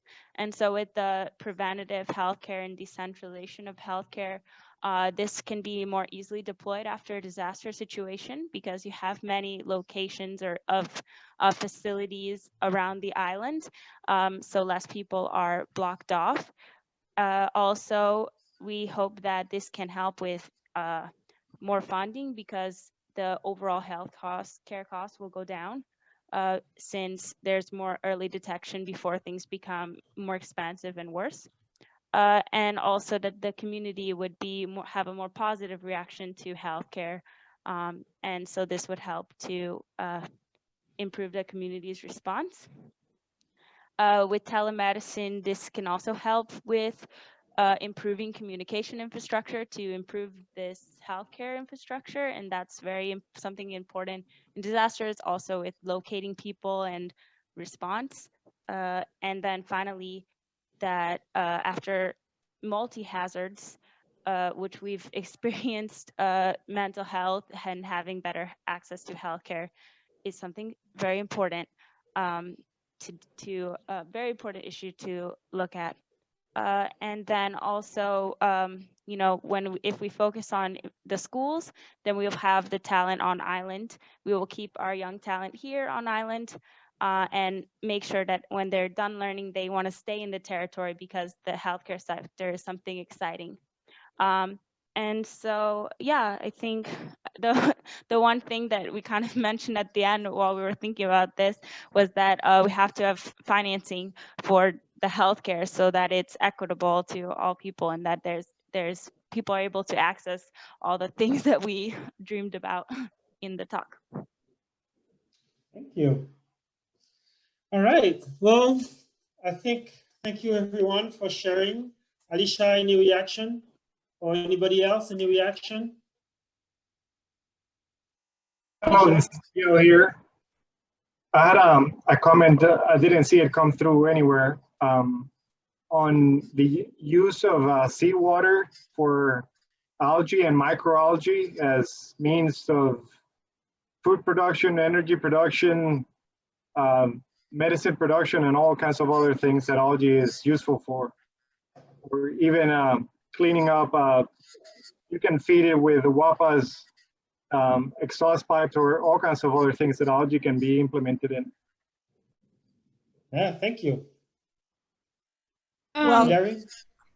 Yeah, thanks. I can be quick with this. With regard to the healthcare points that Ariel was making, maybe you guys are already doing something like this, but that made a lot of the points made, including all through workforce development and education and staying here. I don't know if it would be an interesting case study to look at Barry University. So they had a physician's assistant, a PA school here in the Virgin Islands. It was like a satellite program from their Miami office, and the students lived here in St. Croix and would attend classes virtually. They rented space at the Sunshine Mall. When they went through their second year, basically, of school, I don't know the months, but basically 12 to 18 months of residency, kind of like cycling through different types of healthcare positions. They were distributed throughout the territory. Some people stayed to stay after working there. And then after the 2017 hurricanes, the graduating class that year was evacuated at Barry University's expense in the hours before Hurricane Maria, because they knew that the telecommunication system would be blown and that class of students would not be able to meet, because their program is based in telecom, they would not be able to meet the graduation needs. And Barry University folded their program in the Virgin Islands in the aftermath of the program. Those students worked out of Miami, they graduated, and since then Barry University folded the program based on that vulnerability that was identified. Which is really too bad. The students, they didn't all stay. It wasn't necessarily very representative of the Virgin Islands, but there were Virgin Islanders who would attend that program. And they really would live here, rent places, buy cars, shop here locally. I really think it's an interesting case in a small opportunity, like a small investment that was made here that benefited multiple sectors here, kind of with a sense of organicness, because they were just people here attending for a few years and then doing that full time and then either staying or leaving. And so I just wanted to point that out because it's really too bad what happened, but there might be a lot of lessons to learn in terms of hazard mitigation and following up with some of those administrators. The people who set up that program had to shut it down within a matter of years, and those people are still here. So that's all I have to say about that. No, thank you. Yeah, thank you. Good idea. Can I add? Oh, sorry, Go Greg. ahead, Can I add Rachel. to? Sorry. Hi. Hi guys. Yeah, they're also with RCAP Solutions. There's a lot of discussion. We had the professional wastewater workshop and drinking water workshop this summer, and one of those things was there isn't a certification for technicians, and so we're looking at that technical capacity. And so they're trying to work with wastewater or with Waste Management Authority to develop the actual certification program, so Virgin Islanders can get certified under Virgin Island certifications. But right now what they're looking at is the ABC certification for drinking water and wastewater technicians. And that's kind of that program that they're looking at following. So I just wanted to let everybody know that there is opportunity, even just to build those certifications, not just for students, but for just careers, people just out of high school or just interested in, in their 20s or 30s or maybe their 60s that they, decide to get into that field. So just want to let you all know that. Oh, thank you. Might as well jump in. We had an awesome discussion. Sam articulated a great cultural issue that would address a lot of these problems. You want to elaborate? Sure. We had a discussion on, we started with looking at land planning, then we kind of looked at agriculture, and we started to realize that the basis for most of the issues we were having were rooted in education, where we are a territory of various groups of people who by and large were people of non-written history. And then we were subjected to the education system and history of colonizing bodies. Mix that with the different cultures that then came to the territory, and you literally have the perfect storm for everybody kind of butting heads as far as where to go, what to go, who's the cause, what's not the cause. So we looked at things like the non-integration of folklore or folk history, folk knowledge, as far as things like infrastructure that was created during the days of slavery that can withstand storms that houses built to the most modern hurricane wind standards cannot. So there was obviously a science there, as much as they did not have the technical science as we may consider it today. There was a science there that needs to be respected and maybe reevaluated to see what they got right that we're getting wrong with all our modern science. We were also looking at things like, and you mentioned it funny enough, the healthcare system or brain drain. That is something that is happening region wide. And why is it that there's this argument that we need more doctors and nurses because a lot of our doctors and nurses come for away. But I know firsthand that we actually do have a lot of doctors and nurses from the territory and from the region on a whole that just don't live here, because a lot of the times we're conditioned to go away, get your education in the metropole power to whatever country that you grew up in, and then stay there, make a name, or just don't come back, because it's seen that you're not going to be able to make as good a living in your native island land than you would in the metropole power. So we have to start looking at the reconditioning that's going to have to take place, where we stop conditioning our children to feel we can't come back, or that we need some kind of metropole power savior, instead of looking that we can save ourselves. Because a lot of times you can go to a local doctor, but if you're going to a doctor that's coming from a metropole power, people will give more credence to that doctor, thinking that they're more qualified, even if the education of the local doctor is actually to a higher degree. It's a lot of this stuff is cultural conditioning. And we need to look at the things that, because of that cultural conditioning, we're rejecting old knowledges that we can actually use and implement to this day. A comment was made about things like the tourism sector, and you know that we've seen our product erode to other Caribbean islands. But when you look at it, that argument is not exactly accurate in its entirety. The reason why we have that issue here goes back once again to the metropole power. We have the same exact tourism product as Jamaica, especially on the island of St. Croix. You're talking about arts, you're talking about culture, you're talking music, you're talking food. These are all the things that have made Jamaica, Jamaica. We've had one of the biggest reggae groups, globally speaking, in modern times, Midnight Band, coming or being based out of St. Croix. The only difference between us and Jamaica is the metropole power. Them being a commonwealth and being able to control their immigration laws, make it so that they can benefit on the tourism industry in ways that we can't because of US laws and regulations. So if you have a Sumfest, a Sting, any of those things, a Rebel Fest, anybody from anywhere in the world can come, so you can bring those bodies in. You can't do that here because of visa regulations and immigration regulations. I think it goes back once again to what's our relationship to the colonizing body? What's our relationship to the rest of the region?